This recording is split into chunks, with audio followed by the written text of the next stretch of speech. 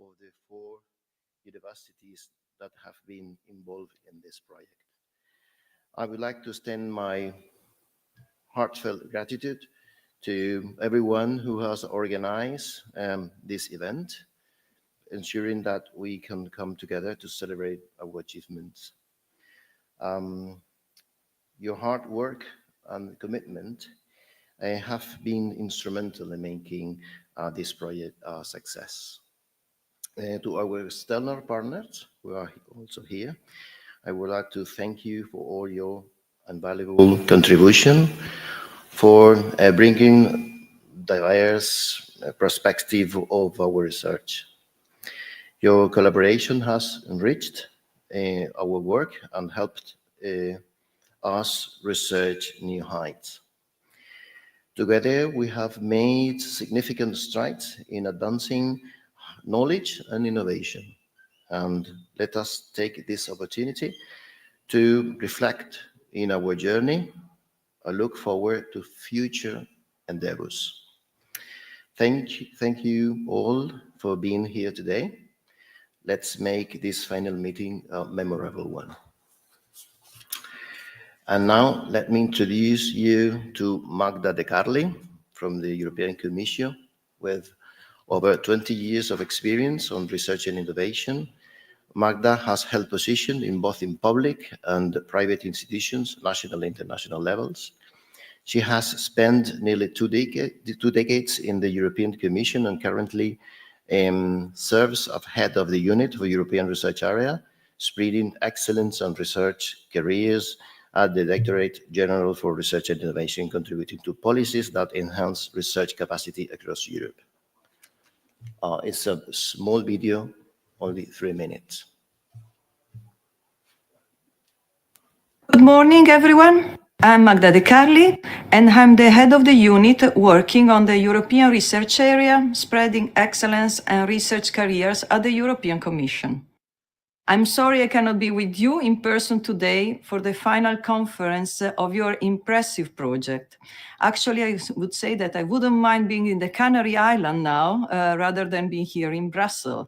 But I thank you for still giving me the opportunity to spend a few words on EXPER and how its results are contributing to strengthen the European research area and to advance research excellence in widening countries and outermost regions.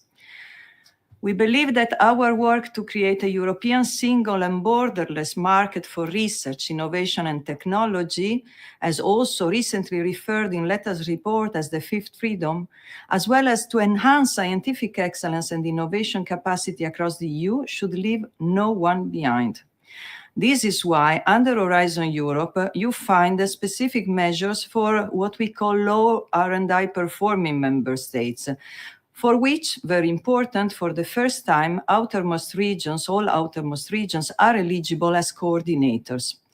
So through these actions for these widening countries, we aim to help them to close the participation gap compared to other member states. How do we do that? So amongst other things, we are supporting you in the creation of collaborative links and research and innovation networks at EU level. We are also supporting you in your efforts to contribute to transform and modernize your research and innovation ecosystem.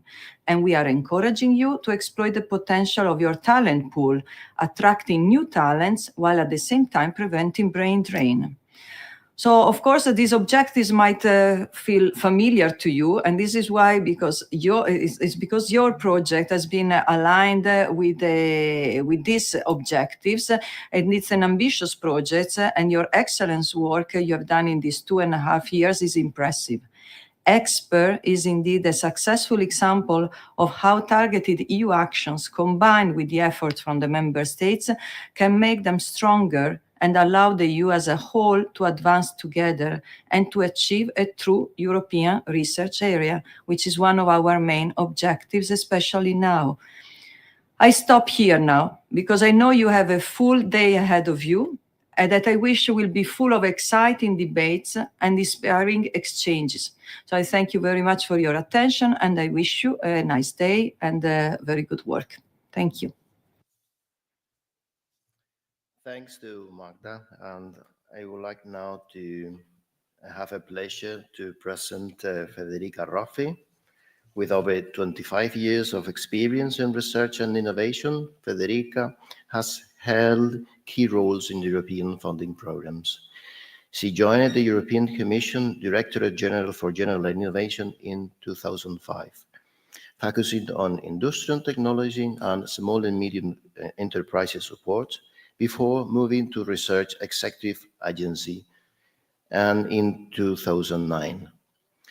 There, she managed 7 framework programs and later led the Marie Curie European program. individual fellowship since 2015.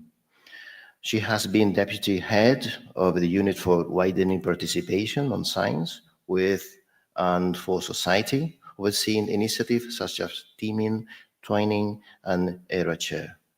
With the launch of Horizon Europe, she has played a key role in expanding the widening program, supporting research excellence across Europe.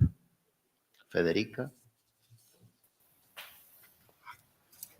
Yes, thank you for this introduction. Ladies and gentlemen, good morning. For a start, I would like to thank the organizers for having invited me, and I, like Magda, am very disappointed in not having made it to be there with you today, but unfortunately previous commitments have impeded me.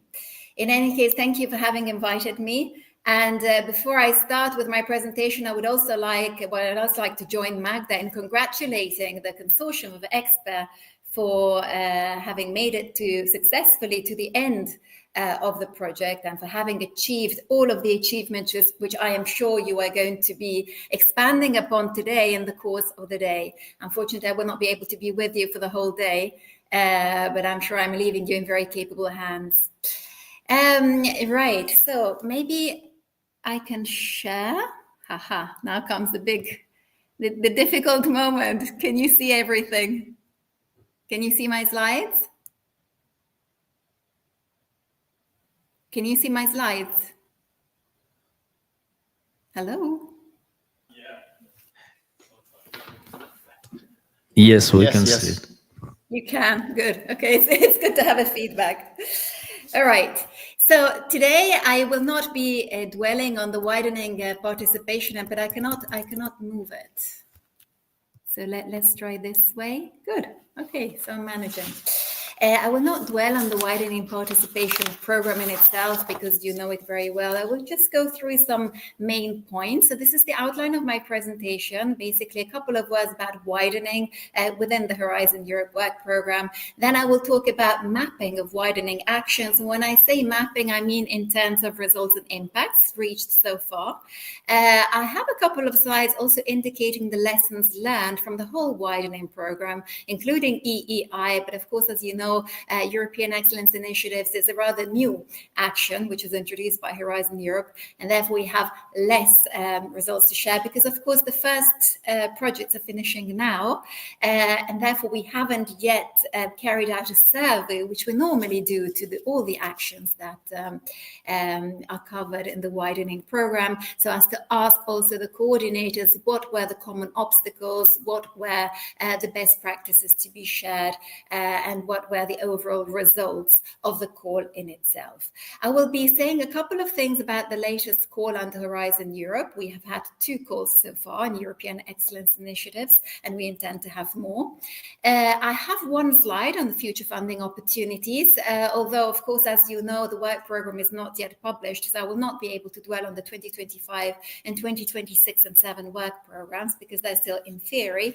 And then I have a couple of slides on communication, not just what is expected of you, which I believe you already know very well, but also just to remind you what are the possibilities, let's say the platforms that we offer at the European Commission, so as to help you disseminate your results and communicate about your project.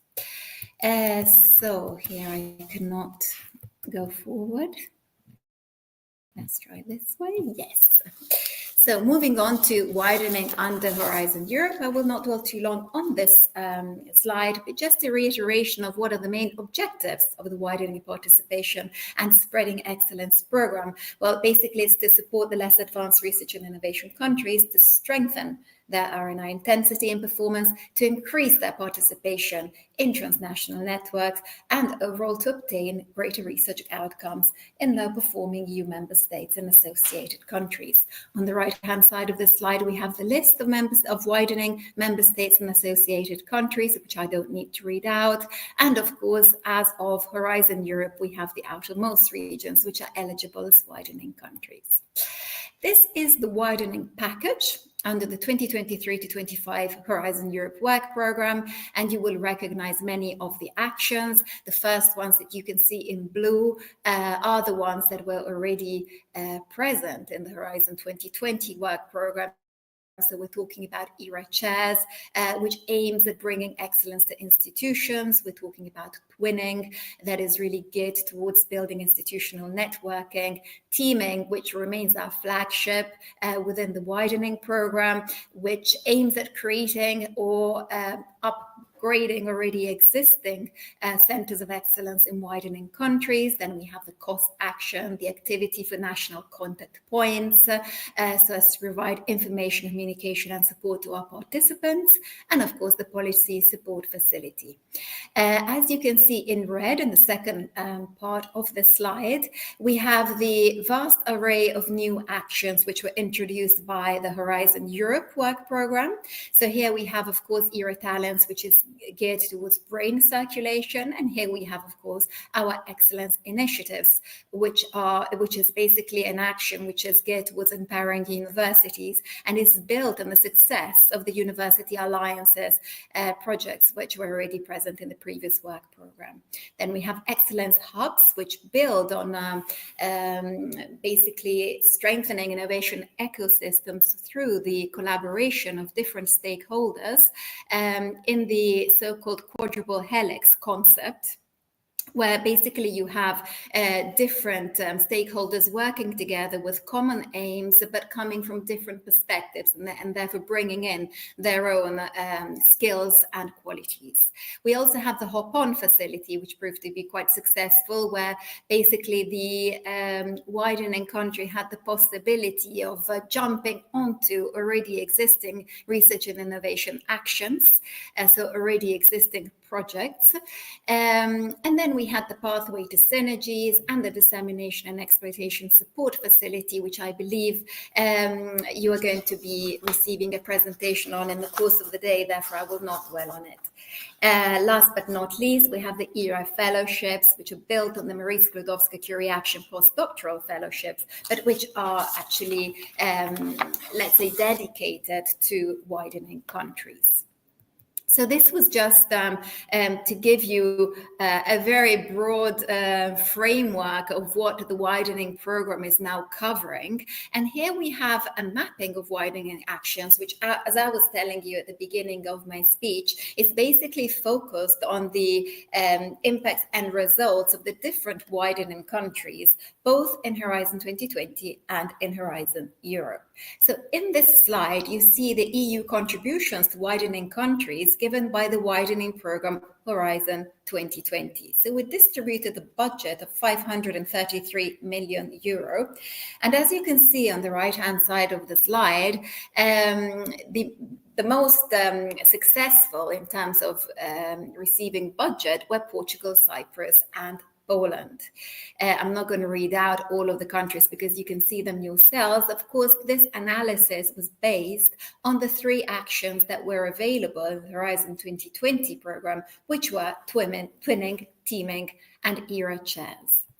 The situation changes slightly when we move on to Horizon Europe, where not only do we have a vast array of actions, which was not the case in the previous framework program, but we also have different widening countries. And of course, here you can see already positioning itself as 12, ES70, which is of course the Canary Islands.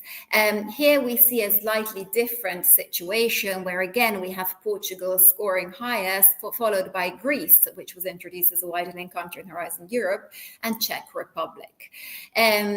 This analysis is based not only on the 10 different actions, which I showed you earlier on, but also on 20 calls, which are the ones that have taken place so far until now from the beginning of Horizon Europe. In this slide, we can see the success rate of the different widening countries in terms of EU contribution. So you can see we had a total budget retained of 932 million. This is only for Horizon Europe, by the way, so we're not talking about Horizon 2020 anymore.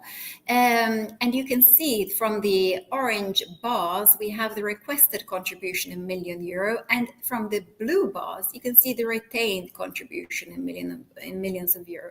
So you can already see that actually the outermost regions and specifically the Canary Islands are positioning themselves best in terms of success rate. What are the lessons learned so far? So overall, in analyzing all the calls that we have had so far in both Horizon 2020 and in Horizon Europe, we can say that there has been an increased participation of widening countries in the framework program. They have displayed a stronger research and innovation capacity and have created new partnerships and extended networks, not just at European level, but also beyond. There have been more peer-reviewed international publications, and our actions have actually triggered reforms and modernization efforts. And this is particularly true, for instance, with the teaming action, where we have witnessed some institutional reforms emerging thanks to the teaming actions themselves. And then last but not least, we have raised reputation and visibility of the widening participants at European level and beyond. Continuing with the lessons learned, if we make an analysis of the portfolio of the widening projects that we have ongoing, we can see that the widening actions have helped advance scientific networks, capacity building, and have triggered reforms and modernization efforts. We have also seen that there is an uneven geographical distribution of beneficiaries. For instance, in the teaming action, we had an incredible amount of Cypriotic proposals being successful, which was rather a surprise to us as well. We were very happy with this, but also it would have been nice for us to see more widening countries benefiting from our scheme, which was actually the case in the following calls. But of course, this is a consequence of competitive proposal evaluation, which is based on excellence as a criterion. Well, let's say that's the main criterion of the evaluations. As you know, we have three main criteria, which are excellence, impact, and implementation. In Horizon 2020, in terms of number of projects and budget, we had Portugal, Cyprus, Poland, Estonia, and Czech Republic being the most successful participants. And in Horizon Europe so far, the most successful top 5 countries are Portugal, Greece, Czech Republic, Estonia, and Cyprus. In terms of major fields included, in Horizon 2020, we had computer sciences, health and medical, biology, and agriculture. And in Horizon Europe, although I don't have it in my slide, we have pretty similar domains, although of course it is difficult for us to say because the program is still up and running and we still haven't finished it, therefore that situation may change. We have also noticed how important being aligned with the smart specialization strategies of the region is for all projects, but in particular for the teaming ones, but especially so as to have an impact on the territorial context. It is important to be aligned with the smart specialization strategies of the country and of the region. There have also been more reviewed international publications and a raised reputation and visibility of the country, of the region, and of the entity participating in our actions. I would like now to move on to the European Excellence Initiative action. This was introduced by Horizon Europe. We have had 2 calls so far, one in 2021, which funded 9 projects, of which also the EXPER project, and one in 2023, which funded 12 projects. Of course, the objectives, you know them better than me, but of course, just to reiterate, the idea here is to support the transformation of the higher education sector and their surrounding ecosystem. And this includes, of course, non-university research centers. So the Excellence Initiative therefore mobilizes both local and regional governments' investments in the higher education sector and will also include research activities in strategically relevant domains with a center of gravity in the widening countries.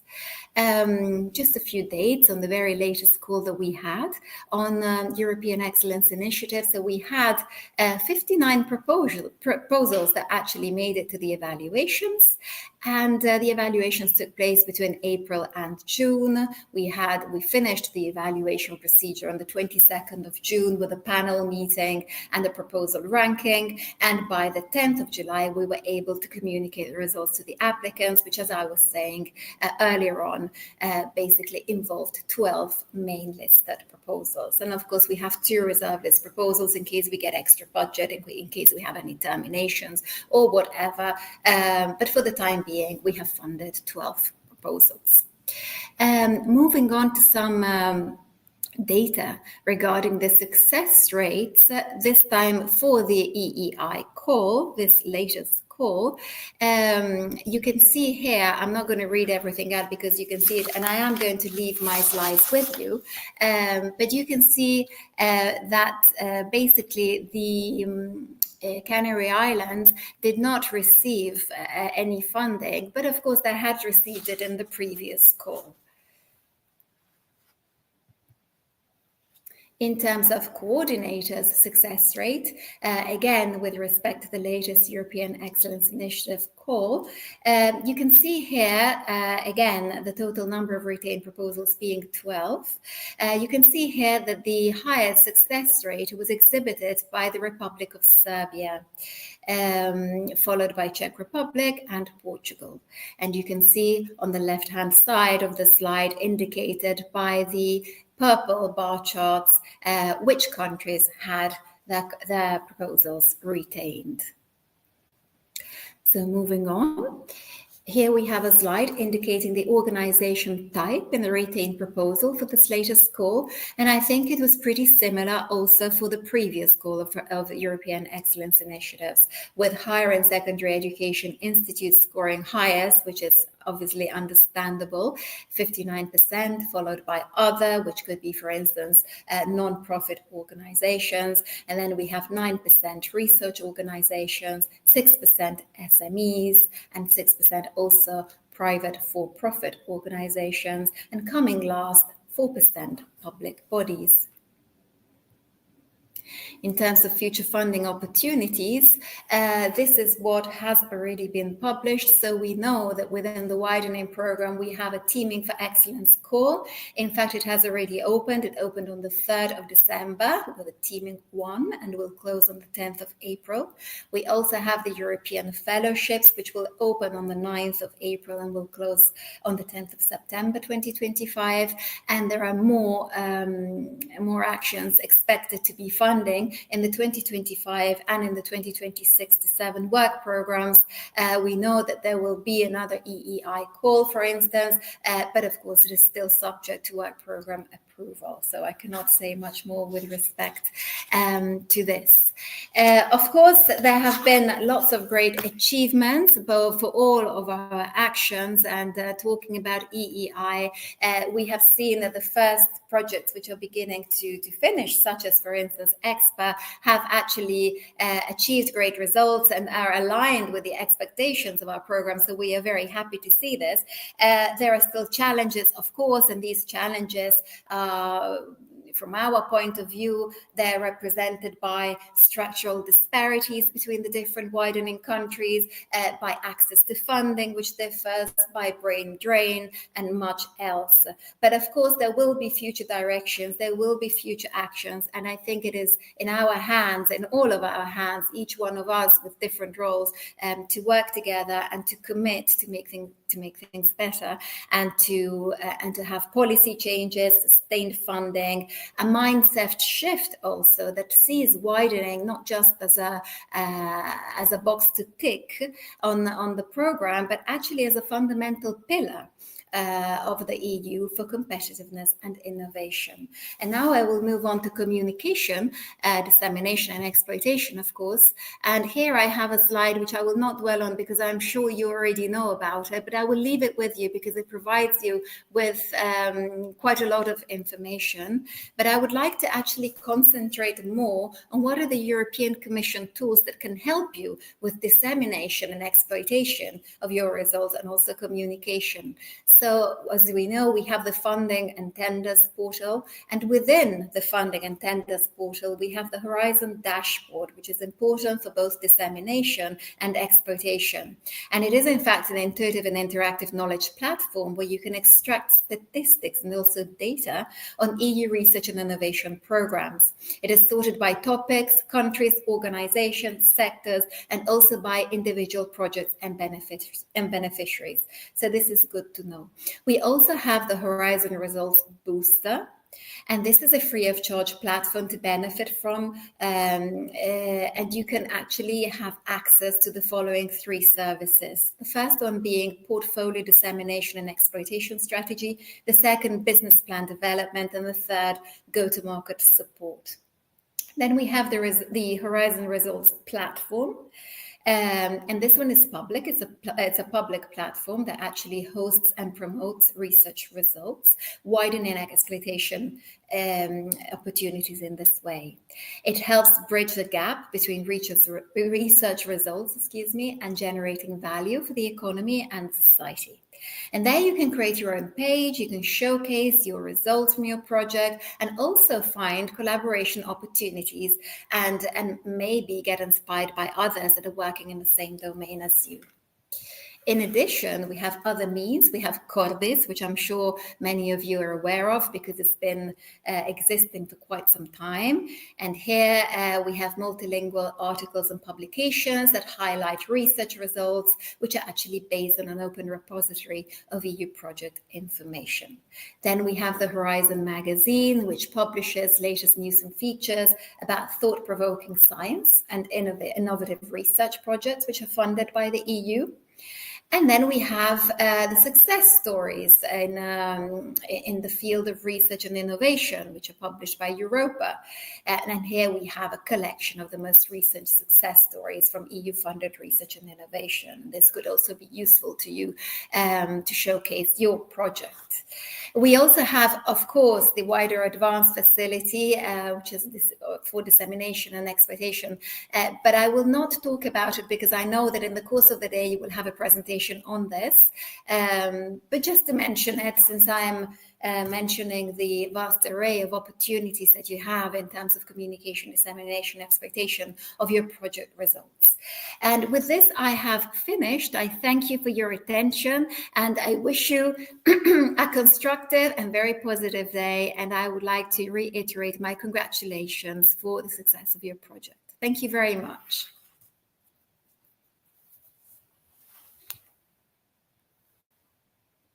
Federica. And now, Wendy, welcome. And we are giving way to the first session. You can go to put your mic on, or you can speak here. Okay. And according to agenda is the capacity building for talent retention, which will be opened by Andrea Simeri from the University of Calabria. Andrea works as engineering at the Research, Innovation and Social Impact area in the University of Calabria, UNICAL. He is focused on the deployment and the organization of the UNICAL Lab, which is the implementation of the contamination lab model. After being a participant and winner of this experience, he successfully launched a startup in Italy, and furthermore, he is involved in different entrepreneurial activities. Thank you, Andrea. The floor is yours.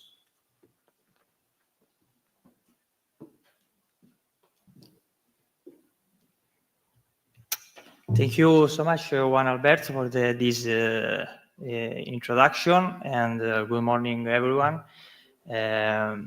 First, to start, I would like to thank all the partners of this project because for me, because I have the opportunity to meet some good professionals, but as well good people, and I hope that this collaboration can follow with other things.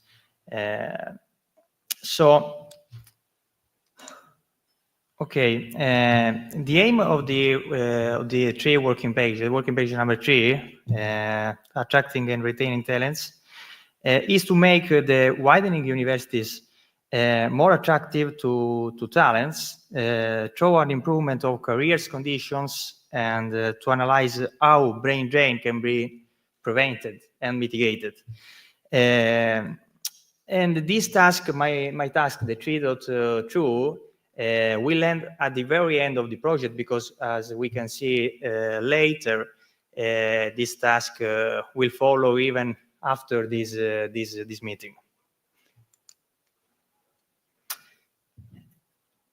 We tried to replicate the contamination lab by UNICAL, the UNICAL lab, but on the condition in which are these 2 widening universities, and based on the outcomes of the working package number 1, and in particular on the deliverables 1.2 and 1.3, we planned the action to successfully, I can say, successfully develop the contamination lab. These are all the C-Lab implementation milestones, and we are very proud to have achieved all the goals that we set in this agenda, in this roadmap. And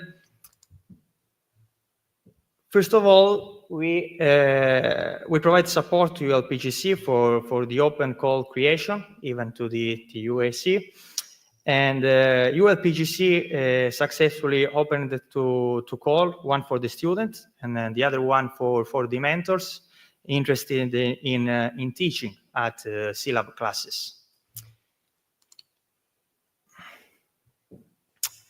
Then with the kickoff meeting, everything started, and followed by the phase 1, the academy phase, containing all the theoretical part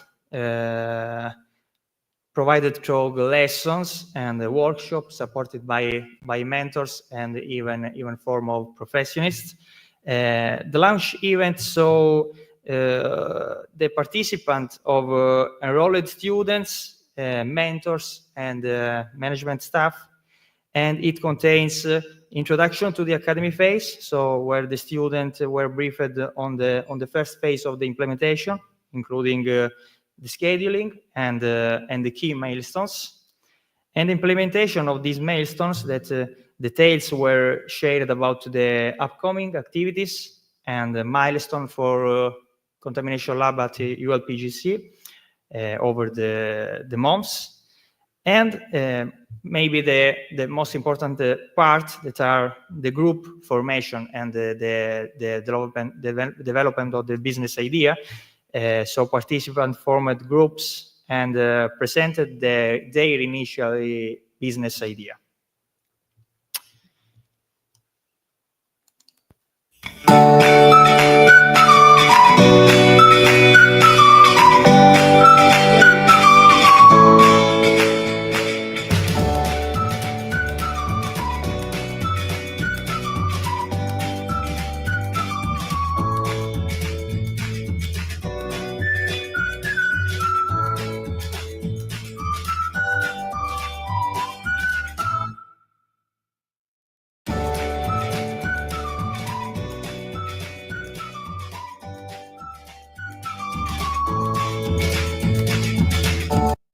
Building by cooking is a part of the task 3.2, and maybe one of the most relevant workshops deployed.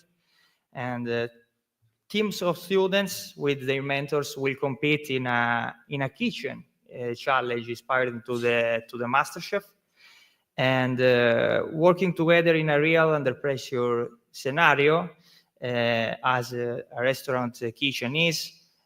Allowed participants to develop teamwork and communication skills, enhance problem-solving abilities, foster creativity and innovation in a collaborative environment, and manage multiple tasks through effective delegation and leadership qualities. These are the so-called soft skills or transversal skills.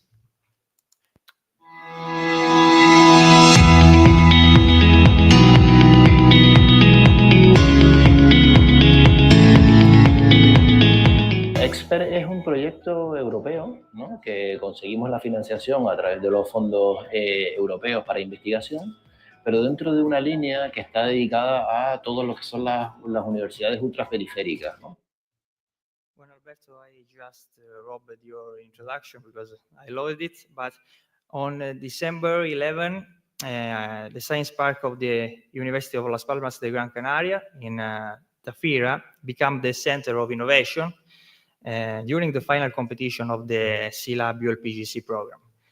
And months of hard work and dedication led to this moment where participants showcased their innovative business idea guided by mentors that I want thank all the mentors. The competition featured 4 groups presenting their project to an expert jury in only 5-minute speeches. And after the decision-making progress, the winning team, Save Water, impressed the panel with their solution about the hospitality industry. And but I want to mention as well the other idea, Canarias Retro Gran Venture and Scarmay City, for the idea that they bring to us. As a part of the prize of the winning team of the ULPGC CLAB, Save Water will participate in a study exchange at the University of Calabria. And this opportunity will enable them to refine their business concept and learn from successful CLAB teams and as well expand their professional networks. So I just want to show something about the Unical here.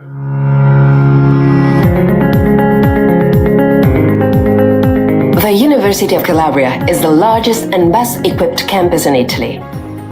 The Bucci Bridge runs across the whole university, connecting the cubes of the departments which host classrooms, laboratories, and all other facilities and offices. UNICA offers 80 programs that lead to bachelor's, single cycle, and master's degrees. 25,000 students populate the campus, of whom over 1,000 come from 80 other countries. The University of Calabria supports the students' right to education with over 7,000 scholarships and promotes international mobility.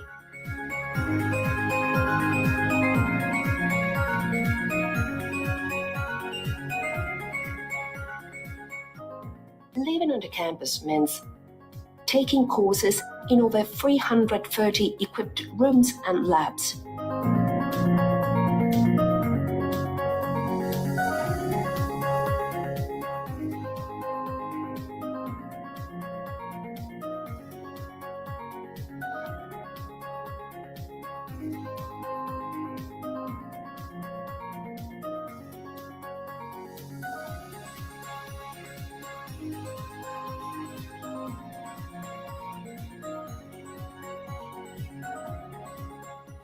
Studying in the largest library system of the south of Italy with over 600,000 volumes,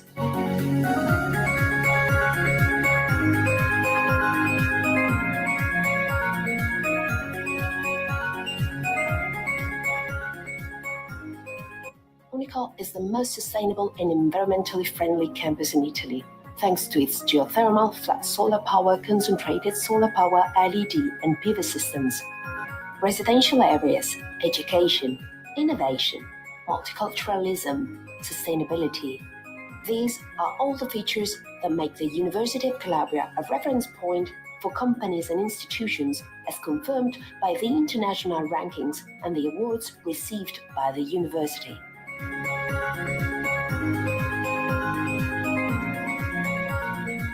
The University of Calabria is a real excellence within the Italian university system. The right choice for your present and for your future. We are very happy to host this team in our facilities at Unical. And just to conclude, for me, the most valuable key takeaways are that Outermost doesn't mean being last, that with passion, concrete achievements can be made, as we have done, I think, in this project. And contamination is the key to the success. And just some recommendation for the ULPGC and the UIC, I hope in the future. I am pretty sure that you will do a great job in the future with the contamination lab. I talk about my thing. That was the first contamination lab edition to the ULPGC, but I see at the second, the third one, and the X one. So in order to ensure this result, I would like to remark to engage the university community to define the C-Lab as a university course with credits for the students, and to provide support to the past participants to the contamination lab. So thank you so much for your attention.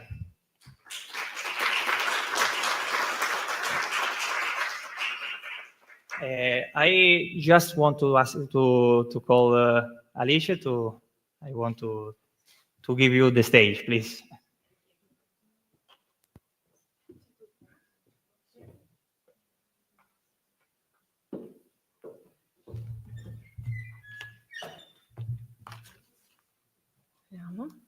Okay.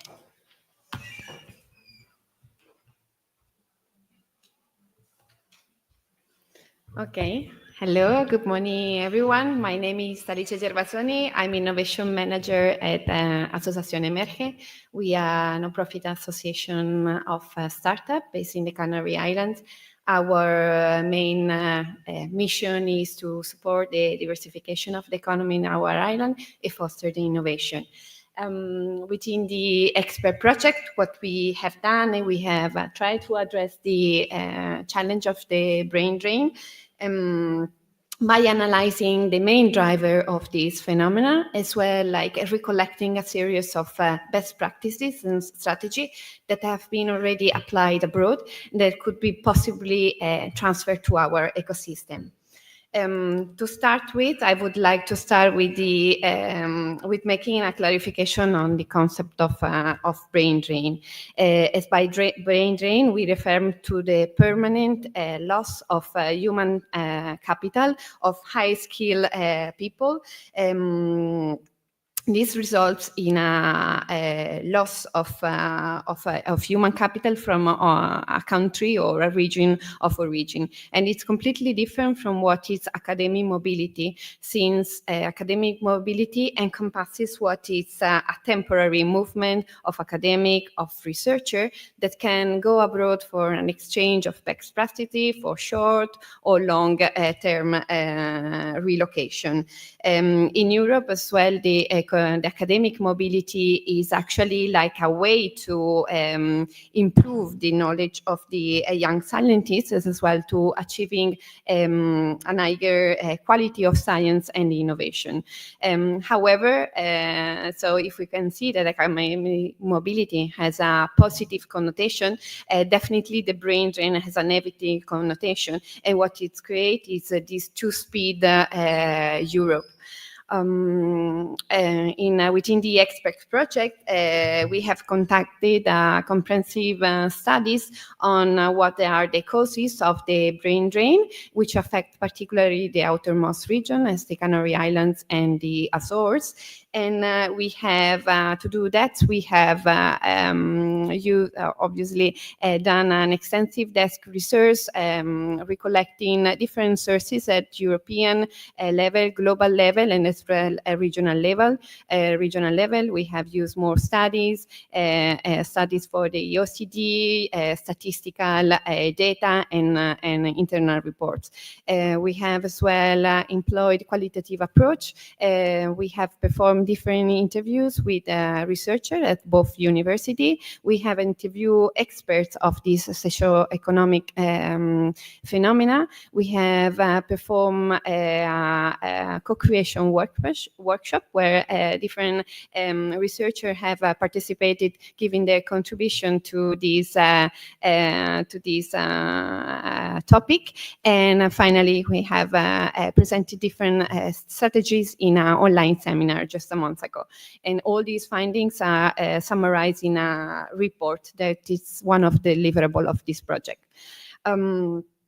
So why really studying the brain drain? So the reason to study the brain drain, because it has a very strong economic effect on the region that is losing the human capital.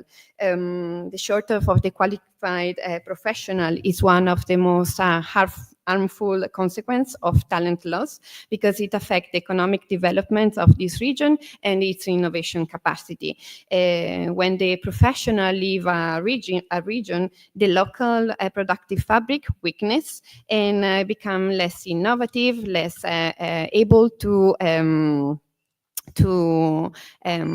grow, and this impacts obviously the economic growth of the region. It's like a dog that eats its tail. Now I don't remember the expression, but what it results that as well the labor market offer less, apart from the reduction of wages as well. It presents and offer less opportunities for high-skilled people that obviously they see the need to emigrate to other country or the region.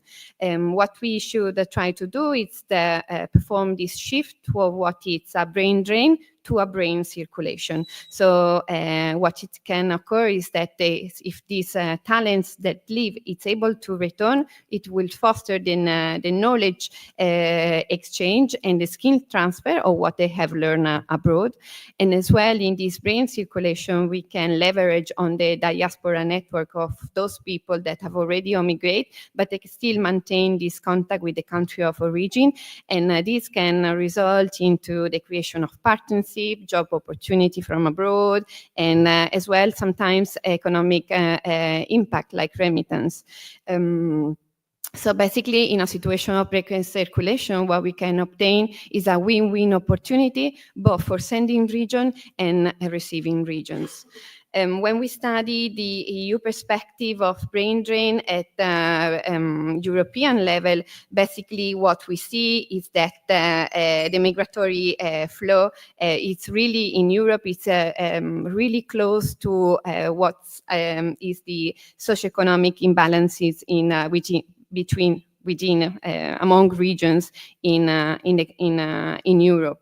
According to the figures here, what we see, these are coming from the More4 study, we can see that the sending regions, which are depicted here in red, are basically regions which have an average GDP of 64% compared to the average EU average, while the green one have over 100, almost 110% GDP compared to the EU standard. On the right side, what we can see is basically the regions that tend to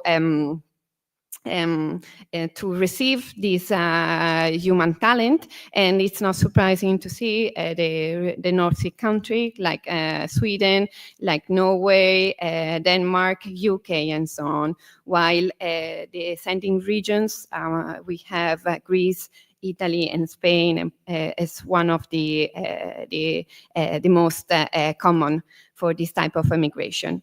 But what happened when we look and we look at the scale of outermost region? So first of all, that we have a lack of specific data. So the majority of the data that are performed, they always look at national level, and especially as well when we have study considering the regional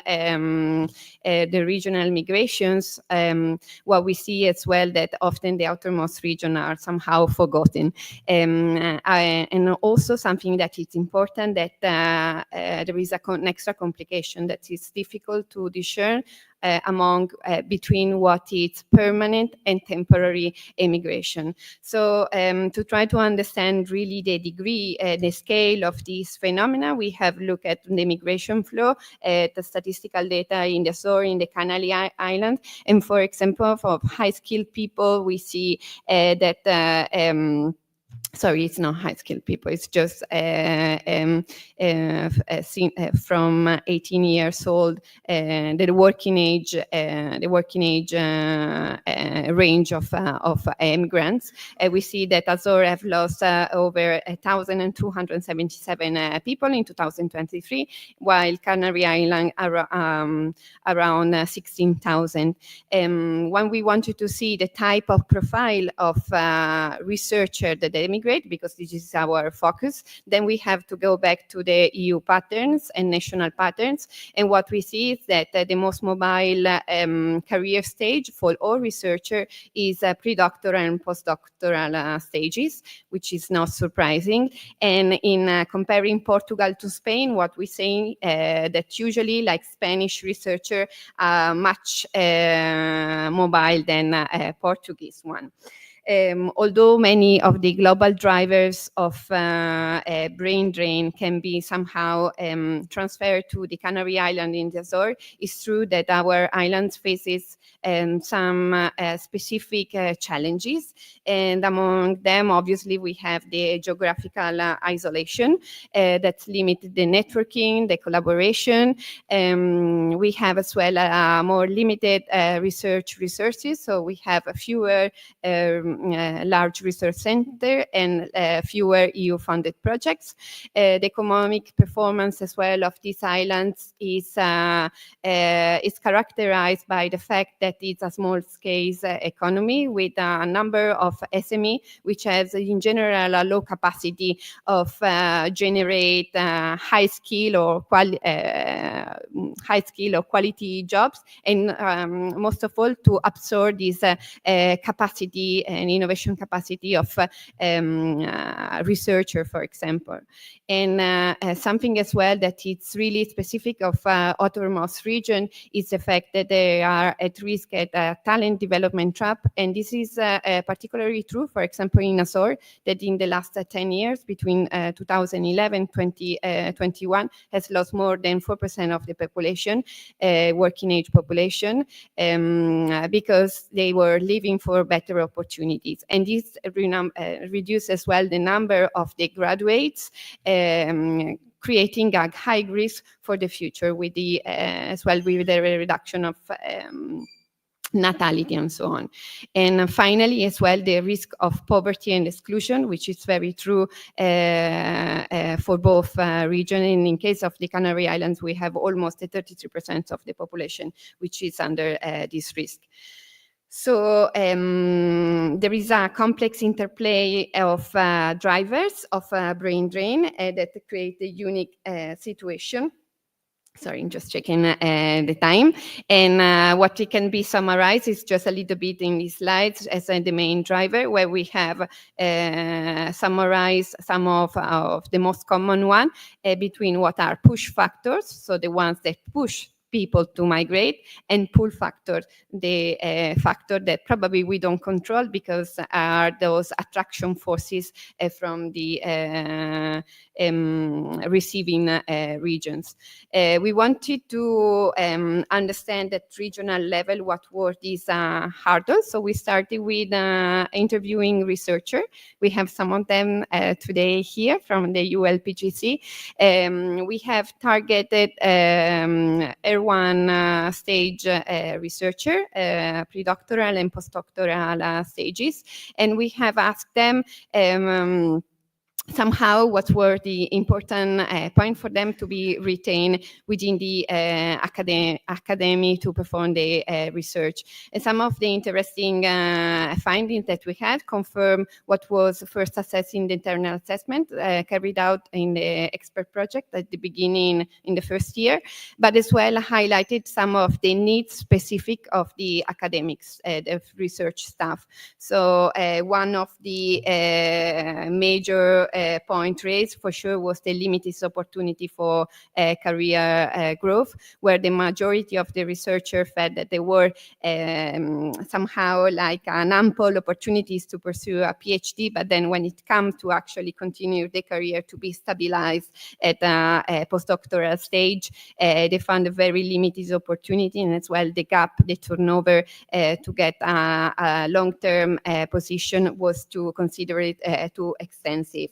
So another of the problem raised was the networking and internal collaboration, where many of them claimed that were basically not institutionalized, but just relying on basically individual research group connection.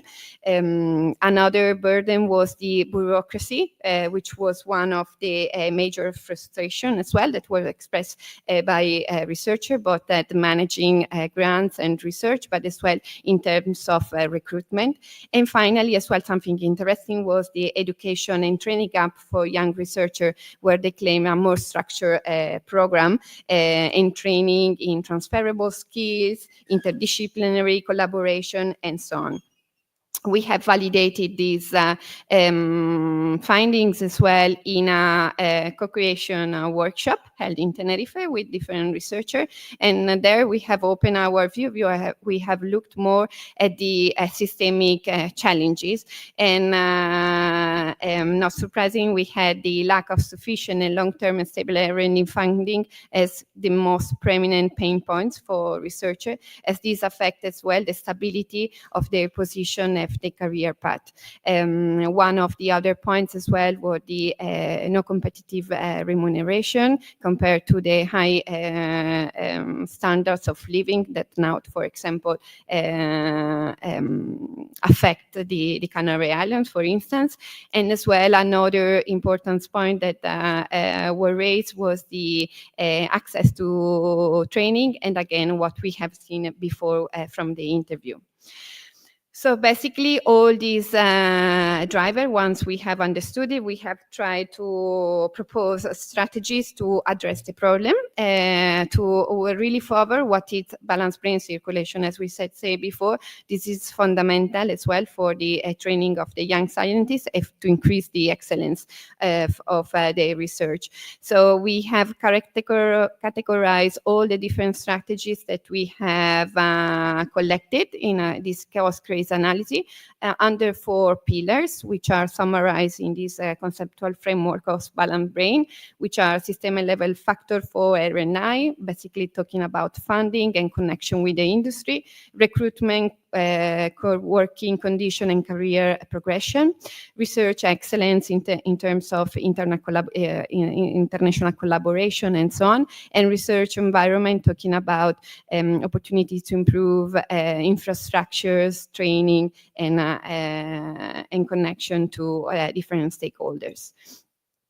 Just here, just to give you a couple of examples of some of the problems that took my attention. We have the Be Aware program, which is a postdoctoral for postdoctoral position. It was promoted by the Service Public of Wallonia in Belgium, where they seeking researcher specialized in physics, in IT, and not sure, don't remember the other category, but they put in place together with the with a co-funded with the EU funds from the Marie Curie Action.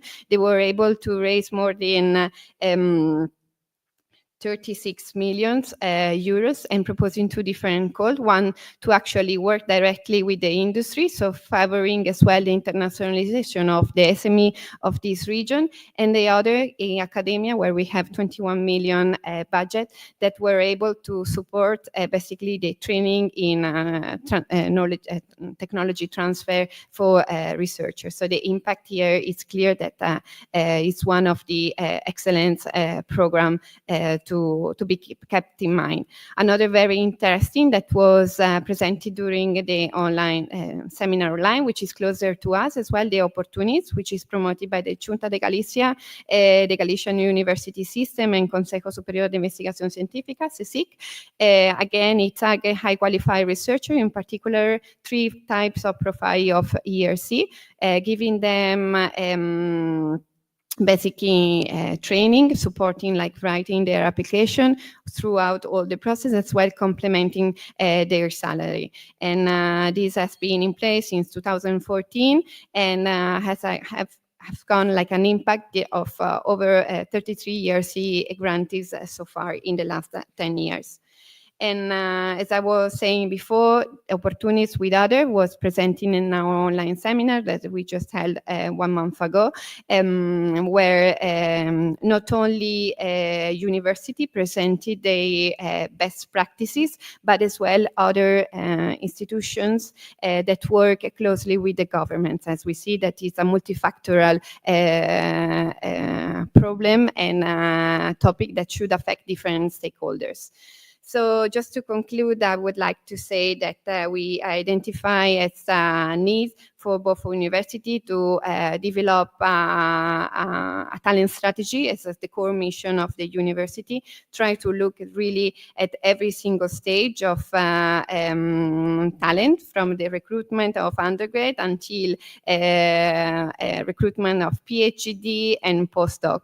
Something very important for them is obviously being able as well to attract and retain them. So really working on, first of all, understanding the needs of the researcher and try to work on the modernization of their infrastructure, try to provide more attractive packages for those researchers to stay and to perform their research in our university. And this is linked as well with the connection with the rest of the industry community in our islands, and leveraging as well on the smart specialization to foster a strong excellence ecosystem.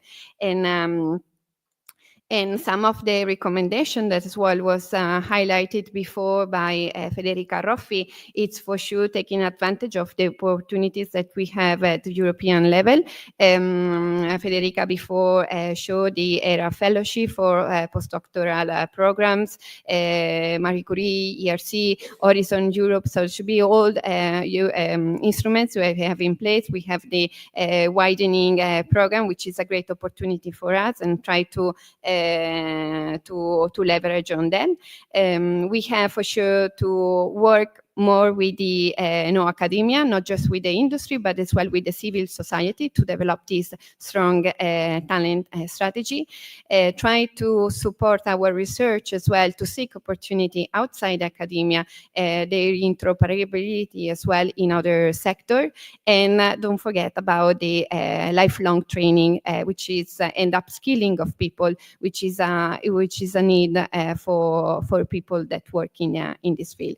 And finally, what I've realized that there was no connection at all with the people that live. So first of all, I think we are missing a great potential here. A suggestion will be to try to develop an instrument to connect with the diaspora.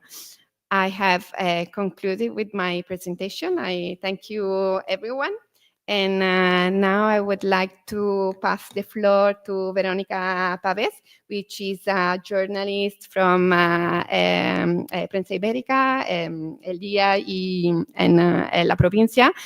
She's a scientific periodist, well experienced in talking about science and technology. And today she will interview the director of the Fundación. I'm not sure now the introduction, but for it, she will introduce it much better. It's Azcun Lacunza, and thank you very much.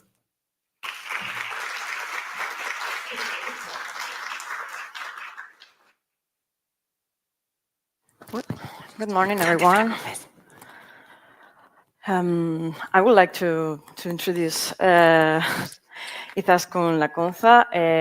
Well, good morning, everyone. Thanks for sharing with us this conference.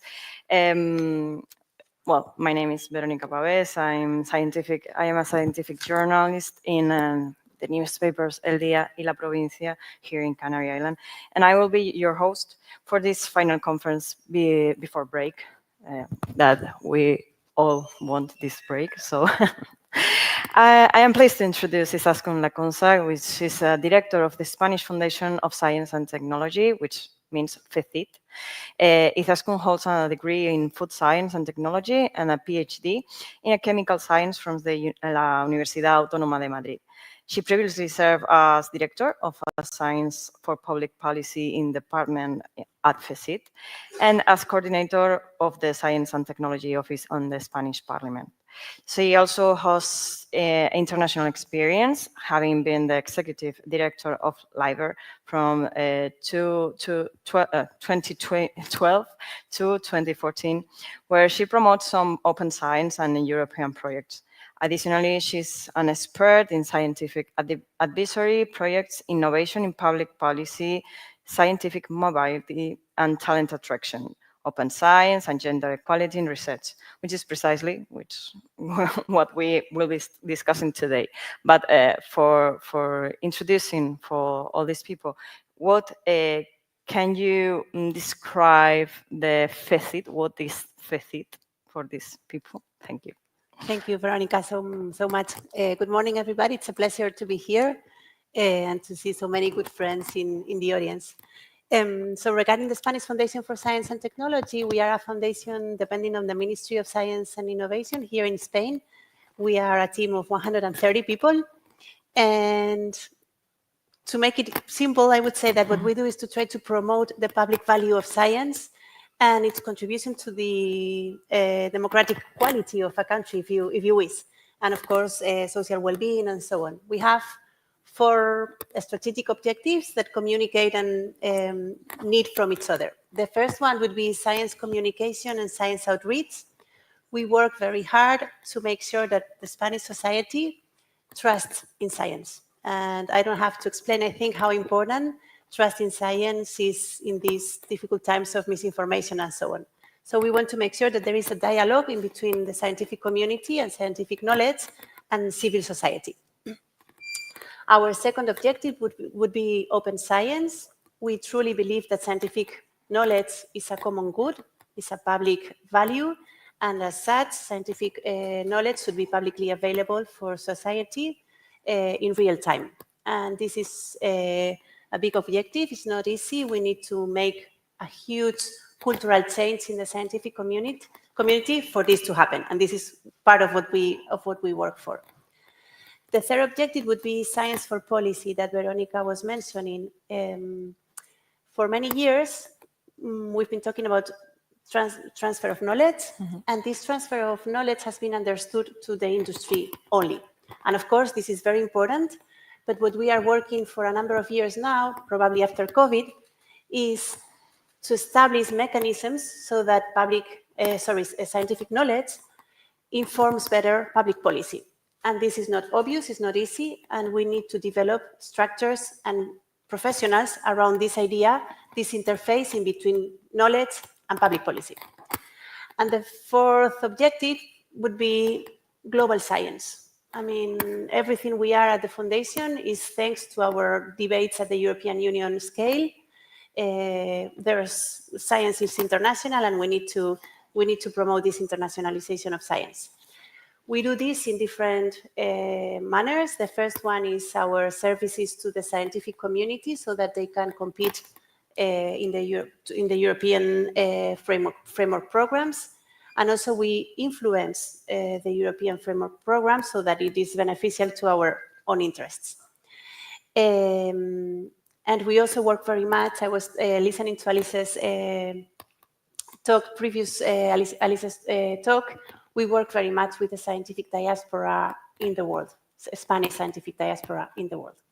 So this would be our 4 objectives in the Foundation. Starting with this diaspora, because as Alice said, the brain drain is one of the most challenging of the science today, and especially in outermost regions like Canary Islands. So what is the current situation of research centers in Spain? So again, it was very nice to listen to Alice's, because I think that the diagnosis is perfect and all the proposals as well.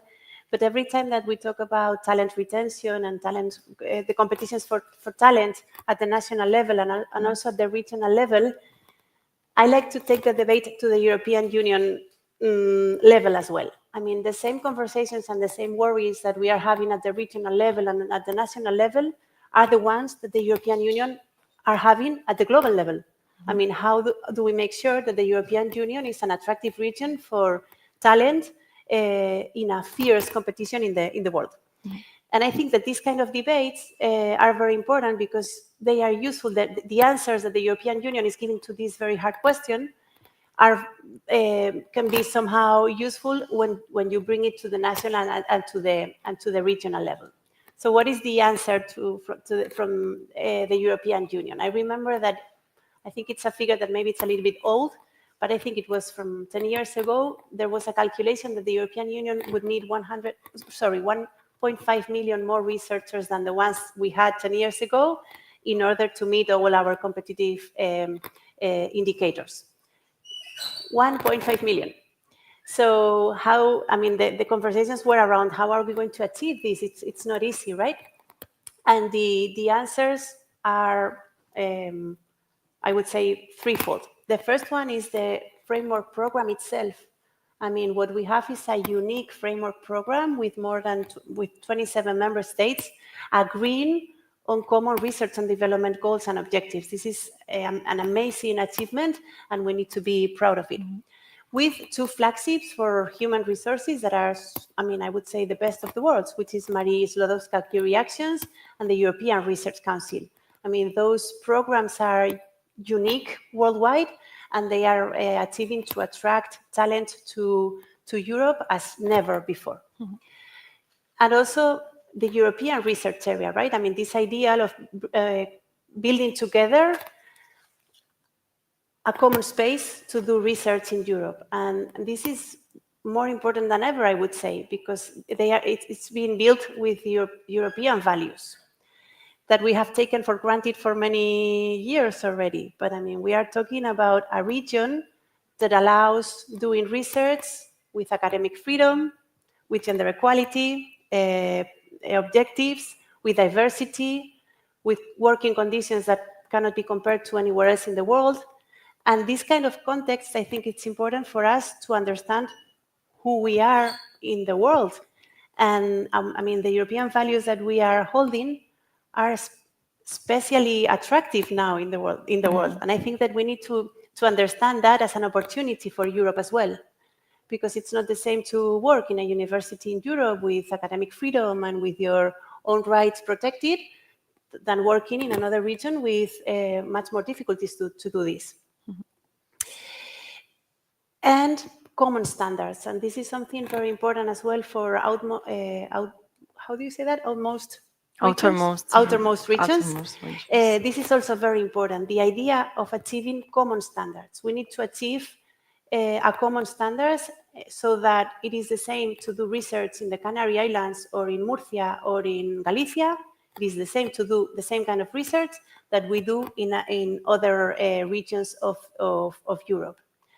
And we are getting there. And I want to mention the human strategy resources for, human strategy for researchers, which is the University of Las Palmas de Gran Canaria has this award.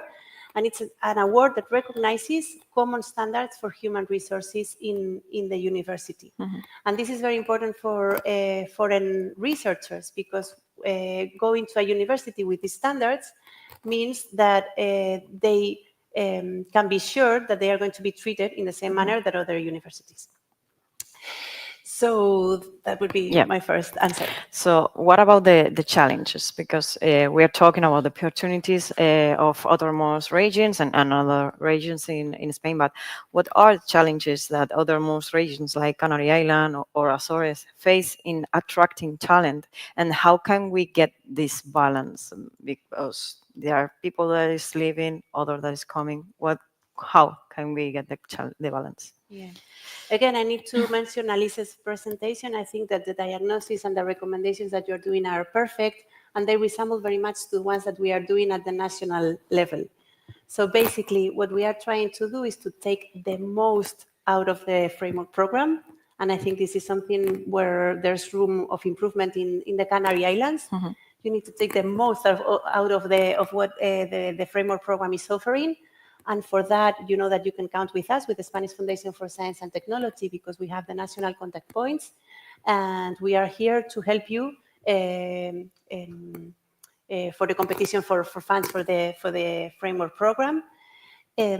Also, you need to, I would say my suggestion would be to understand that you have to influence the framework program. And again, you have us at the Spanish Foundation for Science and Technology to hear about your needs, because the framework program is built with the input from many different member states and different actors and so on.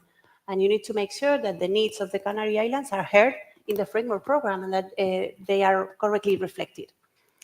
And again, standards. I think that you need to make sure that the Canary Islands and the institutions in the Canary Islands are at the same standards than the rest of Europe. Mm-hmm. And I think you are getting there. I was taking a look to the human resources strategies for researchers, how many institutions in the Canary Islands do have this award, and basically all of them do have them. And this is very important, a very important signal for researchers, because they know that when they come here, they can expect a good human resources policies. And I think that also the Spanish system is much more clear now, thanks to the new laws, the new science and technology law and the new university laws, has clarified quite a lot the career path for researchers.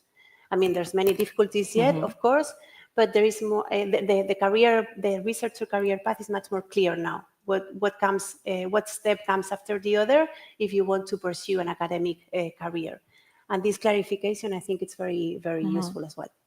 And given the growing mismatch between the number of PhDs that are coming from the academy and the limited opportunities to pursue an academic career that you are talking about, what is the potential does the intersectional mobility have as a strategy to absorb all this talent? Mm-hmm. Well, first of all, this mismatch is global. I mean, it is equally true in the US or in the European Union. There is a mismatch in between the PhD production, so to say, and how many of these PhDs do pursue their academic career. This is common, and it's not bad. I mean, what we need to achieve is that holding a PhD is attractive not only for an academic career, but also for industry and for the public sector. And this is something that we work very hard at the Spanish Foundation for Science and Technology. We want to make sure that a PhD is an attractive position also for companies and so on. And we do have a few interesting programs that maybe we can discuss a little bit. Yeah. So one of the things that is very well diagnosed is that PhDs usually are completely blind when it comes to career opportunities other than academia. And I've been a PhD myself, and I have felt it in my flesh. You have the idea that because you are doing a PhD, you need to pursue an academic career, and if you quit, you're a quitter. And you have lost 4 years of your life doing a PhD with no need and so on. And we want to change this mindset in the scientific community in Spain by different means. One of them is the mentoring program, Rebecca, Researchers Beyond Academia. And what we do with this mentoring program is to put in touch PhDs that are doubting about what kind of career they want to pursue. We match them with professionals holding a PhD that are not working in academia. And you would be surprised on how many different careers PhDs have taken in Spain. We have PhDs in the pharmaceutical sector that have been entrepreneurs, that are working in the public sector, that are working as research managers. in universities or so on. So what we do is to put them in touch for 6 months. We put them together in a Tinder-like process, which works very well. And we measure their own feelings before starting the program and after starting the program. At the beginning, and the change is huge. So at the beginning of the program, they have the impostor syndrome. They think that they only know about the protein they are working in their PhD and so on. They have no clue of what to do with their lives, professional lives, other than academic career. And after 6 months of us offering them training and of them having in between 6 or 7 conversations with their mentor, their mind opens all of a sudden, because they empower themselves a little bit. They understand that their skills and competencies are much more than this protein that they were studying. They realize that they work in international environments, that they are problem solvers, and we empower them very much. The program is fantastic. We do it at the national level, but I know that in the Canary Islands, they are replicating as well. And you create a network of highly skilled professionals beyond researchers, which is very powerful. They help each other find a job, they help each other when they have a problem, and we are doing that. And the other approach we are taking is that we want to make sure that the public sector starts asking for PhDs. And the first job offer asking for a PhD other than an academic sector, it was with us in the Spanish Foundation for Science and Technology for the Science and Technology Office for the Congress of Deputies, for the Parliament. 6 or 7 years ago, we were able to start a process with our Parliament to offer them a Science and Technology Office within the Parliament that would connect better the academic knowledge with the the parliamentary debate, so to say, because we identified a gap in between what the academic sector in Spain knew and how little this knowledge was influencing the Parliament. So we created this office, and for the first time in the story of Spain, I would say, we were asking for PhDs to work as science officers at the Parliament. It was not an academic career, but we acknowledged the PhD title. And we want to pursue this idea of promoting PhDs in the public sector because they have a lot to offer, and this is another path, if you wish, for PhDs. You also talk about another professions that are associated at science, but not is not like researchers. There are other jobs that you can do that is linked on science. Yes, and even if it connects, if you wish, with the idea of talent retention. I mean, a university or a research institution is stronger when they have better research services to researchers. And I'm talking about research managers, for instance. We need to professionalize the figure of a research manager that knows how to connect the research community to complex framework programs as Horizon Europe. I mean, this is not easy to understand. It's not easy to create a consortium. So the more support services an institution has or a region has to the research community, the better. And this is, again, a conversation that the European Union is having. For many years, we've been focusing very much in the research community, and of course this is important, but the European Union has widened the question to the support services of the research community, which is sometimes quite precarious as well. I mean, the research community is precarious, but the support services are even more precarious sometimes. And we are trying in Spain to promote this idea of the research manager as a profession with a career path, which is recognized, and because it's essential for a wealthy ecosystem. Professionalized research managers that know how to compete in the European Union, that understand the different funding opportunities, that help the research community to do their job, which is to research. Super important.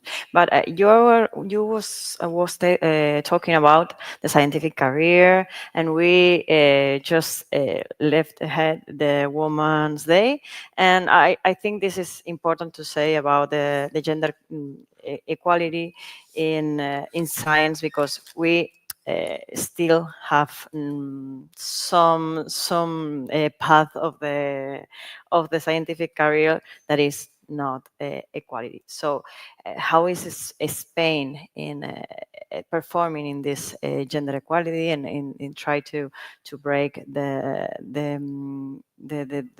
Glass ceiling? the glass the glass lid, yeah.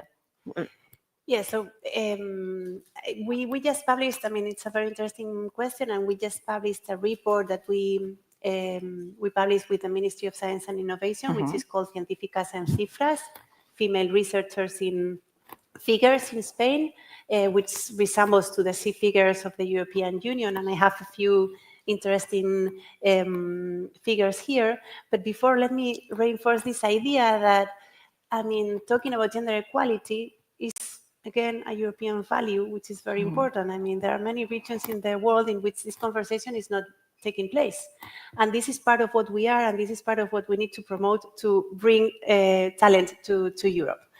So we published, as I was saying, we published this report, which we publish every 2 years, and we measure the temperature of gender equality in Spain. We are doing okay, but there is a huge path to walk yet. So a few figures that I would like to share with you. We are, in terms of university degrees, women are participating very well in different university degrees. Still, engineering, as you can imagine, we are being underrepresented still in these degrees. In terms of work environment, we are doing better in the public sector than in the private sector, which is understandable because the public sector usually is a refugee for women, and this shouldn't happen, but in the public sector we are doing okay. And the glass ceiling, that, as you know, is a complex index that somehow evaluates how difficult it is for women to achieve the senior positions in the academic career, we are doing better. But, and I'm going to give you some astonishing data, but if we follow this trend of doing better when it comes to glass ceiling, I mean, in other terms, women in academia, in universities in Spain are getting there and are getting to the senior position. Okay. But if we follow the trend, it would take 55 years to achieve gender equality in senior positions in medical sciences and health, 11 years in engineering, 5 years in agricultural sciences, and 25 years in natural sciences to achieve gender equality in senior positions in Spain. And this calls for public policies, as always. I mean, we need to have public policies to speed up these horrible figures. Yeah. And which public policies are you into to achieve that? So, I mean, you know that there's both laws, the science law and the university law in Spain are calling for gender equality policies and gender equality strategies in the institutions, and equal, I mean, there's a number of things that we can do. Equal participation of women in the evaluation of science, which is something that is not happening as much now. So different positive public policies in order to achieve that.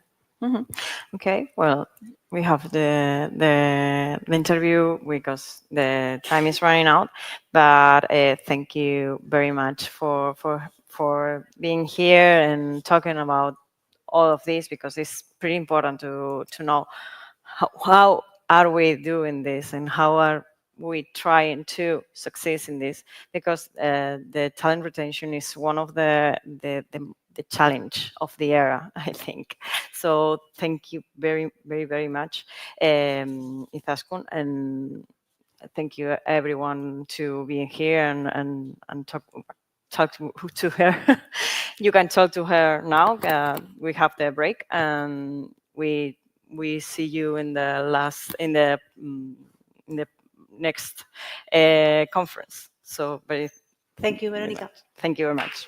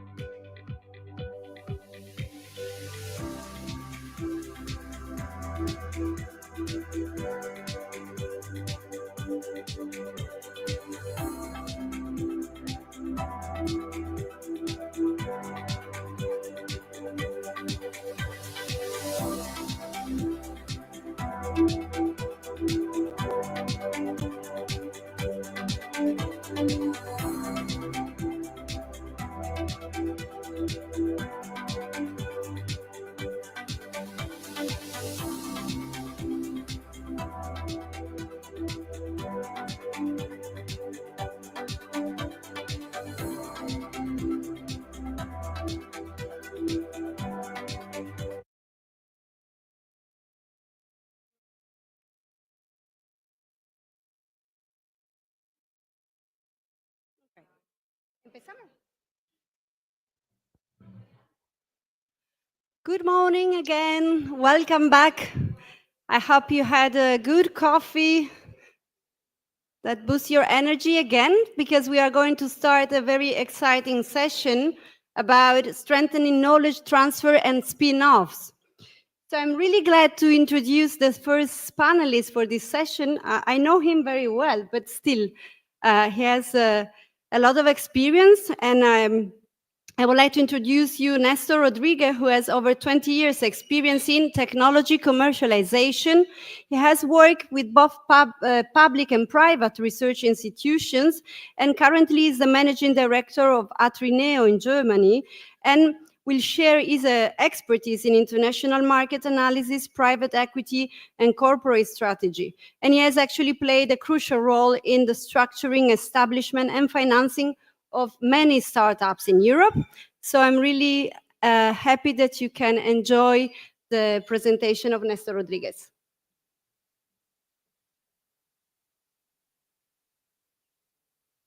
Thank you very much. That's very kind.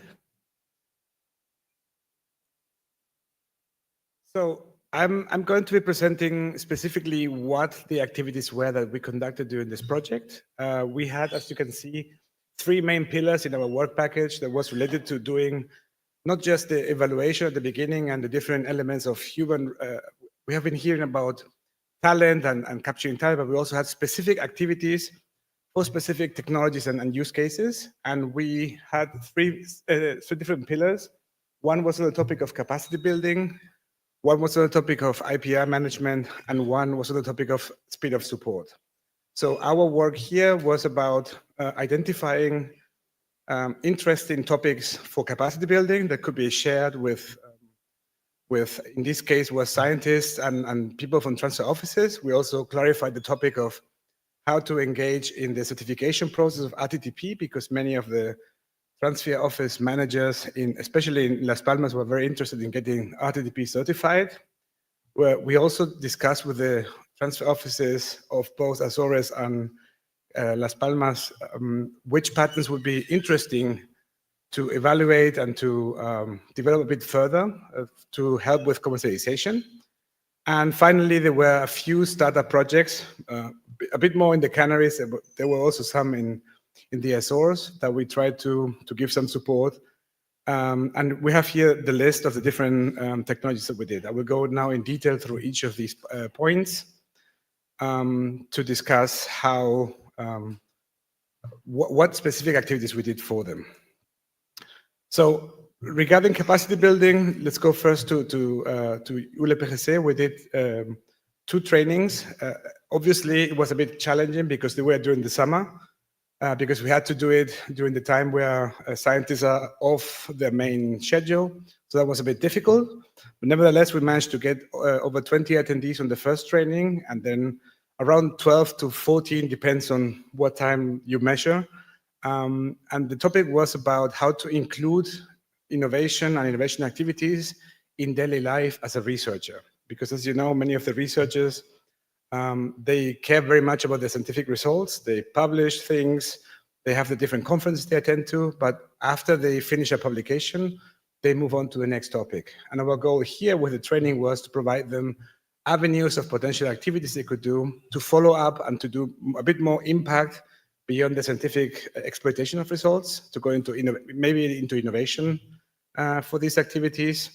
And that's why we had these different trainings. I was particularly happy to see that many of the attendees were not just scientists and senior scientists, but also professors, which, for example, in Germany would be unthinkable, because a professor is like this legendary figure of high regard, as the professor in Germany over there knows. But in Spain, they were very much willing to come to share their experience, to work together in groups, and to develop different ideas. And I believe that was a very fruitful discussion. We originally wanted to also do some capacity building for the transfer office, but we had some issues regarding certification. The members of the transfer office were only interested in getting training that helped them towards being certified as an RTDP. And we couldn't offer this because our courses were only certified in Germany.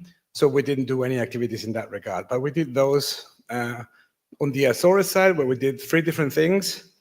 One, we had a summer school that my colleague Thor Rodriguez over there, no relationship, did. And we also have some capacity buildings for researchers. We did 2 instances, one in November, one in December. They were both, all of them were online, but I think they were well attended. And we had a mixture of researchers on the first one and TTO staff on the second one. So the focus on the first one was on what specific activities can a scientist do in daily work to be able to engage in innovation activities. On the second one, the focus was more on what specific support can transfer people give to scientists to help them develop their technologies further and bring them into application and into the market. On the topic of IPR management, we had, for the ULPGC, we had a patent that we created a roadmap for commercialization. This was a very interesting patent because the people of the patent were engaged already in a spin-off program for the university. I think the program is called Spin-On. You may have seen something about this because it's a very prominent program in the ULPGC. So this patent was part of the IP underlying one of the winners actually of that program. So it was very interesting to discuss with them. And what we try to do is to provide a more commercial view on what the different avenues for commercialization is. Obviously, if the people from the university are willing to create a spin-off company, then obviously the main licensing activity will be to license that to the startup company. But we also presented alternative avenues just in case that spin-off project didn't work out. So that was the main focus there.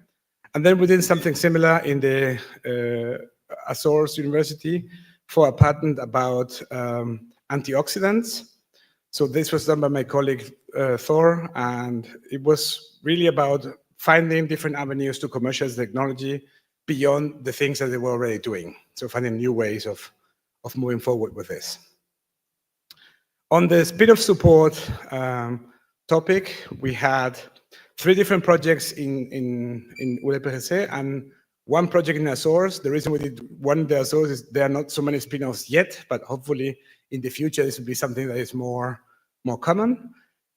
We helped with 3 different things. Again, our activity was about doing different things to prove potential support schemes for different startups in the Canary Islands.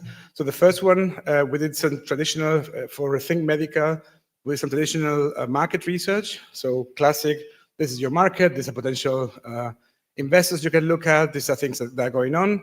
This is a very mature company. You have probably, if you're here in the Canary ecosystem, you have probably seen them many times. They're the ones with the slides showing a penis, which I always laugh about because it's really funny, but it's their main, it's a medical topic having to do with urology. So it's a very interesting technology, and their main focus right now is how to find financing to be able to scale up the technology. So they're in a very interesting spot. The second one for Fast Free Lane was specifically about finding potential investors, the technology for the sports, swimming applications, and they're looking to find first partners and funding to be able to scale up. And the third one for subsea mechatronics, it was a state-of-the-art analysis, so they have IP, but they didn't know exactly who else is in that space, who else could be relevant. And we help them identify different technologies that are fitting in the same direction that they're doing. I think they have an inspection robot that they were using to commercialize, and we did that one as well to support them with their commercialization activities. And finally, for Azores, there's the company called Pelagos, which I think was the only company we managed to find. Sorry? Oh, it's Pelagos. Sorry, I have a mistake apparently. So Pelagos is also a Spanish one. I thought this was another one. Okay, I guess we also did that one. So we did a business plan. Yeah, of course that's the company doing the marine reforestation. So this is also a company that participated in the spin-on project from Las Palmas, and they were at the stage that they had some initial support from the spin-on program, but they needed to have a good business plan in order to plan their business in the future, estimate what sort of price they could have, what sort of activities they could do, what sort of customers they could have, and we basically helped them shape this whole plan together with them. I think this was a very fruitful activity. We obviously had to wait a little bit to not to interfere with the spin-on program because they were being supported there as well. I believe we submitted the final business plan together with them a few weeks ago, and I think they were pretty happy. So we're hoping that this will help them at least keep planning on their activities and find a good solid business model to be able to commercialize this technology or this approach that I think is very useful for the future. And now, as announced, sorry for that, this is the actual, you can barely see the slides from here. It's very difficult. And they all look green and very similar. So this is the actual company from the Azores that we supported. It's a biotech company called Biotech Synergy.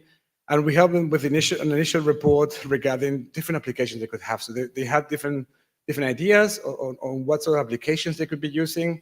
And we help them identify and prioritize them. So these are all typical use cases for early stage companies. This is nothing surprising. And I think all these projects were well regarded by the recipients. And I believe that we were able to help them move things a bit further along the way into commercialization. This is all from me. I think we are trying to catch up anyway, so I don't want to extend too much. And I believe we're going to be talking now a bit more about this in the panel. So thank you very much.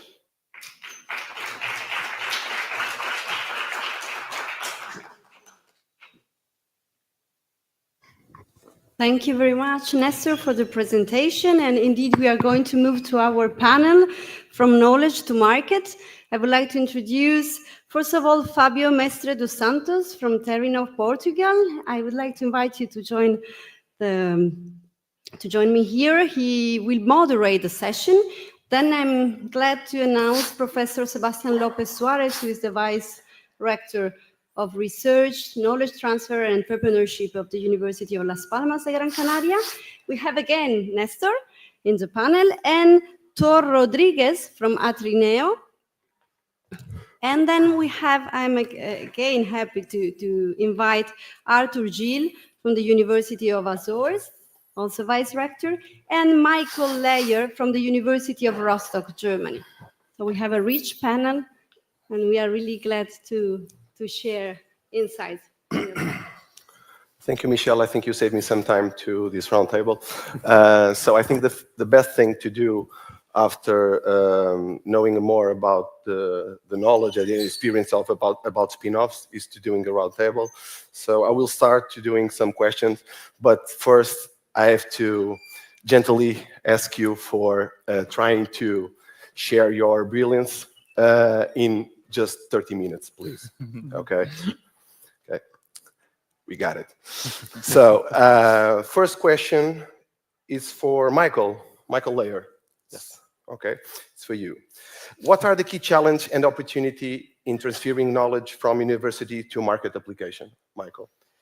Yeah, we heard, I mean, Nestor was giving a good start. We heard it's very important to engage researchers, especially in Germany, but also in other countries, because our main focus is on research. And then the question is, how can we help people to get them interest in this? And often what we learned in our Center for Entrepreneurship is that first you have students, either it's master students, you have PhD students, that are kind of doing the operational interest, so that they're saying, I want to afterwards go to industry, and then to have the professors as mentors. That works very well also afterwards. So not only for the initial idea, so that you also open that for thesis, for the master thesis, for the PhD thesis, but also afterwards that you show that there is application for the research, so that you can really do your research in this area. And this helps a lot. We found also afterwards that you guide them through the process, maybe of scholarships, even afterwards that they have them as a mentor. So there is always a relationship,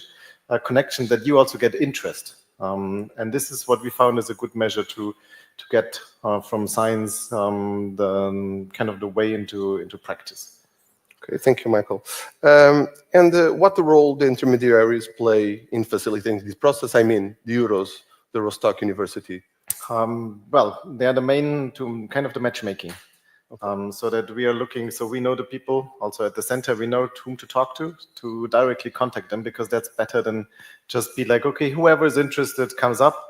Now, if you call them directly, if you tell them, okay, well, here, this is especially for you, and I know you personally, then these personal relationships in the end, it's about personal relationships. Yeah. They matter in the end. And this is how someone has to have this knowledge in the organization to know who, for example, often it's like you have someone who's coming from natural sciences, who has an idea and is like, oh, I want to follow up on the idea, but they don't have any idea how to do the business plan.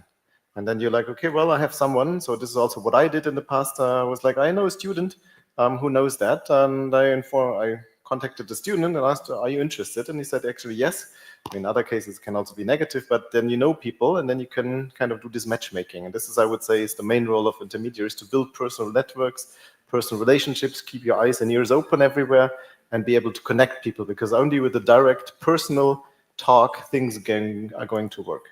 I truly agree with you. It's in the end of the day, it's all about create empathy and relation between because the people. Otherwise, I mean, you have to see, you have only 24 hours a day. I guess like everybody, it would have more hours, but it's not like that. And then you have competing interests. So you have to think, what am I going to do? And if yes, you can make a perfect plan, but no one's really doing that. And often it's working like who is coming to you and being like, okay, let's do this now. And then you focus on this a bit more because you have personal relationships, because you're saying, okay, yeah, well, I want to help this person. And then you dedicate more time compared to research. Then you're saying, okay, well, it's okay for this person, I want to do it. And this is what we often see it works, that you do it for people. Thank you, Michael. Dankeschön. You're welcome. Next question for Nestor from Canary Islands and for Artur of Azores, our land. But I think Nestor can be the first because you play in home, so sure. It's honest. Home advantage, yeah. Okay. Could you share a successful commercialization story from your region, highlighting the key factors that contributed to its success? From the Canary Islands, you mean? Yeah. Yeah, please. So I believe after being for 2 years here in the Canary Islands active, most of the successful stories that I have seen are usually from the health and medical space. It seems to be that there's a big affinity for these topics in the Canary Islands. I think there's also a lot of competence around, and the hospital system helps quite a bit to innovate. The company I mentioned before, the Rethink Medical, at the moment is I think it's a very interesting story, because the original entrepreneur is not really a scientist. I mean, he has been always in contact with the university, but he's not a professor or anything like that. He's more from the practical side, and he has been utilizing different technologies and moving forward. And right now, their main issue is finding, I think he said 2 million euros to actually start the production and activities. And it's a technology that has a wide variety of applications in urology, which is not a topic that we like to talk much about, but it's quite important indeed. So I would say that that's one good case that you could highlight. There has been obviously more, but for the most part, if you find medical or healthcare related startup in the Canaries, chances are it's a very good one. Okay, thank you. Thank you, Nestor. The same question for Artur. That's a very interesting point, because I will mention 3 products that have been developed with the knowledge of the University of the Azores, but that didn't benefit the University of the Azores because we have not started this journey of entrepreneurship and transfer knowledge at this time. It's about astaxanthin. It's an antioxidant that was developed based on microalgae, and this knowledge was raised at the University of the Azores. It's commercialized by Algicel. It's a company that was built on the knowledge of the University of the Azores.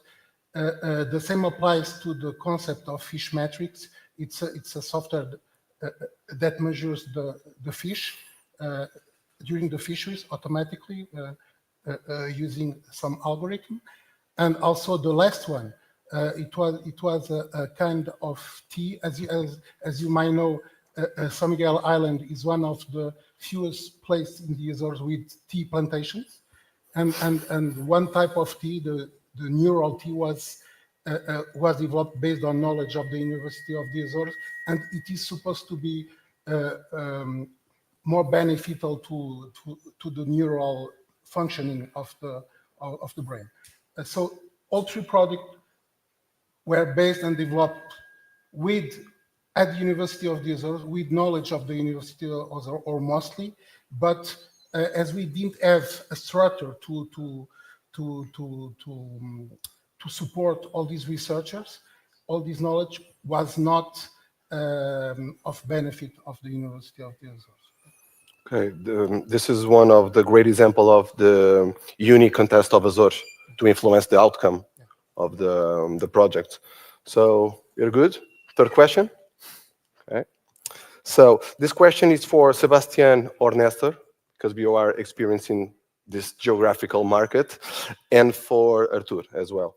So how can university better support industry collaboration in outermost region like Azores and Canary Island? You can start now to Artur Gil. How can university better support industrial collaboration? Okay, it's yeah, as you know, Azores is very unique in terms of ecosystem. Because most researchers want to be only researchers, as our colleague from FACIT said this morning, and they want to be public servants at the same time.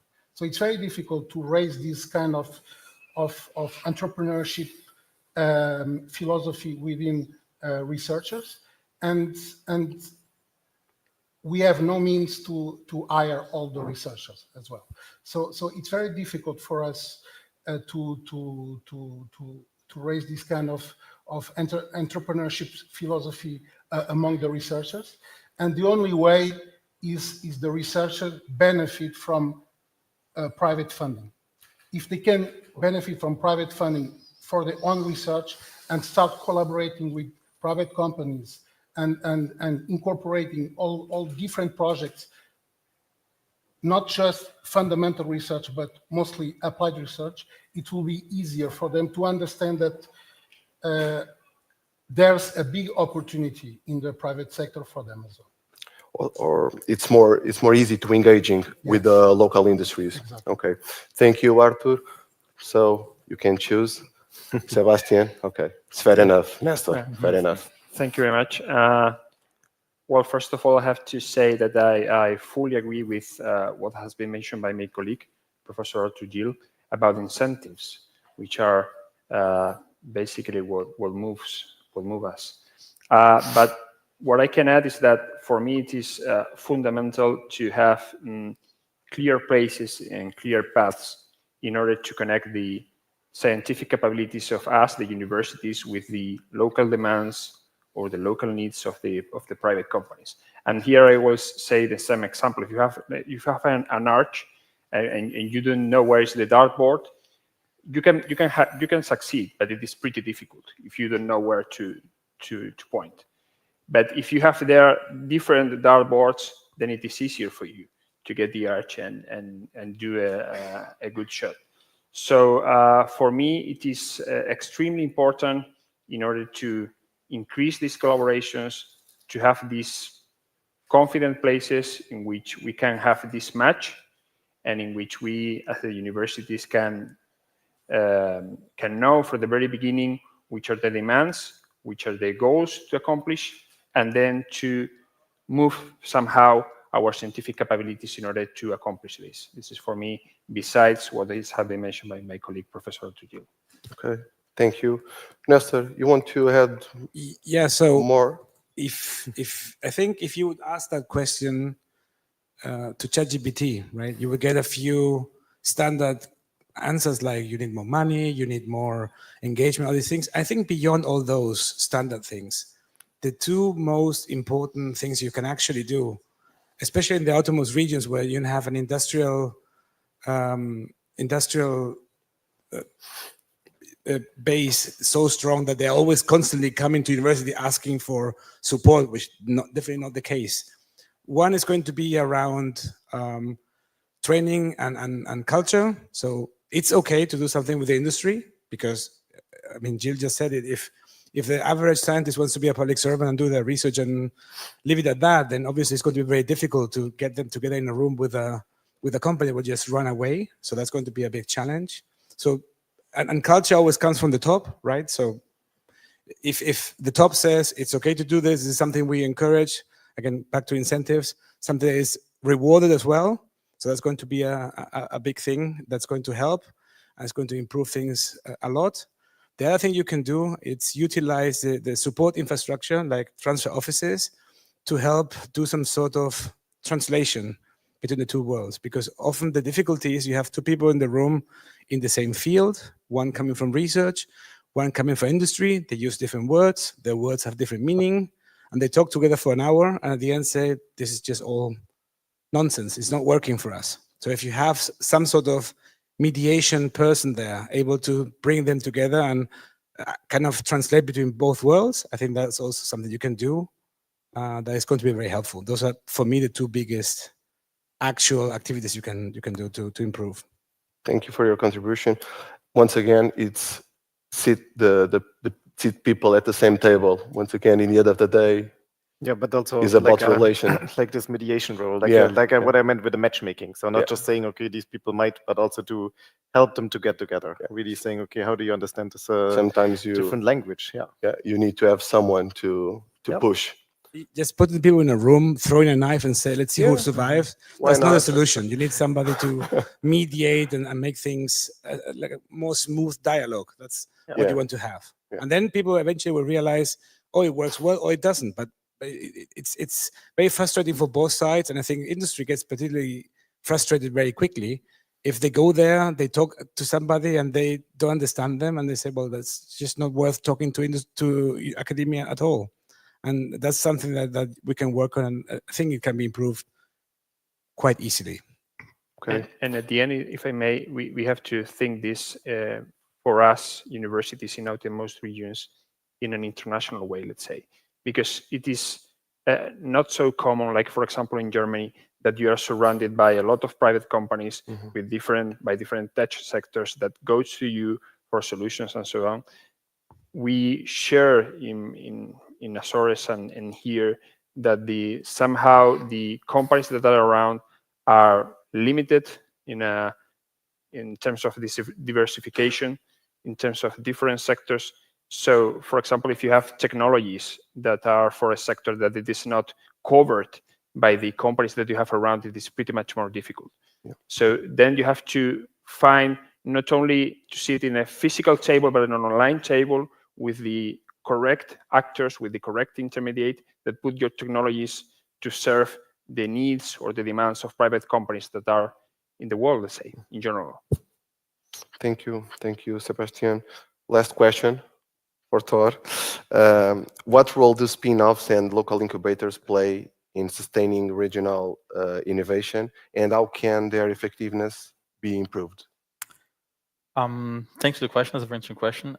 The roles of spin-off. I'd say that there are different ways that your institution of research, they can actually publish what they developed in a way that it has a positive impact on society as a whole. And spin-offs are definitely like a great vector for doing such transfer, because you do have the commercialization aspect, but because of this thing that happens, you see that there's a clear focus of, okay, now we have to start thinking more of like, we have this technology, we have this product, and now we need to successfully translate this into the market. And then we're not going to be more in the kind of somehow more defensive, more protected university academic environment.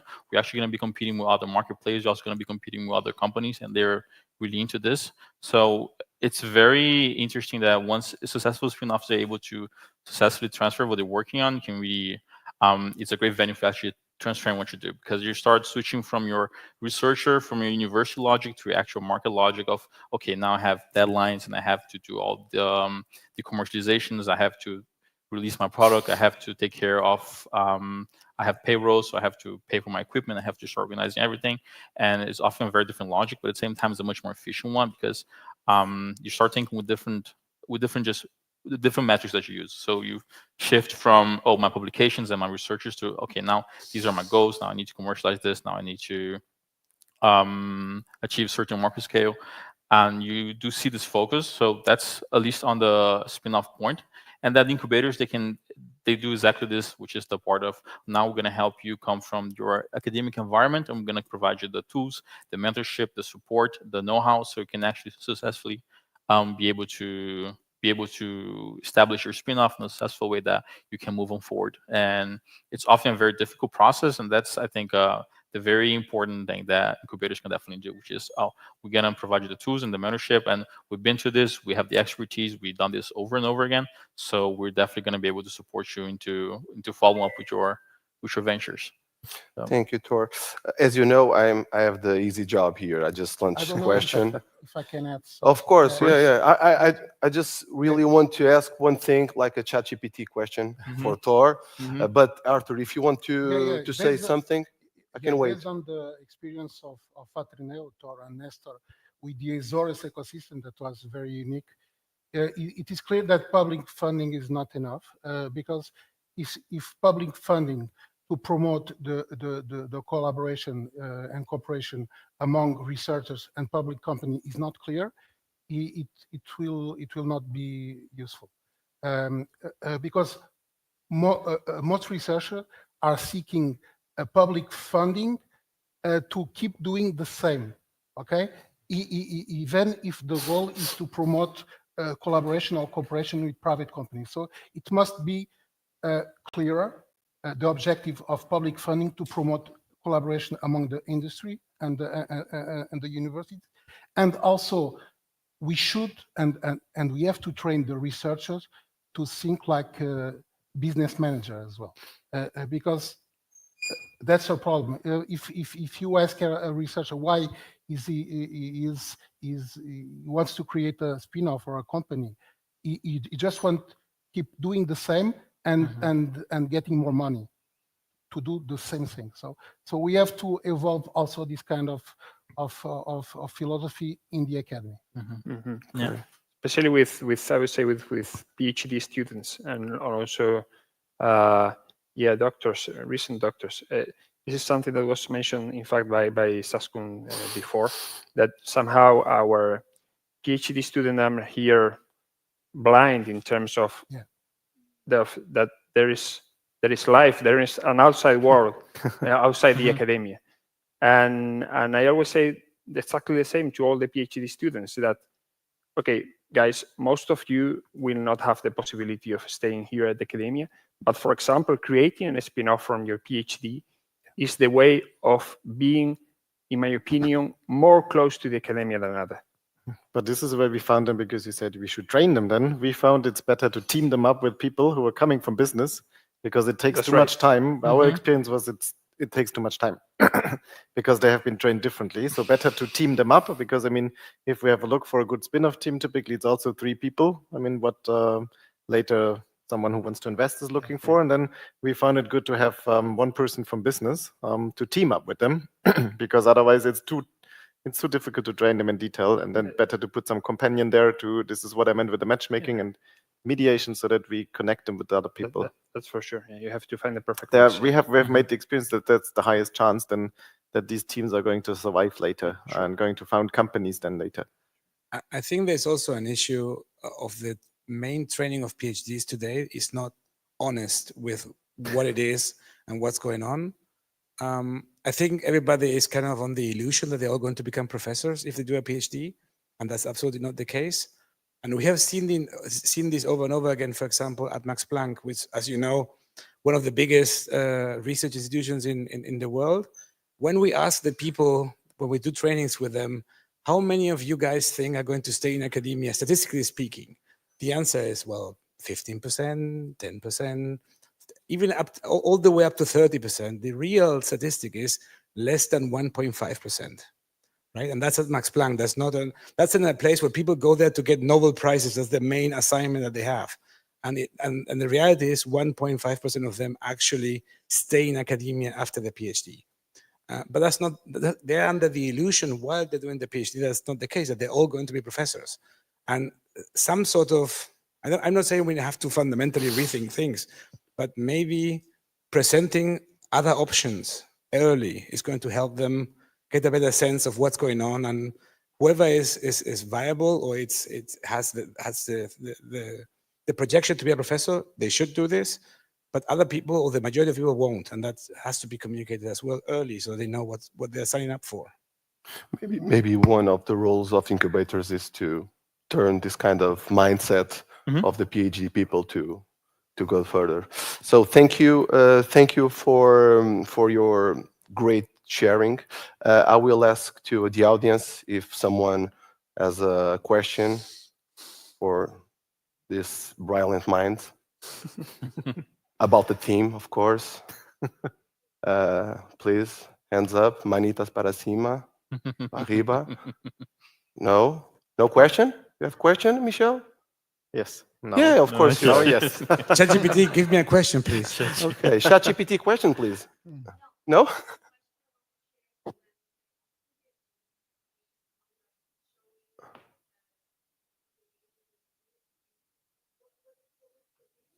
You have microphone there to, oh, okay. Let me pass to Michelle, I'm sorry. You have a great voice. Okay, that I fully agree with the importance of giving PhD candidate, PhD students a full perspective on what can be their career, where they can pursue a career, but also that they are not only pursuing scientific advancement, they are really bringing an impact to society. So their knowledge should get more than to other academics, should get to the industry, should get to policymakers, should get to citizens.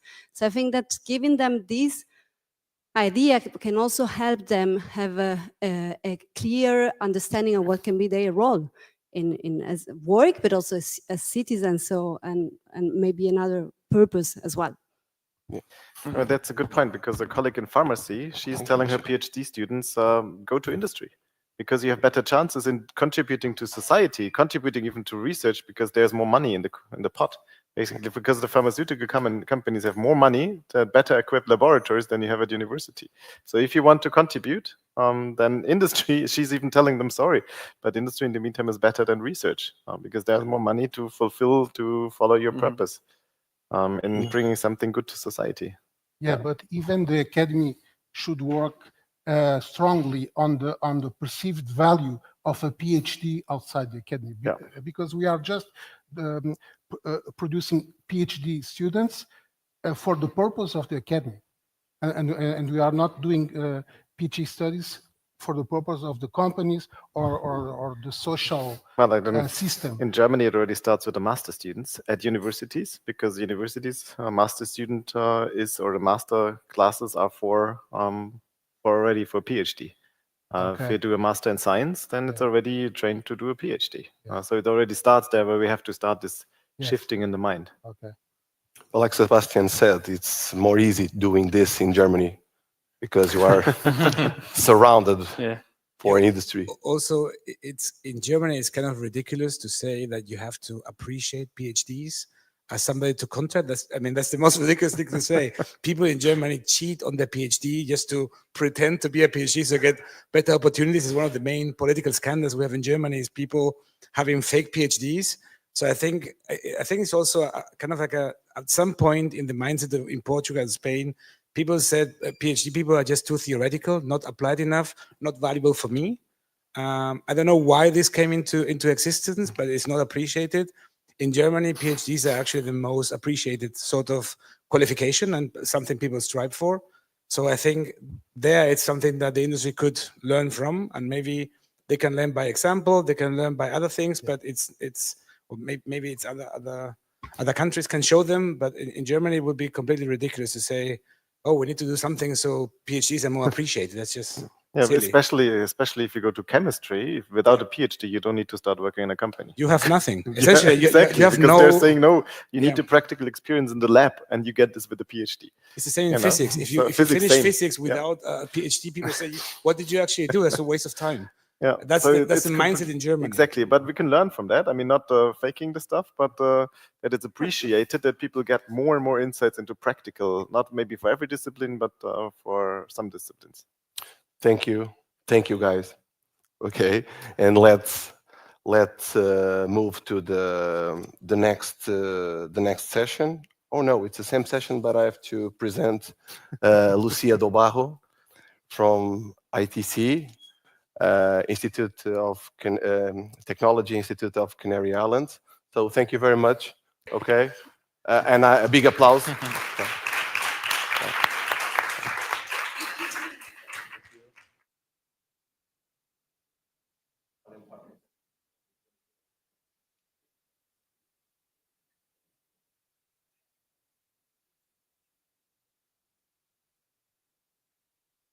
Well, thank you very much. Thank you for the introduction and this fantastic talk that, well, is going to be also online, what we are going to talk about now. So the purpose of this talk is about the interdisciplinary research success and the creation of societal challenges working groups. Very long name. Here you can see it better. And this is one thing that I want to remark, especially this part of societal challenge working groups, because it's completely related with the question that Michelle mentioned about the purpose of the research. We are not going to do research just for research and knowledge, but it should be a purpose and an application of our research. That's why we come to this part of the project that is very focused on researchers, but also research with a purpose and this interdisciplinary activity. So, well, I'm going to be a little bit theoretical from the point of view of the project. You know, every European project has some work packages. And here we have in the center the promoting excellence in research, which is our part, together with the talent that we already learned a little bit with Alice previously, and we are going to know more later, as well as all this cooperation with business and knowledge. That is what we just learned. So focusing on promoting research and responsible excellence, the way we were working in this project, well, this project and this activity is based on a previous experience. Some of us had the opportunity to work in another European project that was in the 7th Framework Program that was called Forward. Forward was a project. Here we have a representative from the coordination, by the way, that was the Canadian government. We have also a representative from University of La Laguna, so we are also in a team sharing some of the persons that were there. And that was a project that was focused on outermost regions, the 9 outermost regions. In this project, from ITC, we were helping to create some thematic working groups. In this case, we were talking about thematics of research. Now, what we are going to do is to focus on, can I go back? Yeah. To focus not in activities, not in research lines, but to focus on challenges. So challenges, societal challenges. Why? To work together, to build, to try to help to build an kind of ecosystem to work together and to attach with in a very structured way, so with action plans and some targets to accomplish, and try to be the most effective as possible. So the purpose of all this work is, the end is to have some impact in society. We will see if we have it, but hopefully yes. And also to have the opportunity to mix different research groups, different disciplines to work together in different aspects. So the first thing was to identify what are these challenges we want to work. It was also mentioned before by Zaskun about standards. And here we are taking the standards from the beginning. So to be aligned with Europe, we were taking into account the European missions. To be aligned with our regions, we are taking into account the RIS3, the Smart Specialization Strategy of Canaria and Azores. We are taking into account the Sustainable Development Goals, as well as this analysis that both universities, Las Palmas and Azores, made at the beginning about the challenges about our ecosystem.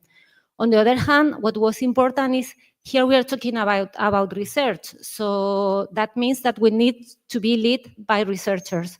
In this way, we identify in both universities, Las Palmas and Azores, some co-leaders, some chairs, that here we have the chance to have both of them, the ones from the University of Las Palmas, and I will give the floor to them a few minutes later. And the result was that we identified 2 main challenges we want to work together. One was the adaptation to climate change in the blue and circular economy. That is the purpose of this project, the thematics. And here we had Joanna from University of Azores and Levi from Las Palmas that is here with us. And the second group was more focused on restore ocean and waters in the blue and circular economy with Zita and Rodrigo. The way we work, well, that was structured in working groups. So apart from having this scientific head in the groups, we were supporting some facilitation. So to work together, to understand what we have to do, that was support especially by both universities and us, ITC, but also with some inputs from all expert partners. One of the things was to establish an action plan. This action plan, where we have to take into account the management. This is like a project, inside EXPER. So we have a management. We focus on identify the common fields to work together, and the importance of the networking and implementation at the end to try to find some common projects in the future. Indeed, well, in practice, well, and of course, the communication and dissemination that we see from the beginning, and was done very active in this project, thanks to our partner from Consulta Europa that is very focused on dissemination. Here I want to show you some of the results, how we were working and what we have achieved. On one hand, well, here we have just a picture of the management. We had a lot of online meetings. One of the things that we missed in the previous project was that in Forward project, that was during pandemic time, we had no time to meet and was not foreseen. That was a mistake in the definition of the project. But here we wanted to have not only online, but have the opportunity to have some face-to-face meeting, because we know that it works better if we meet time to time. From focusing, well, the two groups meet a lot of times together, and they identify some common research lines. This is not evident because it's like you take 4 researchers related with green, related with ocean, etc., but they don't know. It's the first time they're meeting, not the ones from each university, but the others. So they start to see, okay, we have some things in common, but maybe we are not in the same discipline. Maybe we are not going, what can we do together? But, well, in practice, some things were detected and they started to identify, look for the cooperation. So here we have some examples of both groups. And then, well, we had the opportunity of the first face-to-face meeting. This is a milestone in the project, not only from the point of view of networking, because there was the possibility to meet, but also from the capacity building. We were talking about some soft skills, some transversal skills needed for the researchers, such as the open science, technology transfer, and thanks to these summer schools, that was in the summer in 2024, there was the possibility to do that. In Gran Canaria was face-to-face. It was 3 days summer school. In Azores was online, but also very active in September.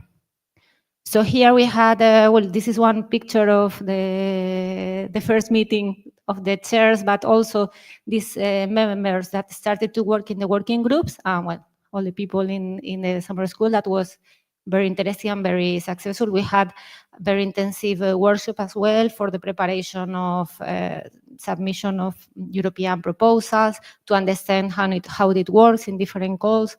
So it was very, very active and interesting.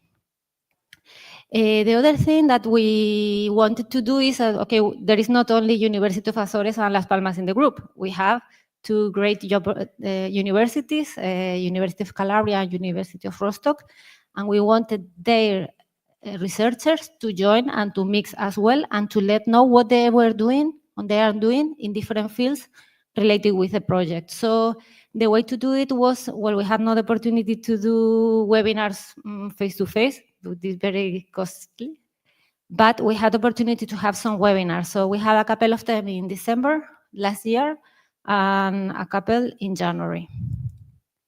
The way it was organized is 1 hour, 20 minutes more or less, each of them. So we had the opportunity to learn from 4 to 5 researchers, not only the chairs, not only the ones that were completely connected with EXPER, but other colleagues from the group as well. So, and we were, as you can see here in some of the pictures, the topics were very different among them, always in the topic of blue and circular economy, but we could see things related more with socio-technical,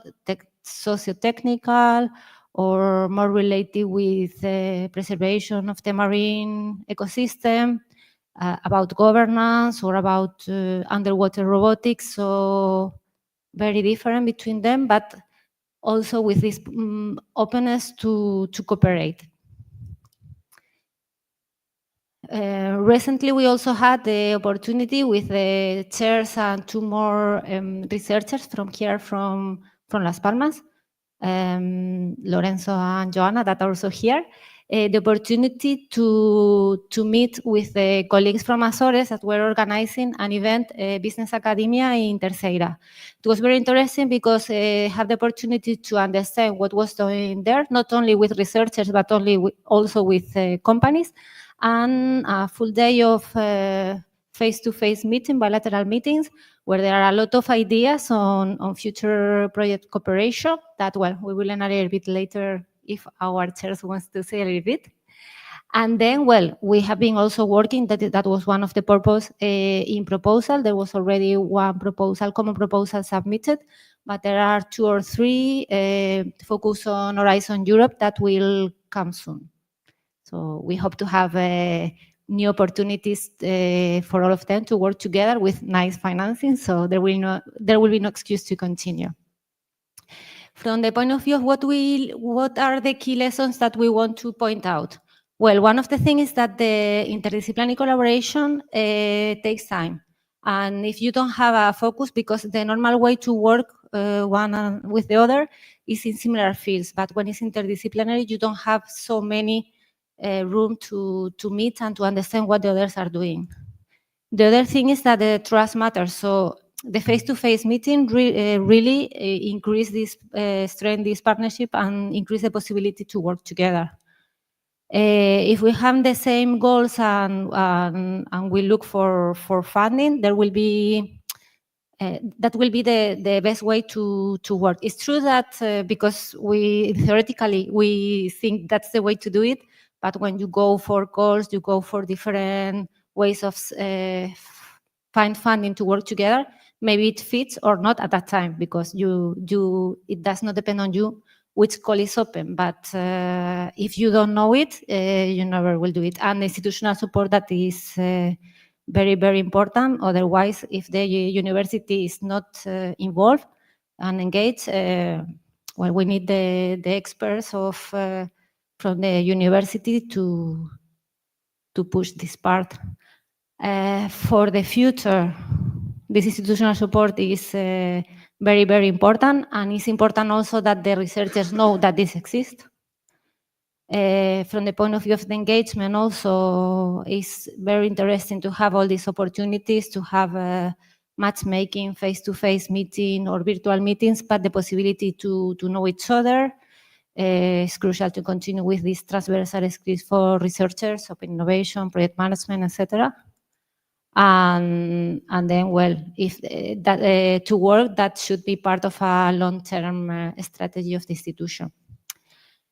And to finalize, I would like to give the floor just a couple of minutes, but a short introduction to our chairs, that, well, we have the chance to have researchers here. So at the end, all these projects and all this is for the researchers and the students and the university community.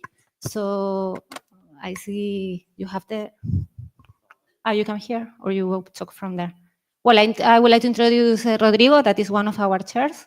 Yeah, is it fine? Okay. I'm Rodrigo, a professor at University of Las Palmas and Canaria, and I was I'm still, right? And you know, the chairs was one of the society's societal challenges, and this project has been a kind of a roller coaster, because we entered into the this project only for about 1 year ago, and it was quite a really stress, in terms of meetings, especially online meetings. And it was a really good experience, because we found especially with people with Azores, we are going to have a really good, to pave the path to having like an international collaboration, for a long-term international collaboration with them, because they have huge experience with, getting European funding in these kind of projects. Also, we appreciated, the visit to Terinov when it was Fabio, a really good host for us. So thanks a lot. And it was great to experience how people in a really having like a kind of double isolation issue. We are in a minor island inside in the middle of nowhere archipelago in Azores. How they created like Terinov is quite amazing. Hats off to you, Duarte, and all this stuff, because I think it's a really, really hard work to do that one. Even I think it's maybe could be almost impossible to do this kind of stuff here in the Canaries, because we don't have the kind of connection with the international sector and also with the public administration to get these kind of research institutions.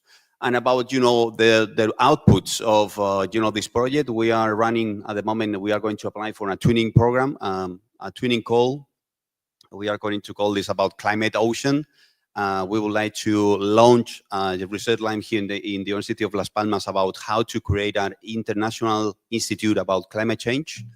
And also, okay, my colleague Levi, this is the other chair of the other societal challenge, is running a couple of proposals as well. And after the Terinov, you know, visit, we are starting in collaboration with researchers from Azores for a new international proposal in the framework of Interreg, you know, and now PCT-MAC, okay? So maybe we are going to do something related in the next months, hopefully the next year. Thank you.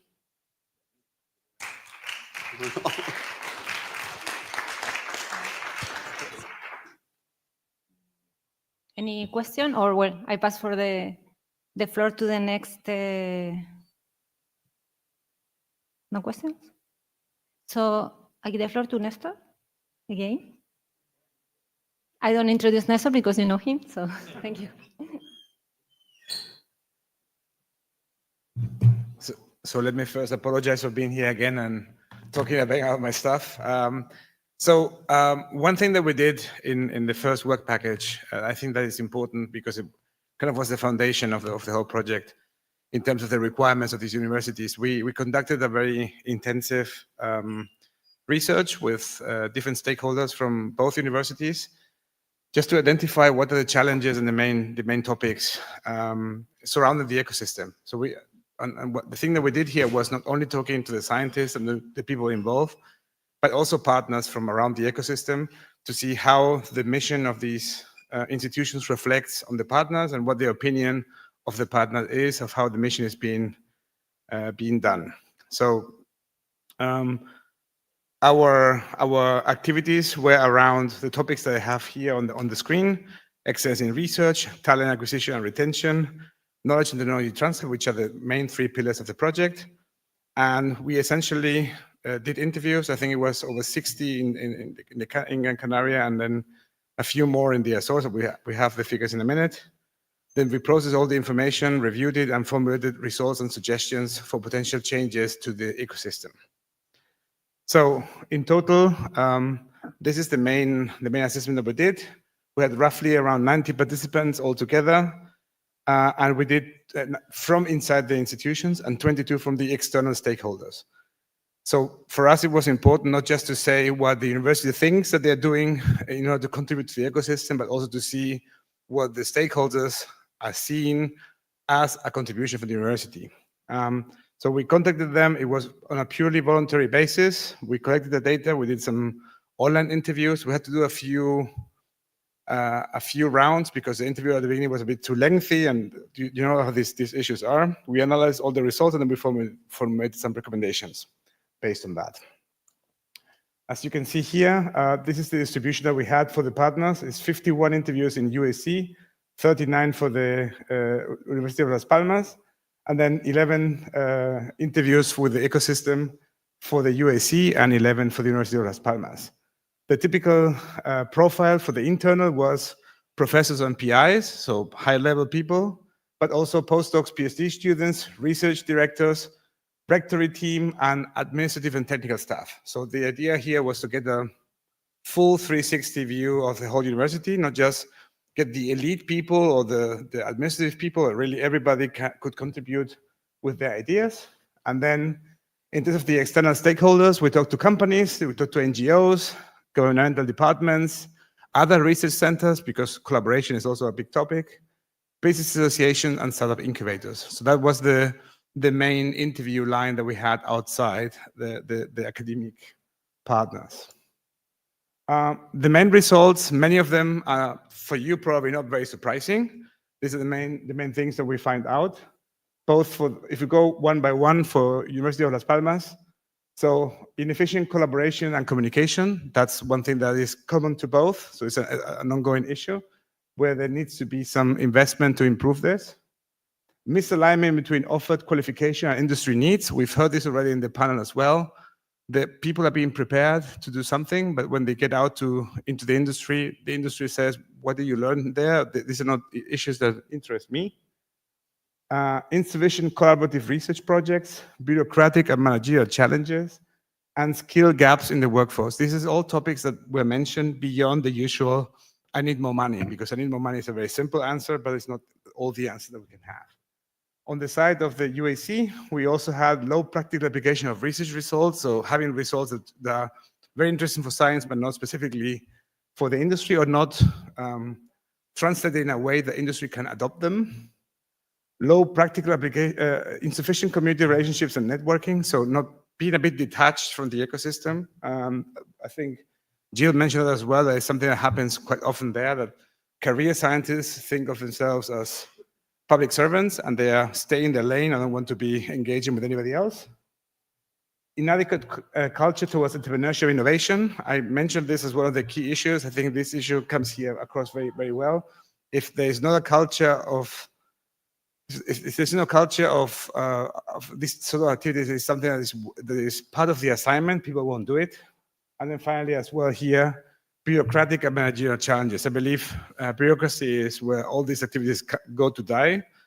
We have sort of very complicated bureaucracy sometimes for no apparent reason. This is something every university can work on, and it's not specific to the outermost regions, it's specific to every sort of public institution. There's always an opportunity to improve things, and of course you need checks and balances, but you can also overdo it a little bit.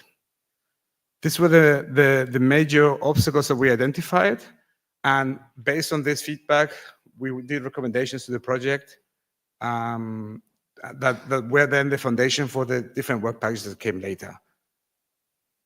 Are there any questions to this topic? If not, I would like to present again the person you have already seen.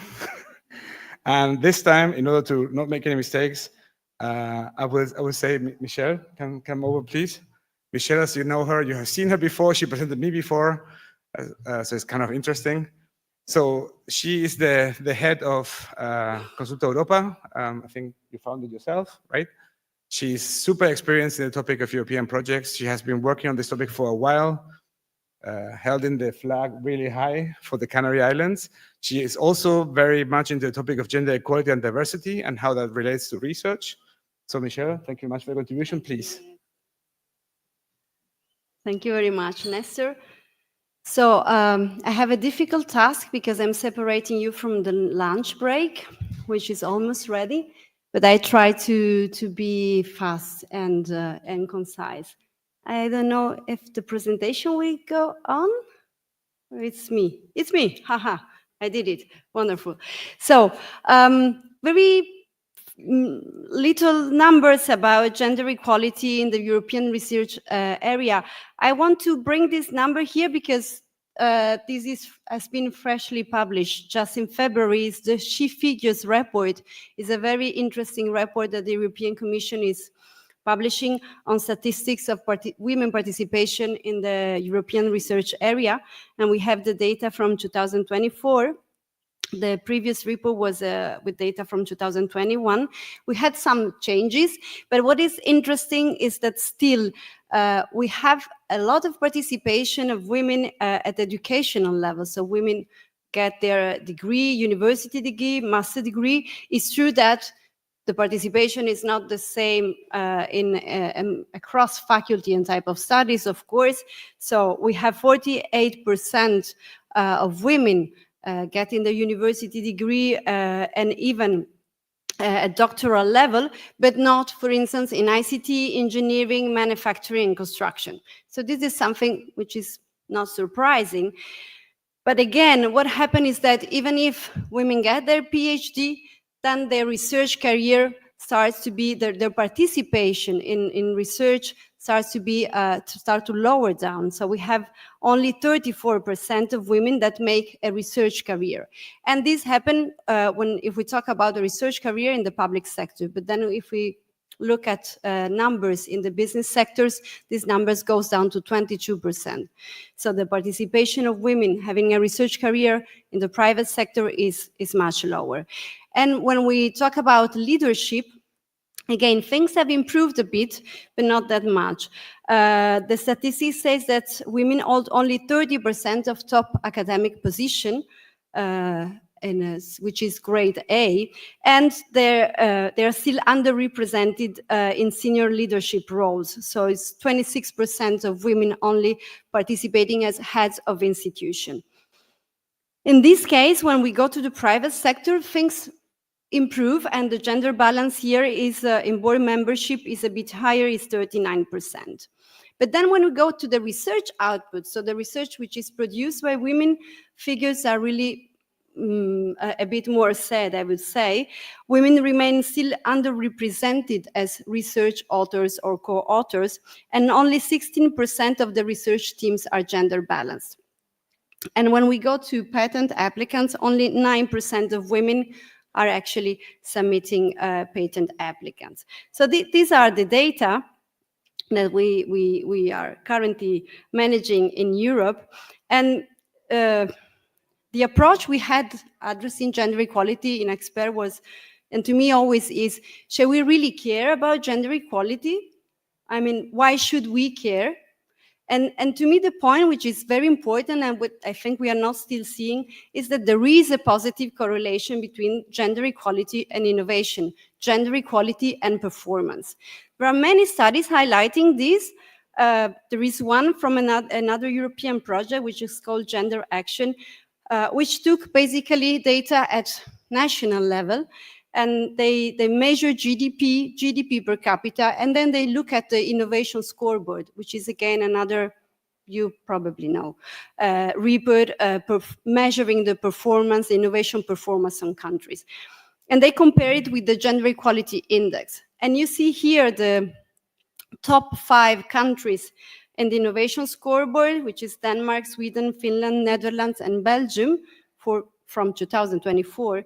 And you compare with the gender equality index, you see that in different positions, but still among the top 5, we have at least 3 countries where you can see this correlation. Other studies have highlighted this positive correlation, not only at macro level, at country level, but also at micro level in terms of what happens in a company, in an organization.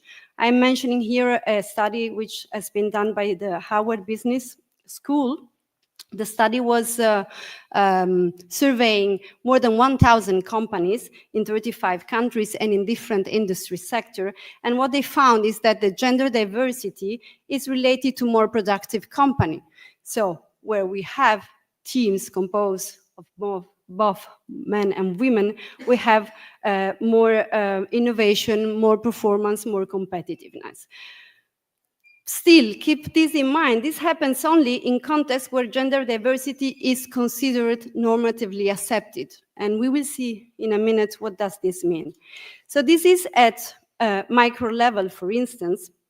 But also if we go back to the academia, to the research community, there are other studies highlighting that if a diverse research teams achieve higher quality outputs in terms of research, more creative and comprehensive solutions, and broader societal impact. And we were talking about this. So what is the scope of a researcher? Is only to produce papers, academic publication, or is also to produce an impact in society? And what it has been studied and demonstrated is that if we have teams composed of both men and women, the societal impact becomes bigger. And the research output of these teams were much more aligned with sustainable development goals, for instance. So other studies have analyzed how not only companies that are more diverse and that have more diverse teams are more attractive to talents. So talents really go to look for those working environment where there is gender equality, where diversity is appreciated. So the point is that if we have gender diverse teams, either at the academia, the university, or a company, we do not only produce more higher quality outputs, but we are more attractive to new researchers or to other talents that will want to work in this organization. And again, there is this concept of normative acceptance of gender equality, and other studies talks about context of psychological security. And this is an important issue because it's not enough to have laws, plans, and strategy ensuring gender equality or ensuring diversity. All of these things are already in place in most of our organization institutions in Europe. I mean, laws are there. We do not need more laws, more strategies, more plans. What we need is to build an environment where those plans, those strategies are recognized as something important, because everybody thinks and recognizes that it's important, not only because it's a matter of a right, it's a matter of social justice, but because if we do not achieve that, we will lose competitiveness. We will be less proficient.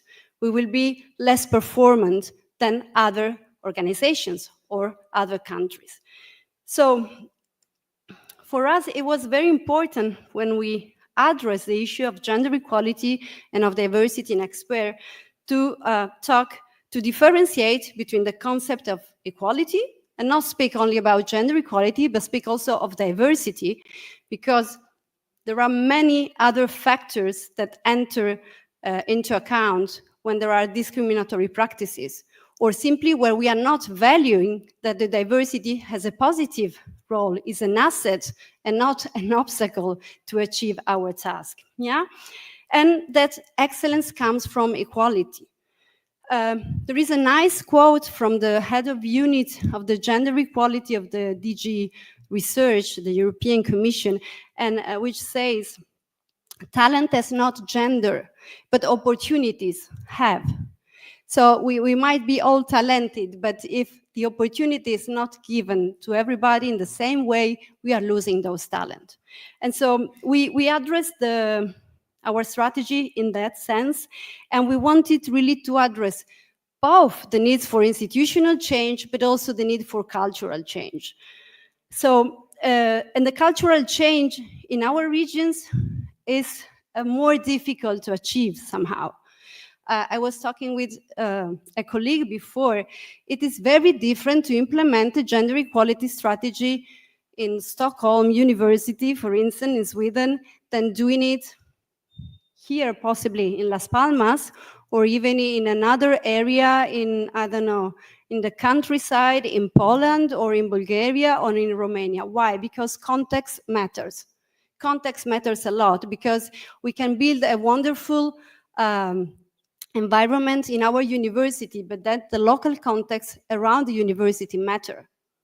So it is very important that we take into account this, and that we consider that our geographical isolation, our, let's say, local labor markets, our cultural norms affect the way we address gender equality and diversity, and how we understand it as person at first, and then as researchers at second, and as vice rector or officer or deans at the third point.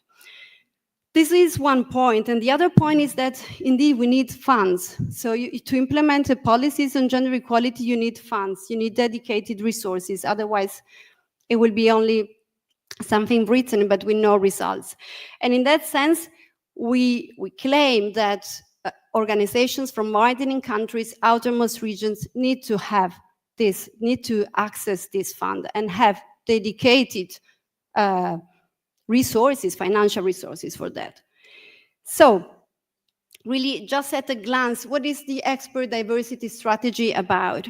We wanted to address this issue of cultural change, of changing the norms, changing the landscape with awareness raising and education activities. If we do not talk about the loss of talents that we are going through, that we will have to face if we do not implement gender equality and diversity policies, we will not get really an impact.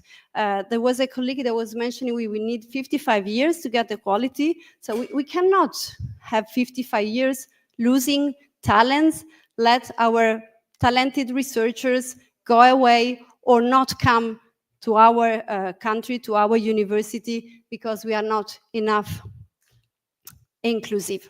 Yeah. So awareness raising and education initiatives are an important pillar. The other important pillar is access to funds. So make sure that we provide the same access to funds to both men, women researchers, but also addressing all those groups which might be more at risk of discrimination. And in this sense, our strategy addresses specifically people with disabilities and people from the LGBTI community. And then, of course, we had specific measures addressing the two, let's say, more visible situations which might affect the career progression, the recruitment of researchers, and also the production of research. So in the strategy, we have implemented measures to ensure transparent recruitment and career progression paths, but also to review curriculum to make sure that gender is integrated into the curriculum and also in the research production. And how do we will do this? We need to have an office. You need to have people paid to do this work. Otherwise, it will not work. So the establishment of a gender equality and diversity office is one of the measures included in the strategy. And then you need to collect data. You need to be sure of what is the situation in your organization, be able to collect data maybe in a different way from what has been done so far, so that you can really grasp those situations where there is no access to funds, there is not enough support to the participation of women, where there are discriminatory practices in place. And last but not least, these discriminatory practices need to be identified and need to be assessed and need to be responded in a proper way. So this is another important pillar of our expert diversity strategy. And I would like to thank you. I don't know if there are any questions. Please, is there a microphone? Over there.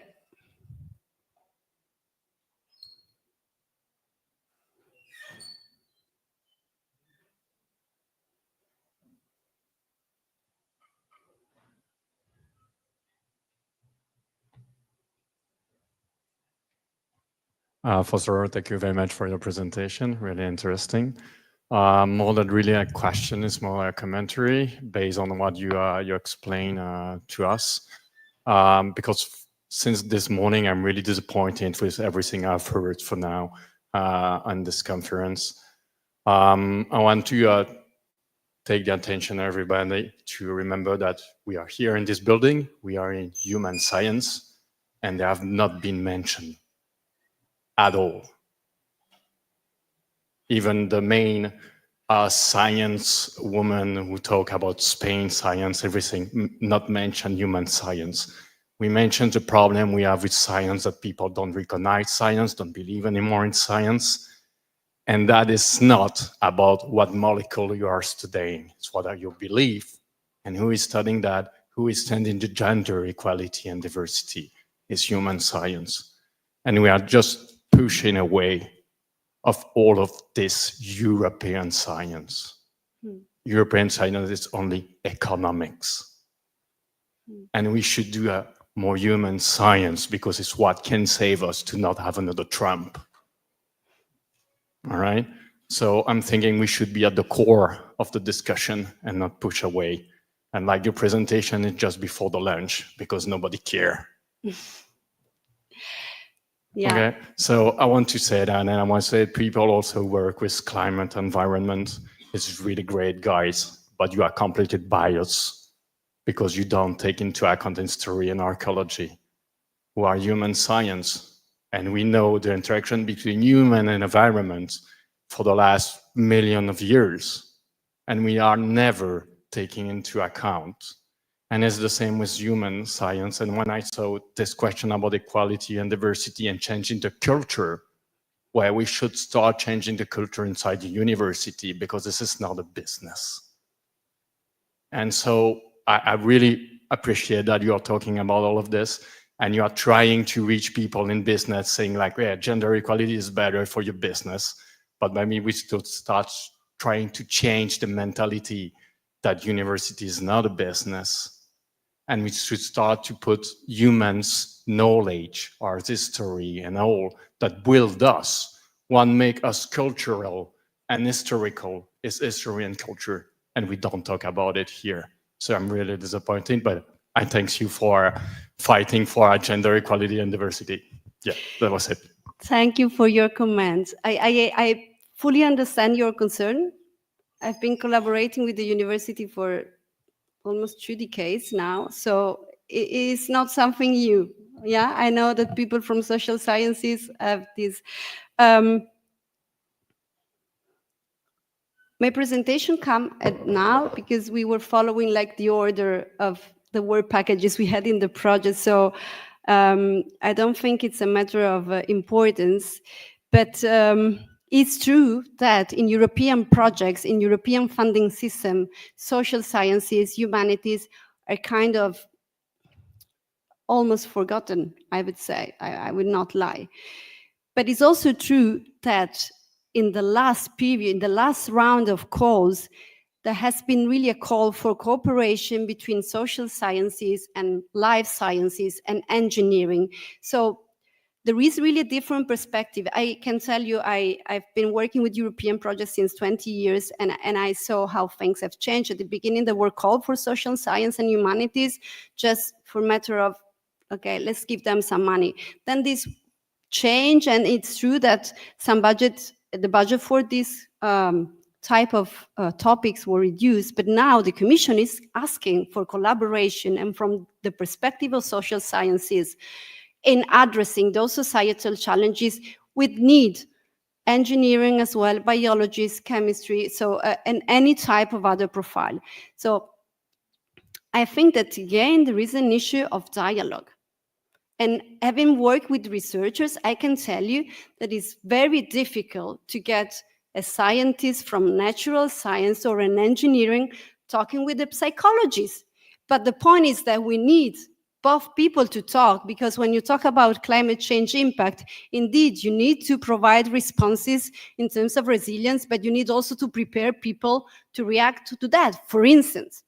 So I absolutely take on your concern, but at the same time, and again, the aim of my presentation was let's be more proactive, and let's say I want to stay here on this at this table because my contribution is absolutely valued and valuable and is indispensable. So, and I think that this is a bit also the approach that we should all somehow take. And in the participation of social science, I think the key is finding this way of dialogue among disciplines. We had this presentation about interdisciplinary collaboration, and Lucia knows, and all those that we have worked with different researchers, teams, it's difficult sometimes to put them at the same table and let them talk about if it is more important an indicator, a biological indicator, or the economics, or the...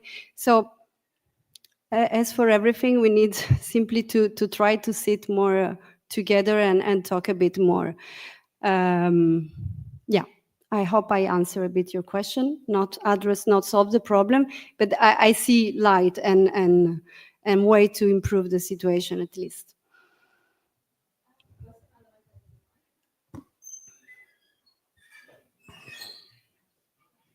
Thank you very much, Michelle, for your intervention. Just at the coffee break, we were also talking that we kind of celebrated Women's Day last Saturday. So I take the opportunity now of your intervention, and together with Isaskun, that I don't think she's now here. So I was talking with a researcher, women researcher, about if there is this human topic taken into account that women that we decide to become mothers, is it shown a difference in these studies between how women advance in their professional career? Is this topic taken into account? How even between among us women that decide to become mothers and women that decide not to do, is there any kind of studies that because we are the only ones that can carry babies and this is the huge difference between being competitive, and this is the main reason why we are not taken in companies like once we are certain age and etc. etc. So she was kind of explaining me how there are positive incentive when some researchers become mothers, but which was not aware. So I would like to know if you can explain a little bit how this is the point is, shown on the studies for both researchers or in general. Thanks. The point in all, so when you talk about policies, the topic is there support services for conciliating family and professional life? So that is all about, yeah. So and this is the topic that is addressed more,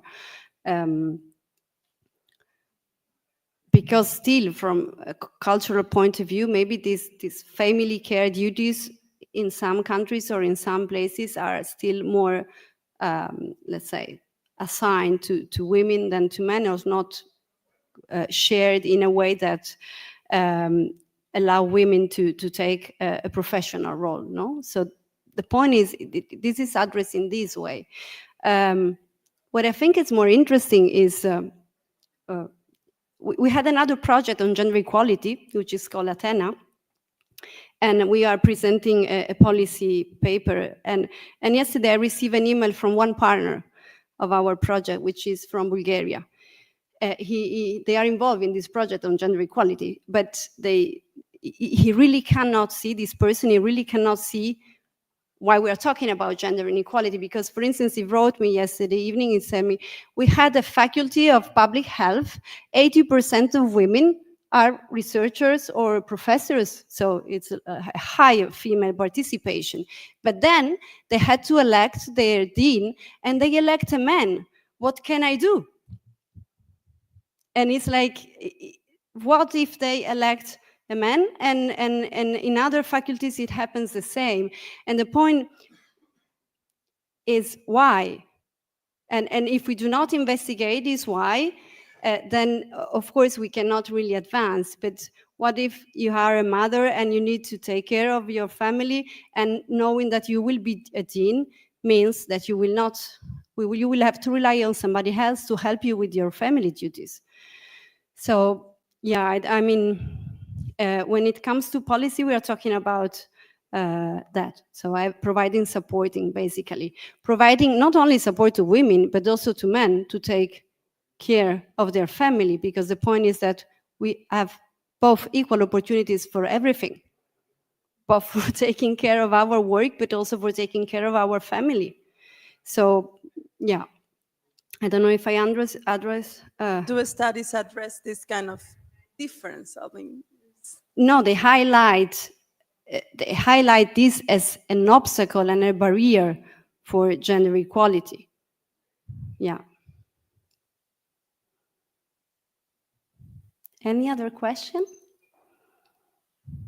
But you see, nobody was so eager to go to lunch, which means that still this cultural change is in progress already.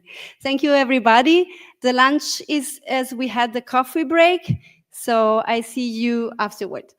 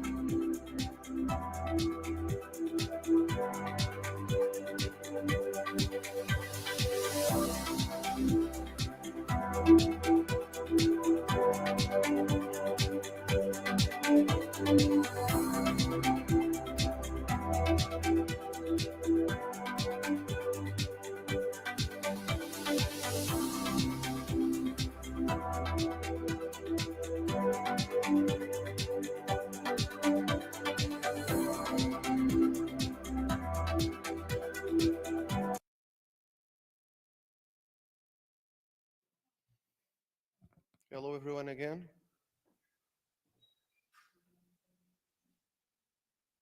How was your lunch?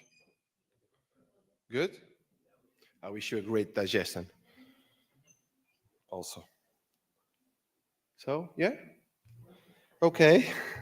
Okay, for this session, I will present Anselmo Sousa Mendes. He's the head of Technology Transfer and Institutional Action Office at the Canary Island Institute of Astrophysics. As a Spain national contact for Horizon Europe, widening, and he actively participates in EU working groups and policy discussion on research excellence and regional innovation, supporting institutions in securing funding and strengthening their research impact. So, Anselmo Sousa will be with us Hello? online. Can, Hello, Can you Anselmo. hear me? Yes. Can you hear me? We Okay, can. great. So I don't know if my presentation is already shared. Great. Okay. So hello, everyone. Thank you very much to the University of Las Palmas de Gran Canaria and the whole consortium for this invitation. My apologies for not being there physically with all of you, but due to other commitments in my agenda, it was not possible. So I'm sorry about that. It is a pleasure to speak today at the final event of this EXPER project, a clear example of a strong transnational collaboration funded by the widening program. So as one of the Spain's national contact point for widening, I have seen how this program successfully supports institutions to reinforce their capacities and to integrate them into the European research area.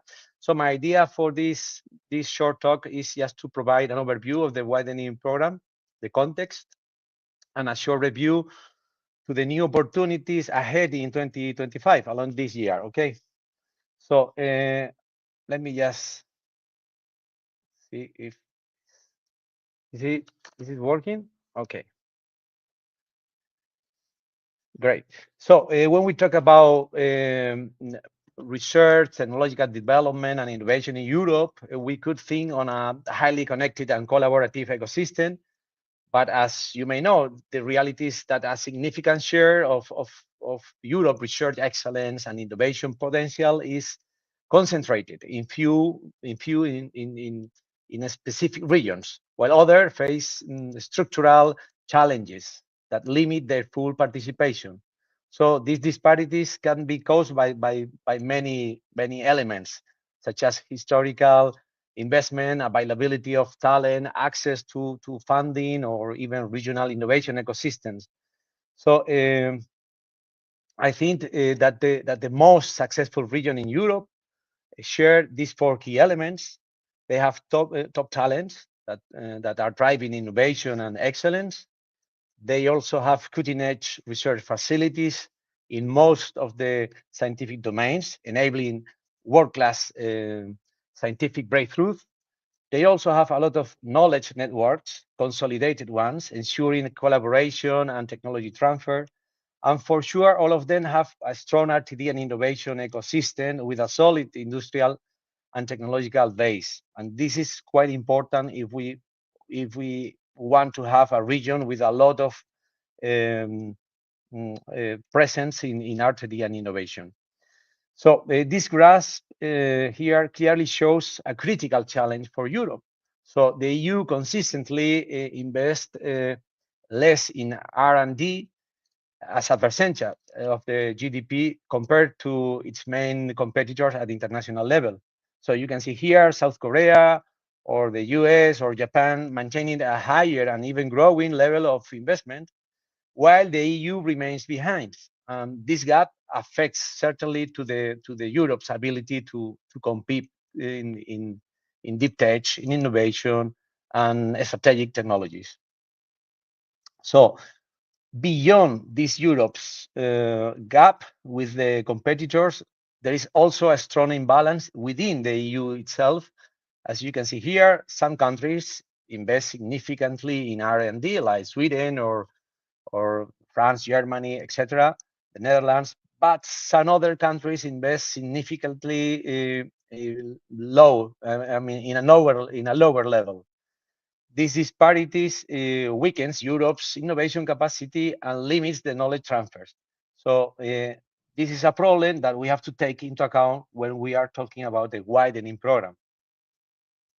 Another key element to bear in mind is that the private sector is the main driver of R&D and innovation investment in EU, contributing actually, as you can see here, this is a graph made by the Eurostat last year.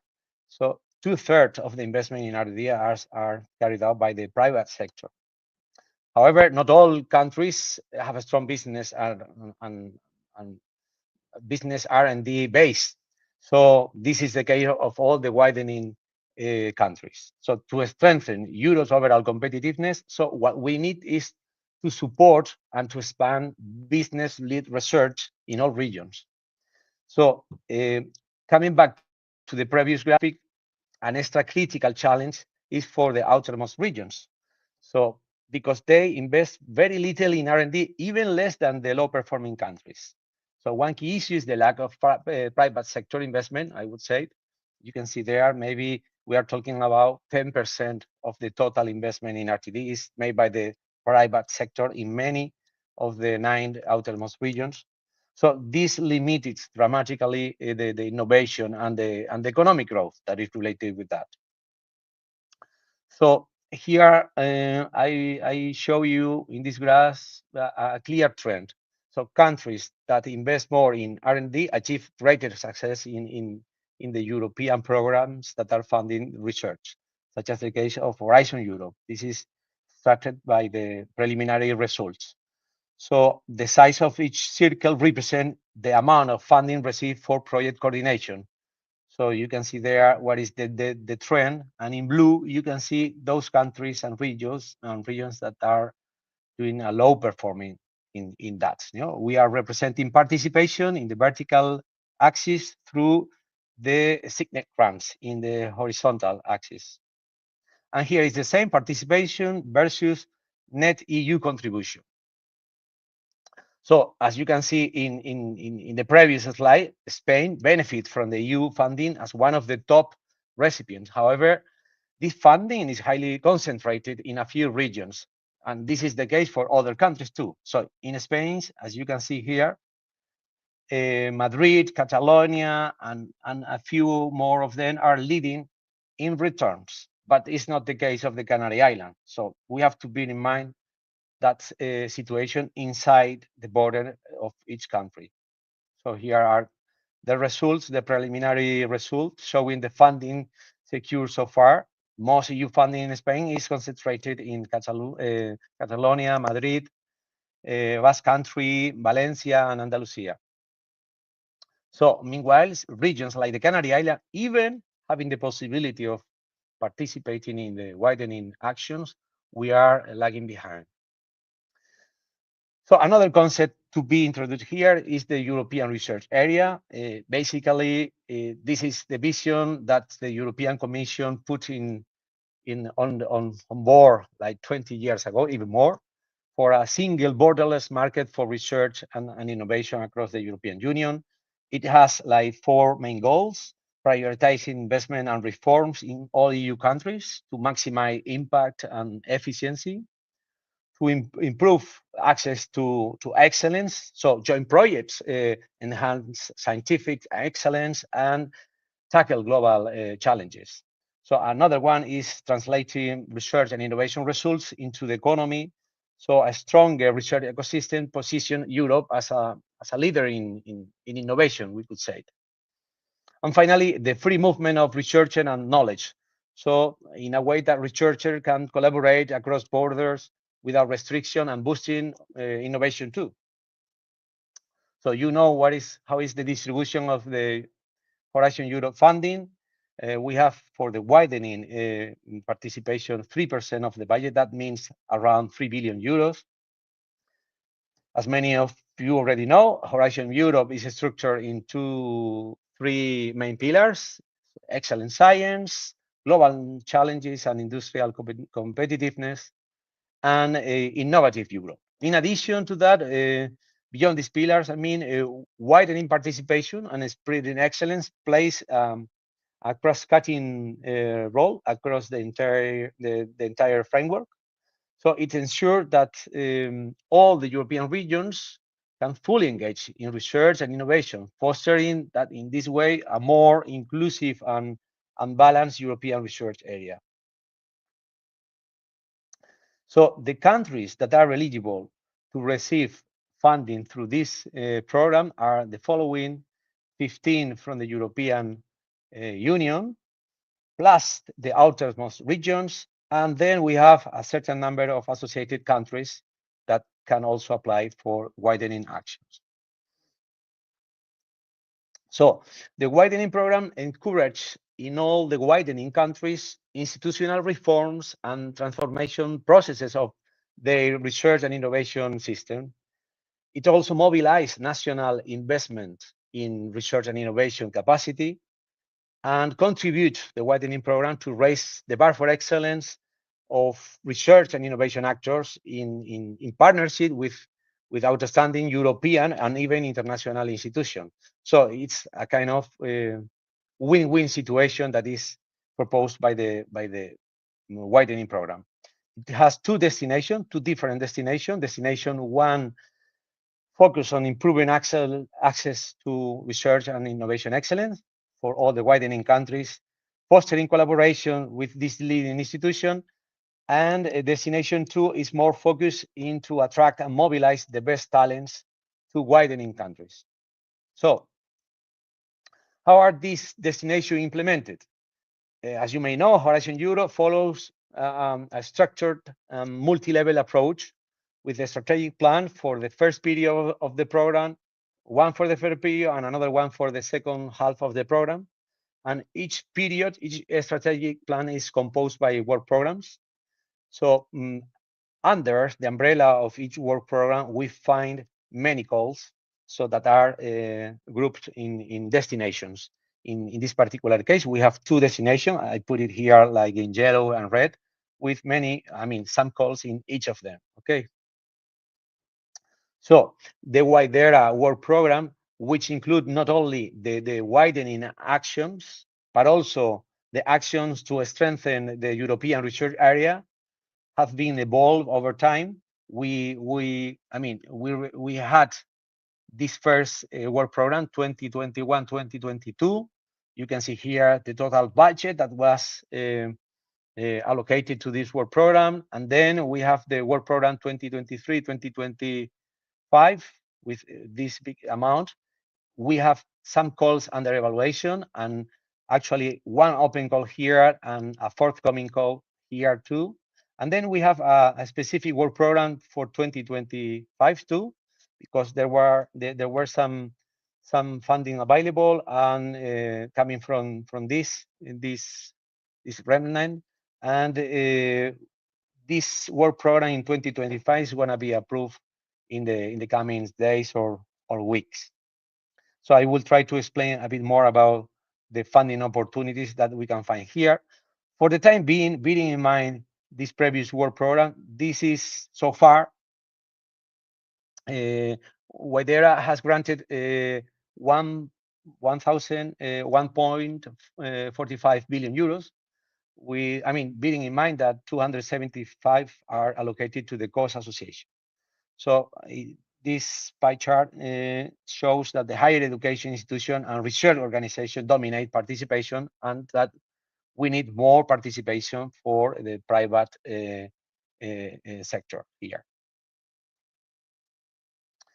Widening countries submitted over 4 billion euros in proposal. This is a huge amount of funding, requested funding, but only 932 million euros were retained, with an average success of 23, as you can see here.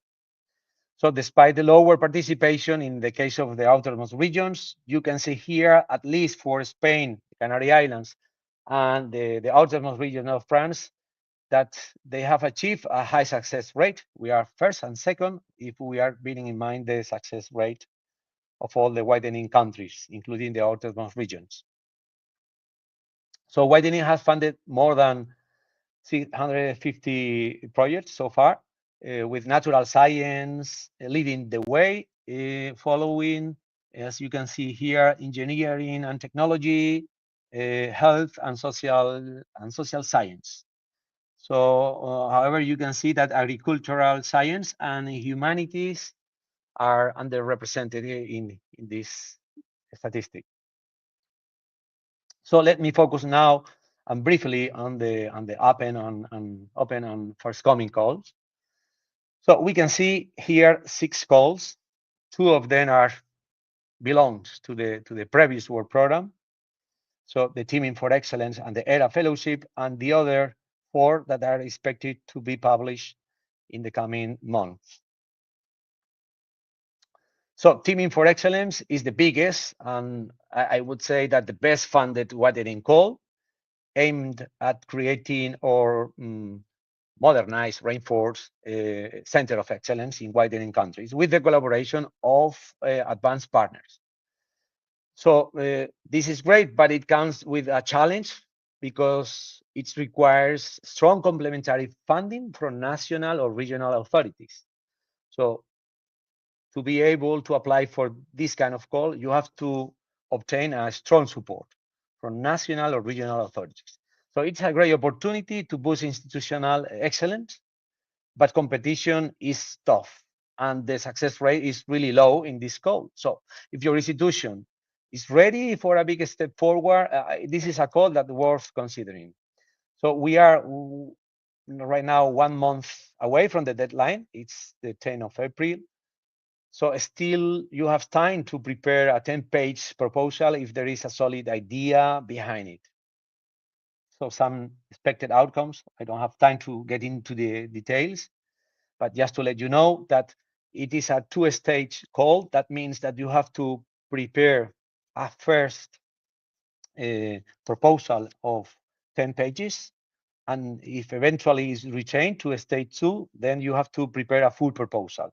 For the first deadline, you have to prepare 10 pages that only will bear in mind 2 criteria: excellence and impact, with a score of 5 for each of these criteria, okay? And a threshold to be approved of at least 8 for, this is the minimum, because the individual threshold for each of the criteria is 4.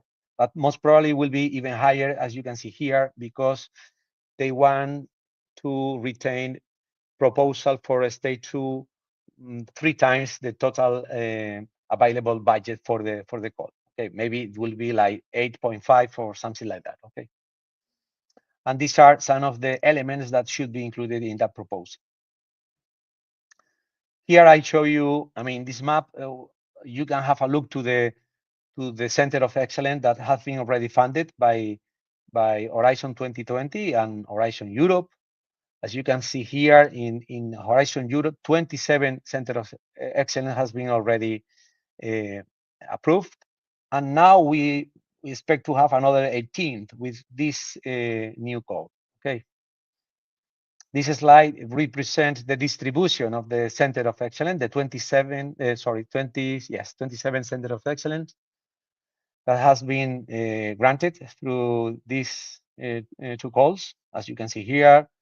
And in the Canary Islands, we have 2. We have Celeste, coordinated by my institution in the domain of optical advanced systems and the new space sector. Basically, the main goal is to leverage these two sectors by establishing a new independent center of excellence dedicated to advance the frontier of research in space and in optics. And we are doing this together with the European Space Agency and the CNRS as advanced partners.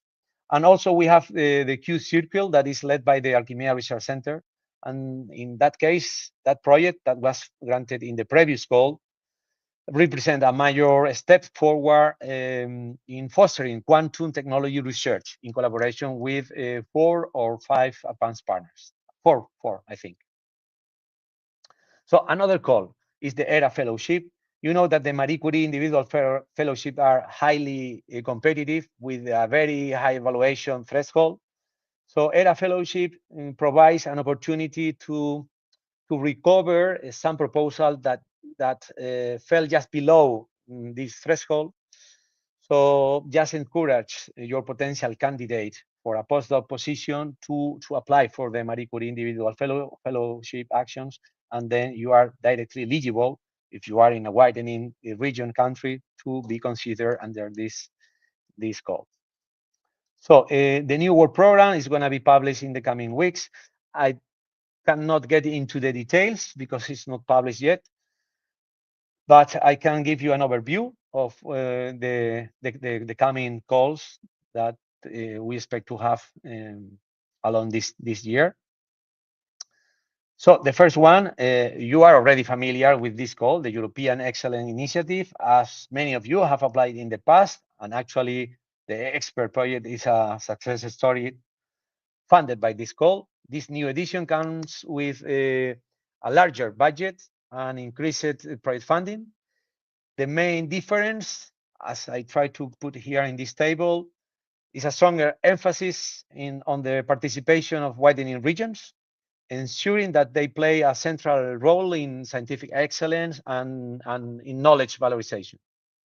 So I truly believe that this is a unique opportunity for universities in the outermost regions, general, and especially for those in the Canary Islands to strengthen their position in the European research landscape.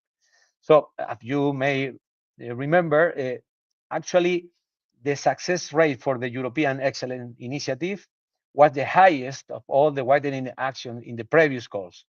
It was 75%. 9 out of 12 were funded. So that was amazing. And I'm aware that the European Excellence Initiative call is now well known by many more institutions. That will increase competition, but it is still worth considering applying due to its strong funding and strategic opportunities. So here, just to remark that in the new call, they are proposing like a modular approach focused in 5 key areas: institutional modernization, training, research excellence, digital transformation, and outreach.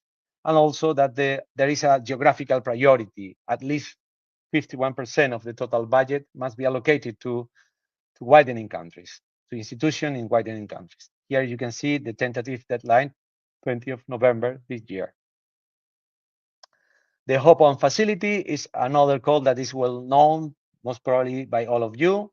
Allows as I try to summarize here, that legal entities from widening countries can be part of ongoing projects, collaborative projects from Pillar 2 and Pillar 3.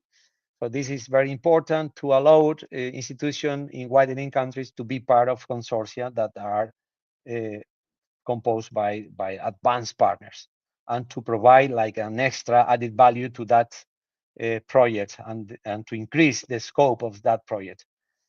So there is a discussion about what means ongoing. Ongoing could be any time, as far as the project is still alive, but most probably it will be like a limitation, and we have to wait until the European Commission approve the work program, but it could be like 12 months after the starting date of the project, or 18 months.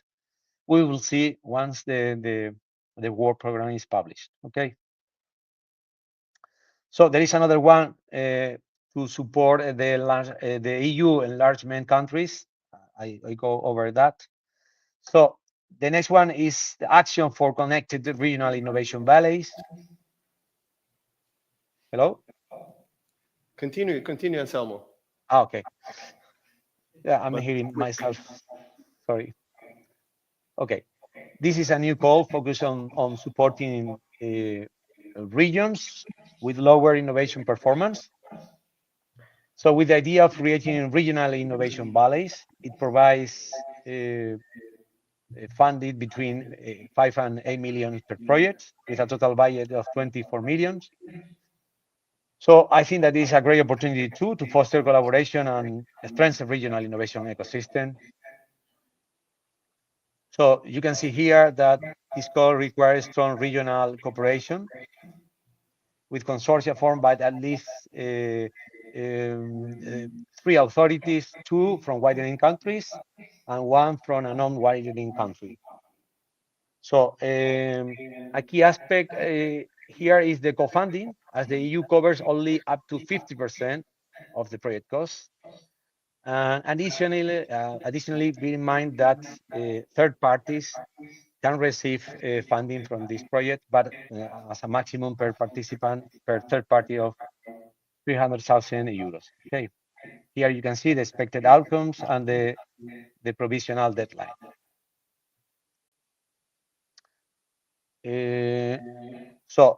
Finally, the pre-EIC accelerator that aims to help deep tech startups in widening countries reach the level needed to apply for the EIC accelerator or attract private investment. And that was proposed because in previous call of the EIC accelerator program, the success rate of widening countries and the outermost regions was really low. So this is like an alternative way of improve our success rate in the European Innovation Council. So it offered up to 500 kilo euros in lump sums grants for technology maturation from TRL 4 to 6, or business development and investment readiness. And most important here is that those companies that gain a grant under this call will have access to EIC business acceleration services and a fast track to the EIC accelerator. So just to conclude, the long-term vision for the widening program in FP10. So I think that widening is supported by many countries to continue it in one way or another in the next framework program. Some proposals for discussion are the possibility of increase the budget, potentially even double the current funding, the simplification of administrative and financial procedures. That is something that is going to be applied, I think, in the whole program, in the whole FP10. So a better integration of the widening countries into the key programs like the ERC and even the European Innovation Council. Some countries are proposing that those programs, ERC and EIC, can reserve some fund specifically for widening countries instead of having like a cross-cutting programs. But this is an open discussion. Also, to improve the transparency in proposal evaluation and to guarantee that we enhance the synergies with other EU programs to optimize the use of other resources. So just to conclude, just remind you that at national level, we are 6 national contact points under the WIDERA program. And for the widening program, we are 2 colleagues, Mar Mesas and myself. We are involved in a European project named ncpwidera.net, where you can find a lot of information. And most probably all of you are in contact with your respective national contact points. For all of you that are in the Canary Islands, just advise you that we want to prepare an info session during April to explain in more detail these 4 calls that we expect to have in the coming months. So thank you very much. I'm concluding here. Thank you. Thank you, Anselmo. Thank you for your excellent presentation. Now let's jump to session 4 about improving research careers and institutional conditions with Michele Rosa-Clot from European Commission.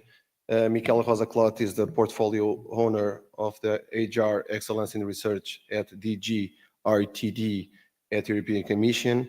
leading the development and implementation of the European Charter for Researchers, with expertise in research policy, social sciences, and political representation. He has played a key role in advancing researcher career frameworks and institutional transformation in the European research area. So, Michele, the stage is yours. Thank you. Thanks a lot for your introduction. Thank you all for being here, for organizing this event, and for the nice, interesting discussion that you had up to now, and I hope it will continue afterwards. I will now try to, sorry for my voice, I am a bit sick today. I will try now to present my presentation. Just a second. Share screen, share screen.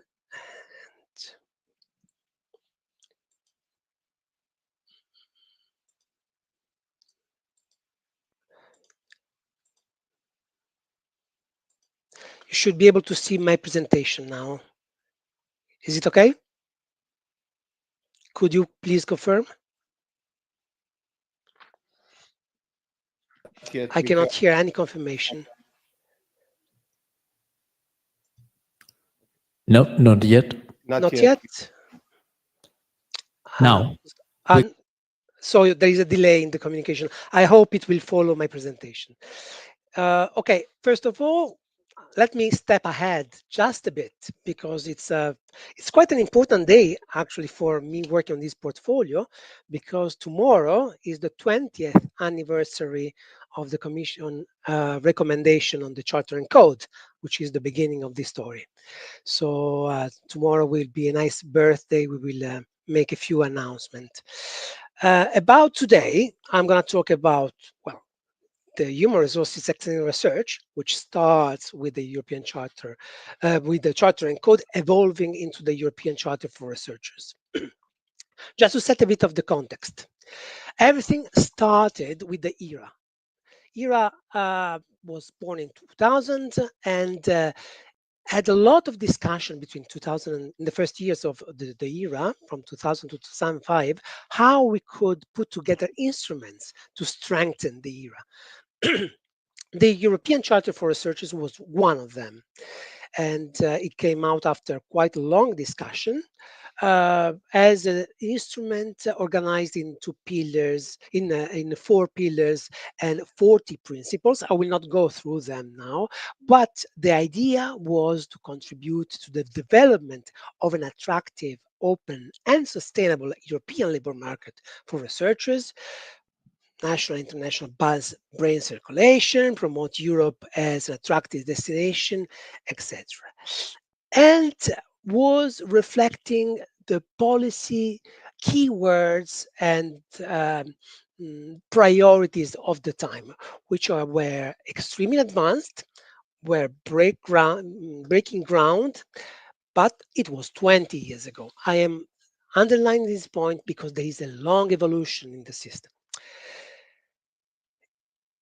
In 2008, only 3 years after the launch of the Charter and Code, this was supplemented with an implementation mechanism. You probably recognize the logo on the right side of my screen, the HR Excellence in Research Award.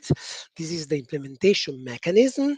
It is what it is. It is a voluntary, structured, and periodically audited process for institutions who are embracing the principles of the Charter and Code and committing to their implementation through a sequence of gap analysis and action plans. I will go very fast on this because I think the presentation that will follow mine will also discuss that. But just to give you in a snapshot, this is the complicated cycle. It's only apparently complicated cycle, is a cycle based on a 3 years routine of gap analysis, action plan, and assessment involving the research organization, research performing organization, the European Commission, and interacting with the EURAXES environment and external assessors. At the end of every one of these phases, the organization is awarded or is entitled to carry on for the next 3 years with the award. Apologies for that. Now, what are the advantages for this award? Why a organization should decide to enter this mechanism, which is quite lengthy, it's a long-term commitment? Well, the process itself is an incredibly beneficial frame for developing the institutional strategy favorable to creating the condition for not only development, but also research performing, also mobility for researchers. Researchers becomes a subject at the complete core of the policy or the general policies of the organization, not only the HR, but also the strategic choices. Of course, also visibility, internationalization, and on that, let me spend an additional word. I mentioned shortly EURAXES before. Why is interacting with EURAXES? Once an organization is awarded the HR Excellence in Research Award, then the logo is immediately posted every time the organization posts an opening in EURAXES. This means that researchers around the globe, whenever they are looking for openings, for position, for research opportunities in EURAXES, they are immediately able to discern which organization is awarded. And they will immediately know that if they are awarded, they are doing whatever they can to implement the principles of the charter and code. And then we have added value, the fact that it is compliant with the model grant agreement of Article 18 in Horizon Europe, and so on. A few numbers. What are we talking here? We are talking about today, after so many years, 18 years, we have the system, 17 years we have the system. We have 750 research institutions awarded in 39 countries. These are 39 countries because we are not talking about only a European EU27 award. This is an award that is extended also to non-European countries. For example, in addition to the European countries, we have countries like Armenia, like Israel, like Australia, which have organizations awarded. The trend is probably destined even to augment, to raise above the lately it is about 50 new organizations per year getting the award. Now, this was the past. I am an historian in my background, so I always like to give some past to understand what's going on now, and just happened actually. Well, 2021 we started taking stock because we wanted to adapt, revamp, streamline, to bring to the limelight new policy keywords. And then, so we start working on having studies, working groups, team meetings with experts to understand what was going on with in the world of the HR excellence in research. And the result was three-pronged, was the creation of a framework for researchers. We all probably already heard about it, the revision of the charter and code, and the creation of the talent platform. I will not talk about the three of them. I will only mention the revision of the charter and code. Why this was done? This was done for a very wide amount of reasons. New challenges, new problematics in the world of interdisciplinary relations, new issues in unbalanced or brain circulation. Here I would like only to focus on two dimensions. The first one is about about the the word of research, the amount of researchers that the academia produces, which has become larger and larger. This is just the statistical observation that we gathered from our 2021 studies. The number of researchers is augmenting enormously, but the number of positions for research performing in the academia is not enlarging with the same pace. It means that the amount of research that will have to look beyond academia is increasing. Secondly, the fact also that in looking at the world beyond academia, the type of skills that the researchers are carrying with them is somehow non-communicating with the world beyond academia. This is this sort of asymmetry where academia and beyond academia are unable to see that from the word of the academia, that the skills they are forming the researchers and that the researchers are bringing out of the academia is perfectly functional to the world beyond academia, and the word of beyond academia, and then in a second I will explain what I mean by that, is unable to see that the researchers are carrying enormous benefits for them, and they don't need to be formed again. They are carrying already skills, macro and micro skills, that are perfectly functional to the world beyond, which is what this world beyond is: the world of small and medium enterprise, industry, NGOs, association, international organization, the public sector, and so forth, so on, is all of them.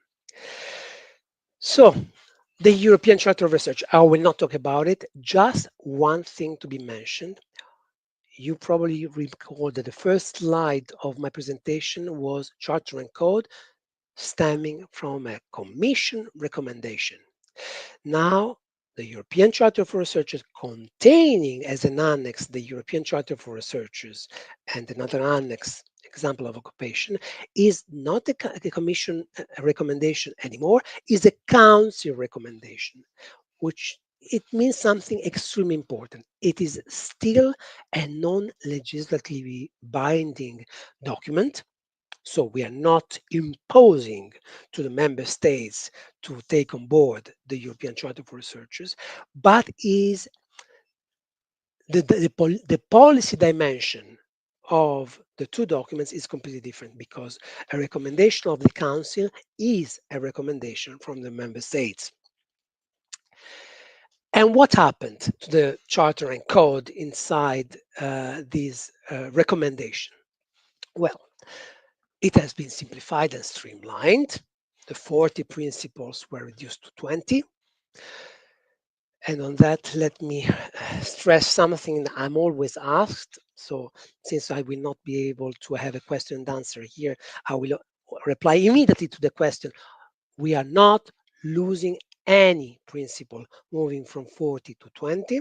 We are simply grouping them, and if possible, even introducing new principles. So,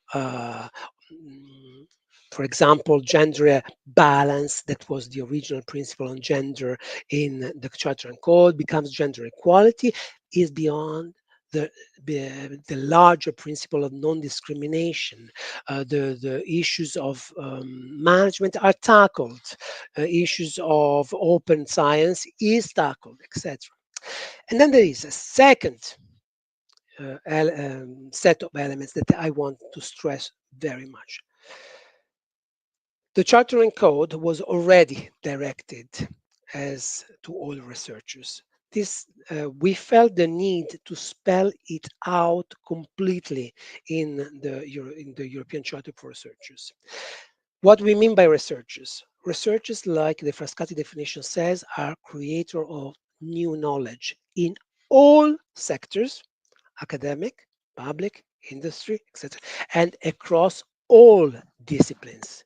This means, of course, STEM, like everybody is always saying: science, technology, engineering, mathematics, but also SSH and other sectors. Awarded organization in HR excellence in research includes sport institution, music institution, art institutions. So when we are talking about scientific research, we're talking about all researchers involving a scientific methodology. And then, of course, I already mentioned the new policy measures. Let me, okay, the end this is for whoever didn't see it yet, the new European Charter for Researchers. Be assured, I'm not going through all the 20 principles that are on the left column. You will be able to read it in detail, because the third let me skip this slide. This is just a description of the profile R1, R4, which is annexed to the council recommendation. This is my last slide. If you go to this website, it is actually the HR Excellence in Research initiative in the talent platform. The third element I was talking about, the revision in 2023. What is the talent platform? Is the one-stop shop portal that in the GRTD we organized for all initiatives tackling research careers. Your access, HR Excellence Research, Resaver, the Observatory on Research Careers, and so forth, so on. So now I think with that, yes, my allotted time is concluded, and I stayed within my 15 minutes. If you would like to, I'll be here for any question you may have. Thank you. Thank you, Michael. But we have a question for you from the audience. Very good. Alberto. Hello, good afternoon. My name is Juan. I have one question, because we have implemented this award here in the University of Las Palmas de Gran Canaria. We have completed the gap analysis at the beginning, and then we have to do these action plans. Then we have the interim assessment, and now we are in the third part. We will have the visit in 2027. My question is how we can improve the system, because I miss some intermediate gap analysis. What is your opinion about this? The system, meaning the system of your institution, of the system of the HR Excellence in Research? In the system, yeah. Okay. Okay, for the intermediate gap analysis, that's one. Okay, you all know that the e-tool has been launched on 26th of November 24 to tackle the new configuration, but it's not complete. What you see online is not yet the end of it. It is under constant development, and as soon as possible, a new element will be implemented, which is the possibility of introducing gap analysis at every phase, because as you mentioned, there is a progression. You move from initial to interim to renewal phase, and in the meantime, you may need to develop a new gap analysis, and you have maybe substantial changes. Somebody may not have any substantial change until they get to third renewal, but in any case, we must give the possibility to perform a new gap analysis, and this will become a possibility. You will see starting from the first renewal that you will do in the next 2 years, you said, next year. I don't know if I replied to your question. Concerning instead any possibility of intervening directly with suggestion how to change the system on my side, meaning the side of the Commission, you can communicate anytime with RTD Charter, which is the functional mailbox dedicated to the system, and provide your advice. Thank you. Thank you for the question, Alberto, and thank you for the answer, Michael. Thank you for presentation. I don't know if someone wants to know. Okay, let's pass to Francesca. Thank you again. Get well soon. Okay, Michael. Okay, and now talking about human resources strategy, we have Francesca Principato from UNICAL, University of Calabria. Francesca Principato is the research manager for the research, innovation, and social impact area at UNICAL.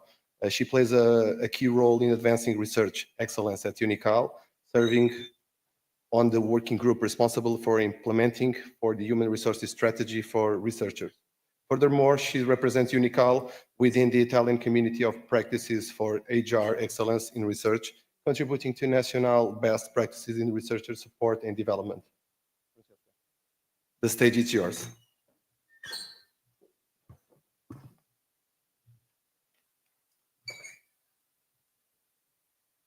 Good afternoon, everyone, and thank you also, Michele, for your interesting presentation. Before going into detail of the presentation, I want to outline the main points addressed. So, first, an introduction to identify the starting context in which the challenges and main threats to be faced were identified by the two widening university. Secondly, the key goal of task 3.1 will be illustrated, and then a brief introduction. I will present what HRS for our strategy is and how UNICAL has support its implementation in the two widening university, all through with the main output achieved during the project. Finally, a brief conclusion with some recommendation and suggestion regarding future step.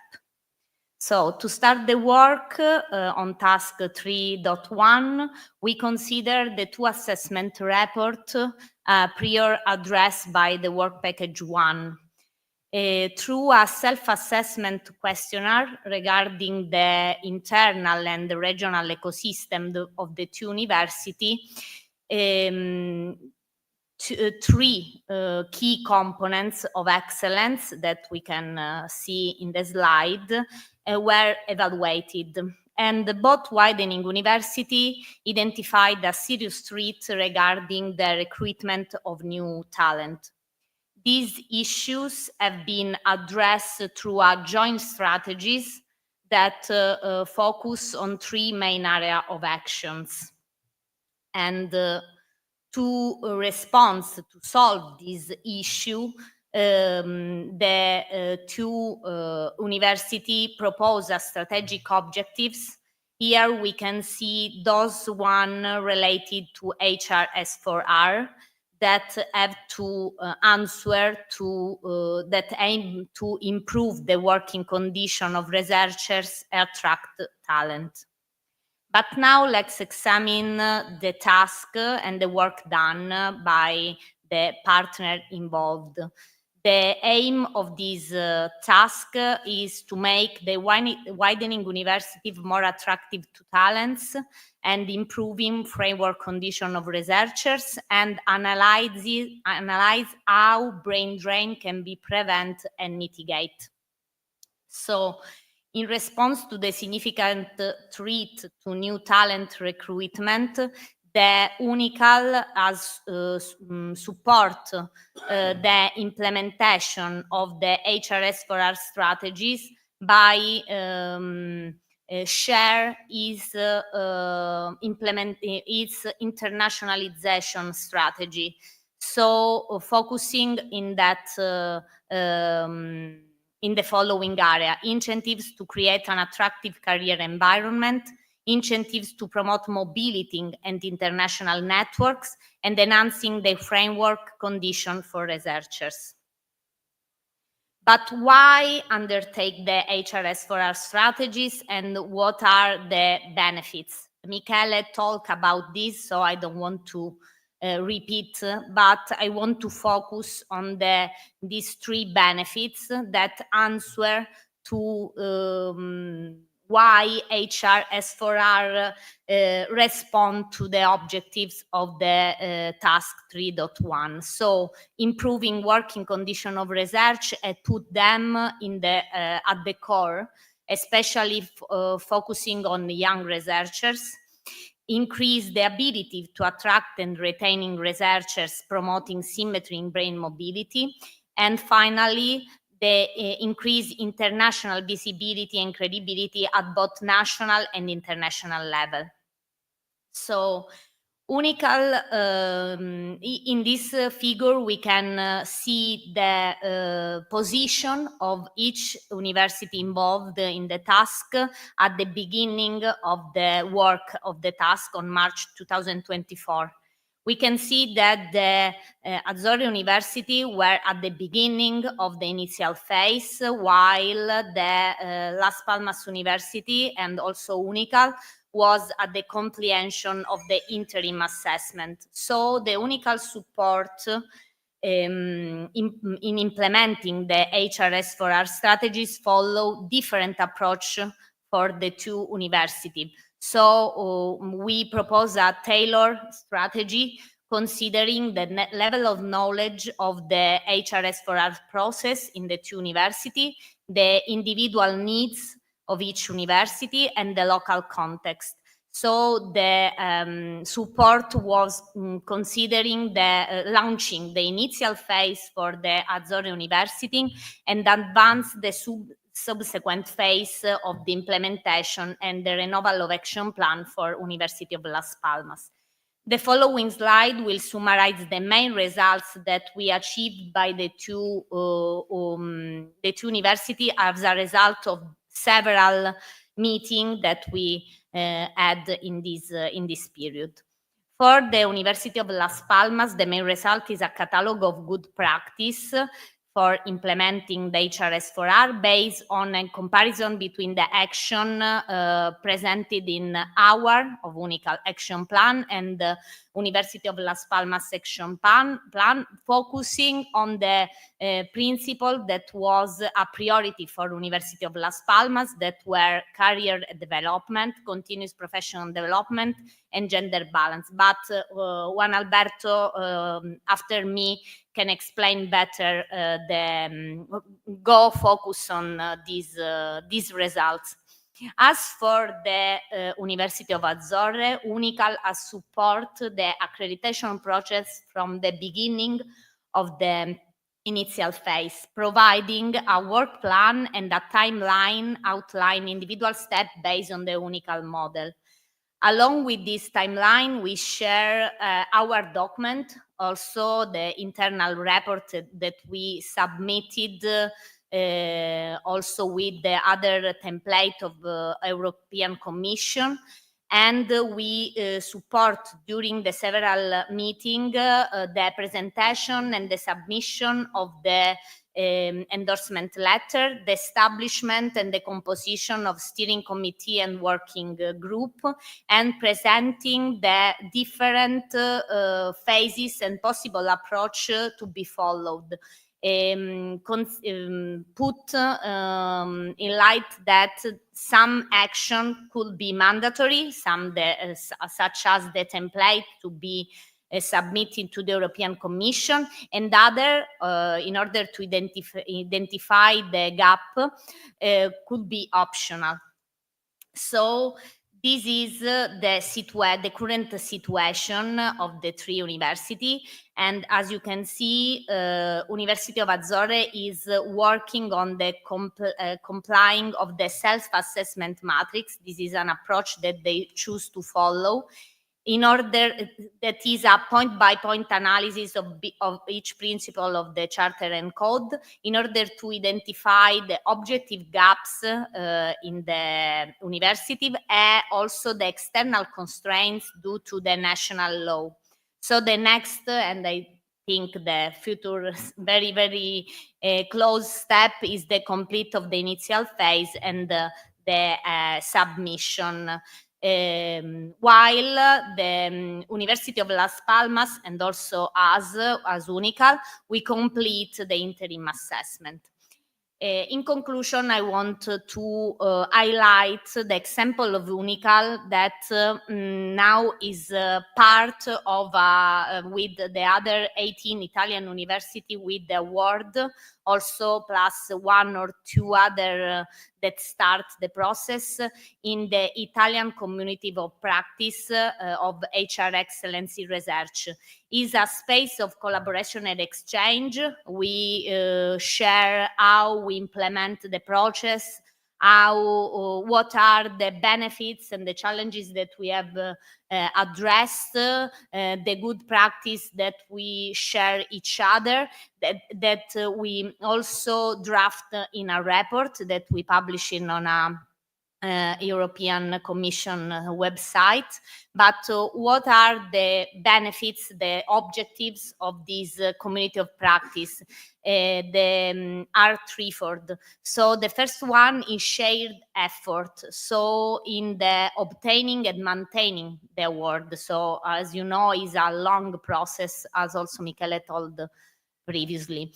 The second one is exchange good practice for implementing the charter principles. And finally, the advocacy. So advocating for the values principle of the charter to be reflected in the national and European policies and measures. But why I talk about this? Because we, UNICAL, as you, University of Las Palmas and Azores, have to address with the transition to the new charter and code for researchers. And we are working as a community of practice on a national gap analysis of the new charter principles in order to, in relation to the national regulation, in order to identify gaps, constraints in applying the new charter and share this document with the ministry. So my suggestion, and I conclude, is to get started in this direction. I don't know, like a community of Spanish or Portuguese university involved in the HRS4R process and collaborate in this direction. Thank you very much.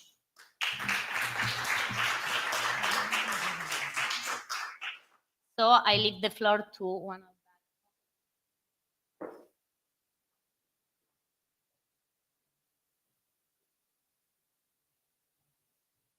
Thank you very much, Francesca, for your presentation.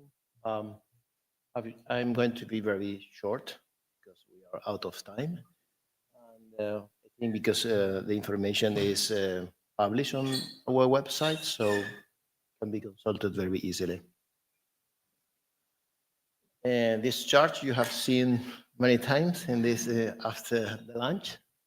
It's very easy that we start in 2021 with the gap analysis, and then we finally, at the end of 2021, we signed to obtain the award. Then after 2 years, we have been working for have this interim assessment. We send the information to the commission, and when then we receive on April last year the document that we are the awarded is completely embedded. That means that we are working within the code and all the code that is for the European Commission. So the human resources strategy is embedded. Then at the same time, I would like to put here the EXPER project, because it starts when we have in the middle of the implementation of the action plan, and then we have the opportunity to work in this European project. So we have been working at the same time. So we have the opportunity, now that we have ended this project, we have the opportunity to obtain a lot of information to improve our implementation. So we have from now almost 2 years to finish this activity. We have, I'm going to pass it very quick because there are 15 action that was in the plan. And I always to say that the status is completed in most of them, but you will see some of them that is ongoing, and that this is also for Azores University, because they have some scare about how to implement this. And we were surprised with this result because we thought at the beginning that if we present something that's not completed, they would say, you are not in the way. Now they say, no, no, you are in the way because you know you're ongoing. So this is a cycle for improving. It's a quality assurance system. And then if you do nothing, you are not embedded. But you are trying to improve it, then you are embedded. So this is very positive for us. It was very positive news. So that's I would like to share with you that we have some completed, some ongoing, some completed, some ongoing. So we're working on it. They are 15. Okay, that's it. So many are ongoing. Then we receive the result of this project. And now as we are ongoing, we keep ongoing. And we are going to introduce all this catalog of good practices in our system. So we are very thankful for all the help that from UNICAL we have received. And we are going to, in the next months, we have been working in introduce this in our system. But because it was at the same time, we have several also, new tasks. Because when we presented the interim assessment, we have to add some new tasks. And they are the 3 ones, they are new ones, but I think we are ongoing also in these activities.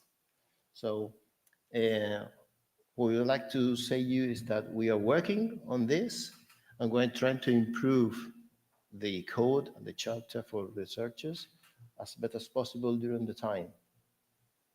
That's what my question to Michele. Why we don't do a gap analysis in the middle? Because we are now completed this. But sometimes if you check it, you say, are you going to check if you are doing this quite well again, or you forget it? Many of these topics can be forgotten in the future. So we have to check it if this is continuous ongoing. That's, I think this activity reflects that we're committed with the enhancing of the seal, and we are ongoing. Thank you, that's it.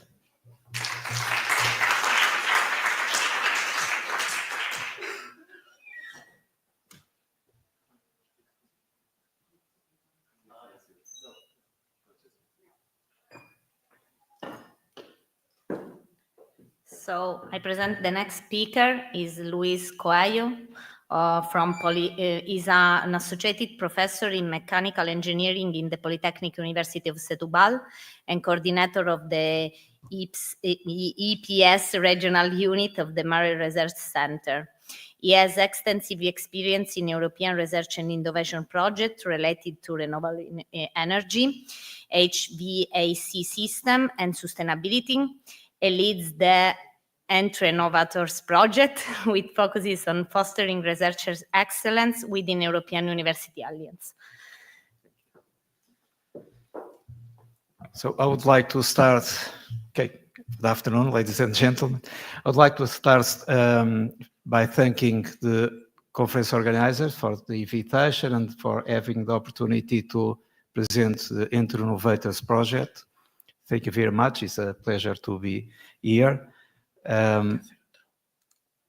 Okay, so the objective of my presentation is to present the IDRES Entre Innovators project. I will explain what this means, Entre Innovators, and how its results can contribute for the consolidation of the IDRES Alliance. Okay, explain what is the IDRES Alliance, what does IDRES means. IDRES is the Engaged and Entrepreneurial European University for European Smart and Sustainable Regions. And now 2 questions may arise. What IDRES is and what IDRES does. So IDRES is a European University Alliance, a network of higher education institutions located in Europe that have decided to closely work together and collaborate in the fields of research, teaching, innovation, and much more. And what IDRUS does, IDRUS aims to co-create outstanding ideas and concepts for future universities, set up formats and events introducing challenge-based education, bring together researchers for mission-oriented research, and serve as a platform for human-centered innovation. All these concepts are contributing to the vision of IDRUS creating a multi-university campus across Europe. And IDRUS aims to help small and medium-sized Europe cities like Setúbal, where is located my institution, turn into what we call smart and sustainable region. Who are the IDRUS partners? We are 9 universities from 9 countries, representing 9 European regions. And our main goal is to transform our universities in future universities. So the idea is to take researchers, teachers, professors, and make them innovators. These innovators, in collaboration with the students and with the support of directors, managers, and administrators of our institutions, will work based on the triangle of research, education, and innovation. At the same time, in collaboration with the stakeholders, civil society, and citizens, we will develop research and innovation ecosystems. We will identify challenges, and we will joint collaborate to the development and strengthening of the smart and sustainable regions. Now, what is the Innovators concept?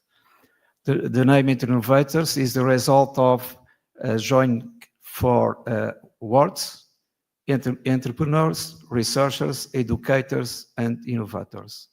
That is the Innovators. So Innovators is an ambition where we drop the either-or thinking pattern and advocate a strong interconnection between education, research, innovation, and entrepreneurship. IDRUS Innovators address the region's need in a variety of approaches, featuring workshops, hackathons like living labs or citizen science research projects. Innovators bridge the know-do gap and move from a me to we culture. And what are the main objectives of the Innovators project? Innovators enhances the research capacity of the European University Alliance, IDRUS, to engage an entrepreneurial European university as driver for European smart and sustainable regions. The project aims to co-create a more specific joint research and innovation strategy and a common agenda to accelerate the transformation, and transformation is highlighted, into a European multi-institutional research and innovation hub for smart and sustainable regions. And what are the main expected outcomes of the Innovators project? Development of joint strategies for IDRUS research and innovation dimension associated to the following transformation models. And we are working on 5 transformation models. The first one, research networks, groups, research lines, and activities. We are working on this in our package 2, sharing and gain access to research infrastructures on our package 3.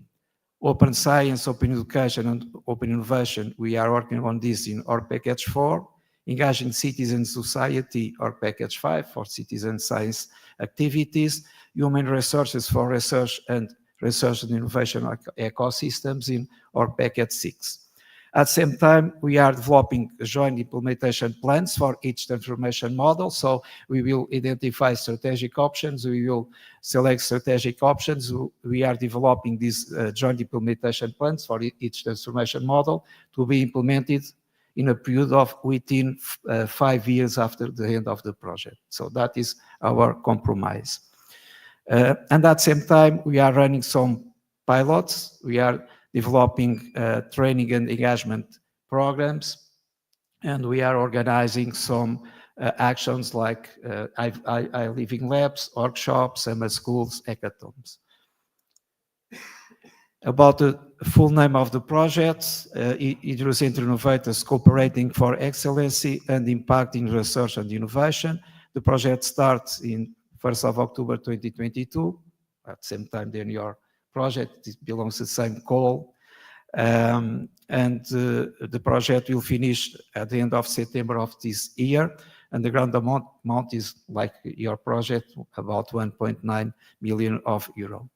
We have 6 partners in our consortium because the 3 new partners joined to the alliance just after the beginning of the project. That is the reason they are not belong to the project, but they are collaborating with us to integrate and implement the project results in their universities. So what are the main objectives of each org package? I will speak org package 1 about the management of the project. Org package 2, research and innovation strategy. The main objective, develop a multi-institutional research and innovation common agenda that incorporates the Idrus Innovators human-centered and challenge-based approach with a special focus on further development of European smart and sustainable regions. Or package 3, sharing research infrastructures, developing a sharing research and innovation infrastructure and resources network strategy based on the identified strengths, weaknesses, opportunities and threats, including sub-strategies for sharing policy, technological digitalization, and financing issues, and design a network sharing for efficient, sustainable, and agile implementation. Our package 4 is about open practices, embracing open science, open innovation, and open education, raise awareness and enhance understanding about open science and open publishing, especially among young researchers, develop training programs, action plans, and training activities to improve the researchers' competencies on open science, open innovation, and open education. Or package 5, creating proximity and engaging citizens and society. So the main objective is to increase our skills in engaging citizens to civil society in our research and innovation activities and increase our citizen science activities. And our package 6, human research and innovation ecosystems. The main objective is to define a common strategy for our alliance, human research for research and innovation, at the same time to define a common strategy for development of our research and innovation ecosystems and connect them to on national, European and international level as a joint European University Alliance to contribute to the development of our smart and sustainable regions. So in the first phase of the project, the main objective it was to understand the correct situation. We collected many data using different approaches, surveys, participative formats, LV rounds, and so on. With this data, we produced comprehensive SWOT analysis for each transformation model. And with the results of the SWOT analysis for each transformation model, we identified, evaluate, and validate strategic options. And now we are working for setting the objectives and to develop the implementation plans for each transformation model. So I will show a very few results as example from each org package to the time limitation. But the areas in which Idrus focus currently are 4: creative industries for regions, identity, digital and applied deep tech for regions, health, well-being and social inclusion for regions, resilient economy and innovation for regions. Among the many data that we collected, we did a survey, for example, about the core topics. So are those Idrus core topics relevant for your region at the moment? And the 2 most chosen answer was about the well and well-being and social inclusion for regions. And this, in second place, resilient economy and innovation for regions. So the most important topics or areas recognized by our researchers and by our stakeholders.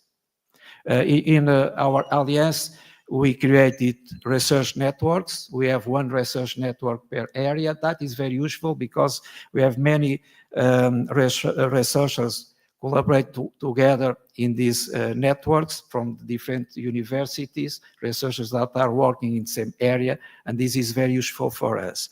We have also a bank of researchers per area to know who is who in our different universities to facilitate the contact and collaboration. We have a bank of stakeholders per area and region, and we have a bank of challenges per area and regions. Of course, these banks and research networks are very dynamic. We need to upload every time what the data that we have here.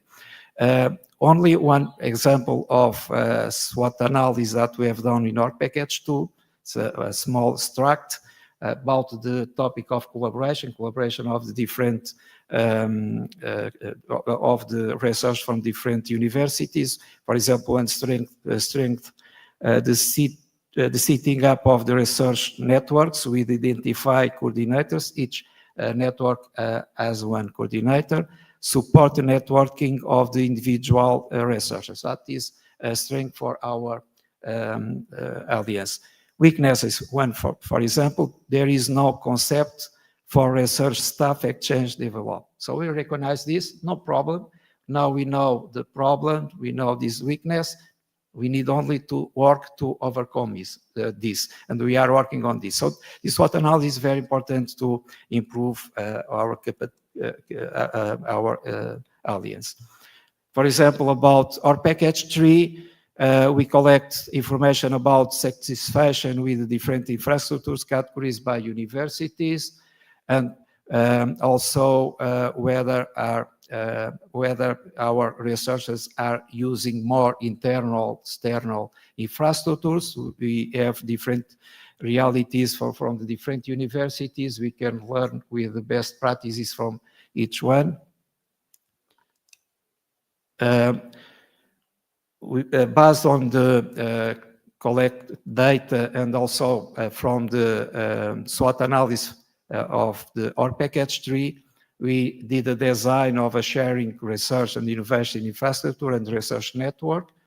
And we have considered the potential key areas for the research and innovation sharing based on individual strengths and weaknesses with internal infrastructures. For example, if we analyze who have laboratories, for example, for 3D printing. So we identify that IPS and UPT from Romania as these laboratories, so we can join the efforts of both laboratories to produce more works, but other universities can move, the research from other universities can move to our laboratories to develop work on 3D printing, for example.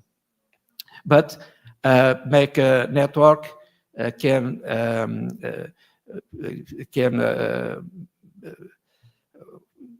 produce very important risks, and we analyze the potential risks that we should to avoid in our network. And here in this table we have the top 6 potential risks. Okay, we identify this. Now when we will implement this network within a 5 years period after the end of the project, we should prepare our network to avoid these risks. And the top, the first one is the third-party data sharing. The potential risk is ACT, our network, and that, of course, is a very important risk that we need to avoid. In our package 5, a maturity model was created for the self-running engagement competencies of our researchers in citizen science. This is a very interesting and useful model using games to motivate and make training more effective. So this model is running very well. We tested in different contexts. Other activities and documentation produced in this our package, an inspiration guide to increase the skills of our research in citizen science activities. was developed. I-Living Lab for Engagement Ambassadors, involving education entrepreneurs, teach-up innovators, citizen science research entrepreneurs, and students working together with citizens to transform a need of the region into smart and sustainable solutions were done. Everybody is trying to the engagement models that we prepared before, using this maturity model and the vision test for citizens that we also developed. A junior innovators pilot I-Living Lab, where primary and secondary school students aged between 10 and 14 years old participate in a week-long series of workshops focused on learning how to program and build a robot. We have done this I-Living Lab. Students in higher education were involved as workshop counselors, so involved different levels from different schools. A series of podcasts on citizen science being developed and workshops are being organized on these topics. About our package 6, we identified, so one example, we identified some key actions to improve the work environment in the IDRIS partner institutions. Action number 1, implement flexible working policies, including hybrid and remote work options to support work-life balance. We identify good practices in 2 of our partners, UCLL from Belgium, UPT from Romania. Action 2, enhance research infrastructure by creating shared workspaces, upgrading laboratories and promoting interdepartmental collaboration. We identify good practices in VIA from Latvia and UPT from Romania. Action 3, conduct regular assessments of workplace satisfaction and use findings to refine human research policies and practices. And 4, introduce well-being initiatives, such as reintegration programs for staff returning from extended absences to support holistic research development. Concerning the human research strategy for research award, all parties have submitted application for this award. One already has the award, and the others are waiting for the assessment process. So we received the first answer. For most of applications or requested minor changes. So I think in a couple of months we have award for the most of the partners. Strategic options and respective implementation plans developed in the project for human resources will incorporate all strategic options and actions of the action plans designed for the awards. And now one important question we can ask about the potential collaboration between IDRIS Alliance and other European University Alliances. So we produce many results, so we can share these results with other alliances. So how the results of the Innovators Project be of interest to other similar alliances and institutions. For example, sharing of information between the sharing infrastructure and resources network that will be developed and other networks of other European universities alliances. So if there are other alliances with similar networks, we can share informations, we can share some informations about equipment, laboratory. Of course, there are some confidentiality issues that we need to lead, but it could be very interesting, for example, in our partnering, for example, Latvia, to know which equipments you have here in University of Las Palmas. And maybe you can receive some researchers to work in your laboratories. And the opposite is also true. So that is very important to try to extend these possibilities to other alliances. Support other European universities to produce their sharing networks. So if you will develop one network for your alliance, we can share with you our best practices, our experience to develop our network. We produce many training activities, many programs for training on open science, on open education, open innovation, and as well in citizen science, so we can share with you. We can come to Las Palmas University and give a workshop or a training course to your researchers about these topics, for example. Discuss with other European university alliances what are the best strategic options to be well aligned with the principles of European Charter of Researchers and Code of Conduct, and how to evaluate its effectiveness and the need for adjustments and updates. So everybody are working on this, as we saw in last presentation, so we can also share our best experiences and share best practices with other European alliances on human resources strategy and dynamics of regional research and innovation ecosystems. You can also to connect different research and innovation ecosystems from different European alliances to work together. Conclusions: in this project, we are preparing and providing the basis of our human resources to become innovators, empowering them with the competencies, skills, tools, and knowledge, so that in cooperation with well-established research and innovation ecosystem, they contribute to the development of smart and sustainable regions.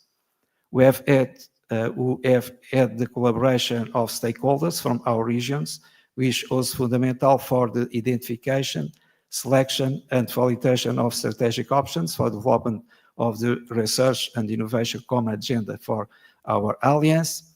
And the results from the innovators are fundamental to transforming the IDRIS Alliance and its universities into future universities, becoming a dynamic hub of the smart and sustainable region. So for more information, you can visit our website. You can follow us on social media. You can also to contact by email. There is my email address. And thank you very much for your attention.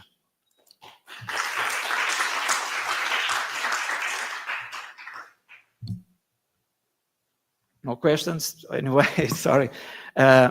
We are open for good collaboration. Please contact me. For us, it's very important to extend. So we are trying to establish European university alliances. But next step is to connect all these alliances. And now we should to start early for the next step. Okay. Thank you very much.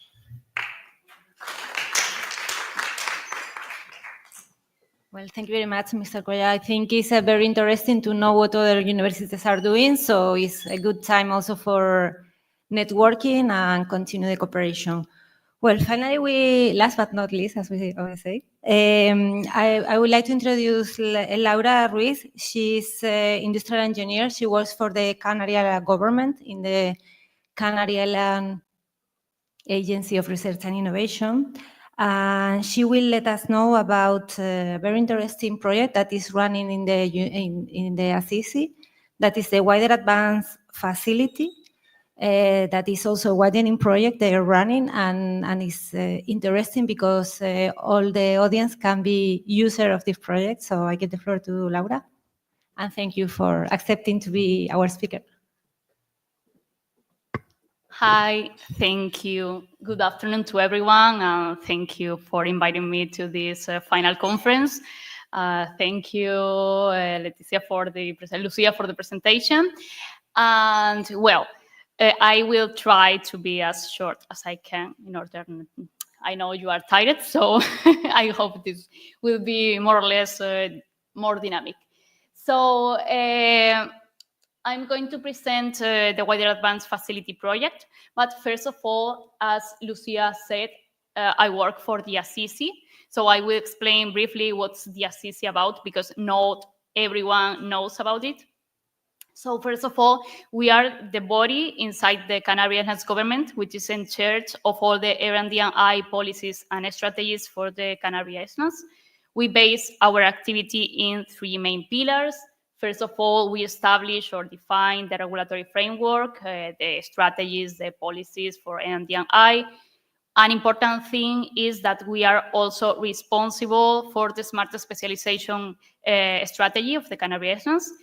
We also provide financial support to university, research centers, innovative companies through aids or grants.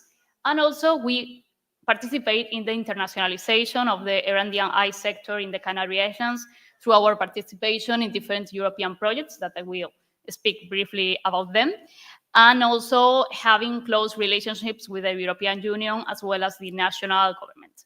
First, also, I forgot to say that Assisi is the name of our agency. I know it is a bit long name. They weren't not thinking about marketing at all when they think about it, but it's the acronym for Canary Agency for Research, Innovation and Information Society. Here you can see some of our European projects. For example, we have Pharos, Aquawind, and H2Heat, which are more related to renewable energies or sustainability. We also have the Athena project that were mentioned by Michelle this morning, that it looks to break this gender equality gap in the research organizations. We also participate in 4 Interreg MAC from the last call, and we now have this project, Wider Advanced Facilities, that came from a Widera call. And the name of the call is Dissemination and Exploitation Support Facility, that was mentioned this morning, because it was like a very specific call in order to develop this project. Some general data about this project is that it started last January, and it will last for 4 years, ending at the end of 2028. It also has a budget of 5 million euros, and it has 70 partners from all over the world participating in this project. Here you have like our photo. Lucia was also in this photo as well as me in Warsaw, in Poland last January. And also here you can see the project consortium, which is mostly composed by widening countries as well as outermost regions. Azores is also here through FRCT. We are also with the Canary Islands, and there is also La Réunion from France as an outermost region. So the important thing, well, we also have an European advisory board that it is composed by different experts in exploitation, in dissemination of project results and research results, in order to provide support to the beneficiaries of the tool, as well as when developing the tool itself and the services itself. And the important thing, and why are we presenting this project today, is what's the project about? The project searches for amplifying the role that the widening countries and the outermost regions has in the European Union in the R&D&I field. So through the exploitation and dissemination in a higher level of the research results, and also having it more orientated to the market. Through this project, we will provide a compound of different services and tools that we will explain later, but we can speak, for example, about webinars, we can speak about training to the staff, about matchmaking events, in order to achieve these objectives. Also, as a target groups that can be beneficiary of these tools, we can speak about organization from widening countries and outermost regions, as well as beneficiaries as coordinator of widening instruments and research teams, research management, and administration. And how will this work? Okay, so we will have an application process where you, as an organizational level, can apply for being a beneficiary of these solutions and these services. And you will have to also be eligible geographically. We will offer the services for the widening countries and the outermost regions. And also the key exploitable results have to be linked with widening actions. So there will be this application process that you will apply as an organization, and then once you get the result and you get eligible as a beneficiary of this solution or services, you will receive some specific services. It more or less works like the Horizon Result Booster that was mentioned also this morning, but this consists of more tailor-made solutions and services to the companies that are beneficiary of this project. And also it focuses in the widening and outermost regions. It's working? No.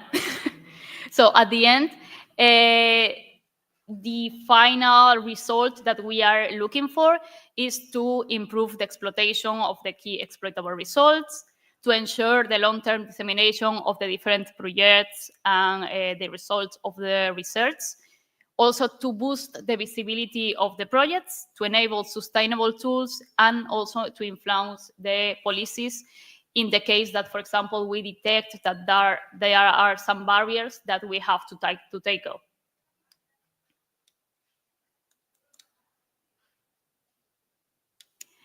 How will this be made? Okay, so we were speaking about a process, or application process. So once you apply as your organization and you get eligible with your organization, you will receive some services or tools. We are speaking, for example, about receiving an individual plan tailor-made for your organization, focusing in your research results in order to increase the dissemination and the exploitation of the research results.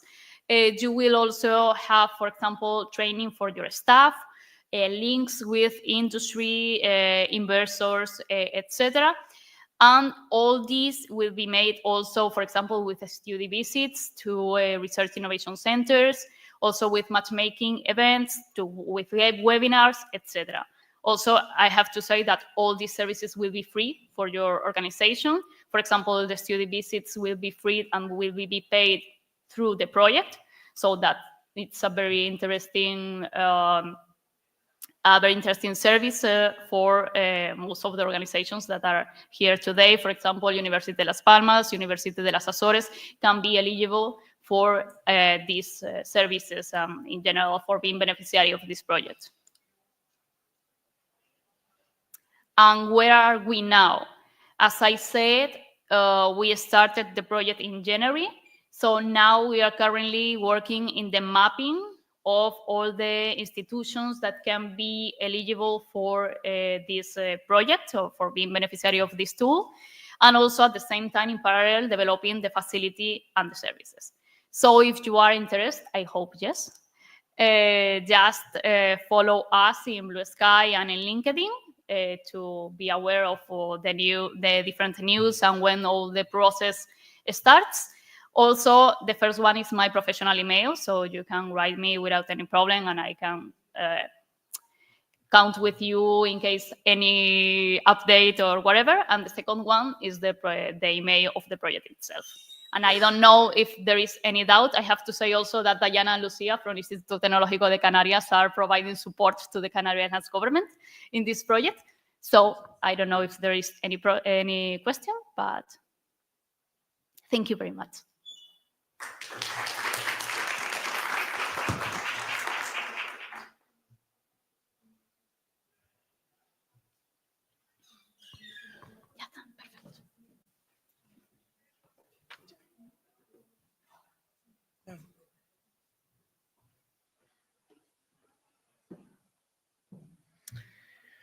Okay, thank you very much for all the speakers. We have just finished, and I just to invite to come to the stage to the two vice rectors of the both widening universities that have supported this project to just for the closing remarks. Thank you. Hello, everybody. I'm not good with goodbyes, so I will be short. As the representative of the University of the Azores, I want to thank the University of Las Palmas and Gran Canaria for inviting us for this project. I want to thank also the huge work that all the partners made in this project. the University of the Azores was one of the beneficiary of the project, but we improved a lot during this project. Although this project was short for so much ambition, it was very ambitious. It was not realistic from the time point of view of doing all the tasks that were previewed. But the University of the Azores was able to improve a lot during all the project. I'll give you some examples, practical examples. We were successful to incorporate an alliance, and that was triggered by our participation in this project. We started also the process of the human resource strategy for research, thanks to the support of UNICAL.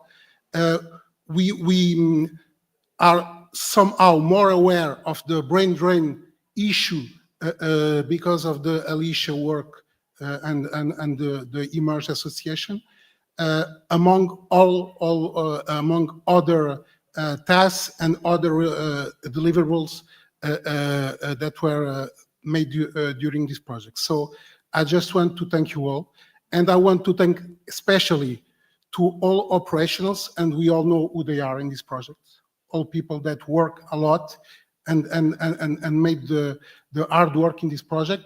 And I just want to ask you a big applause for them. Thank you.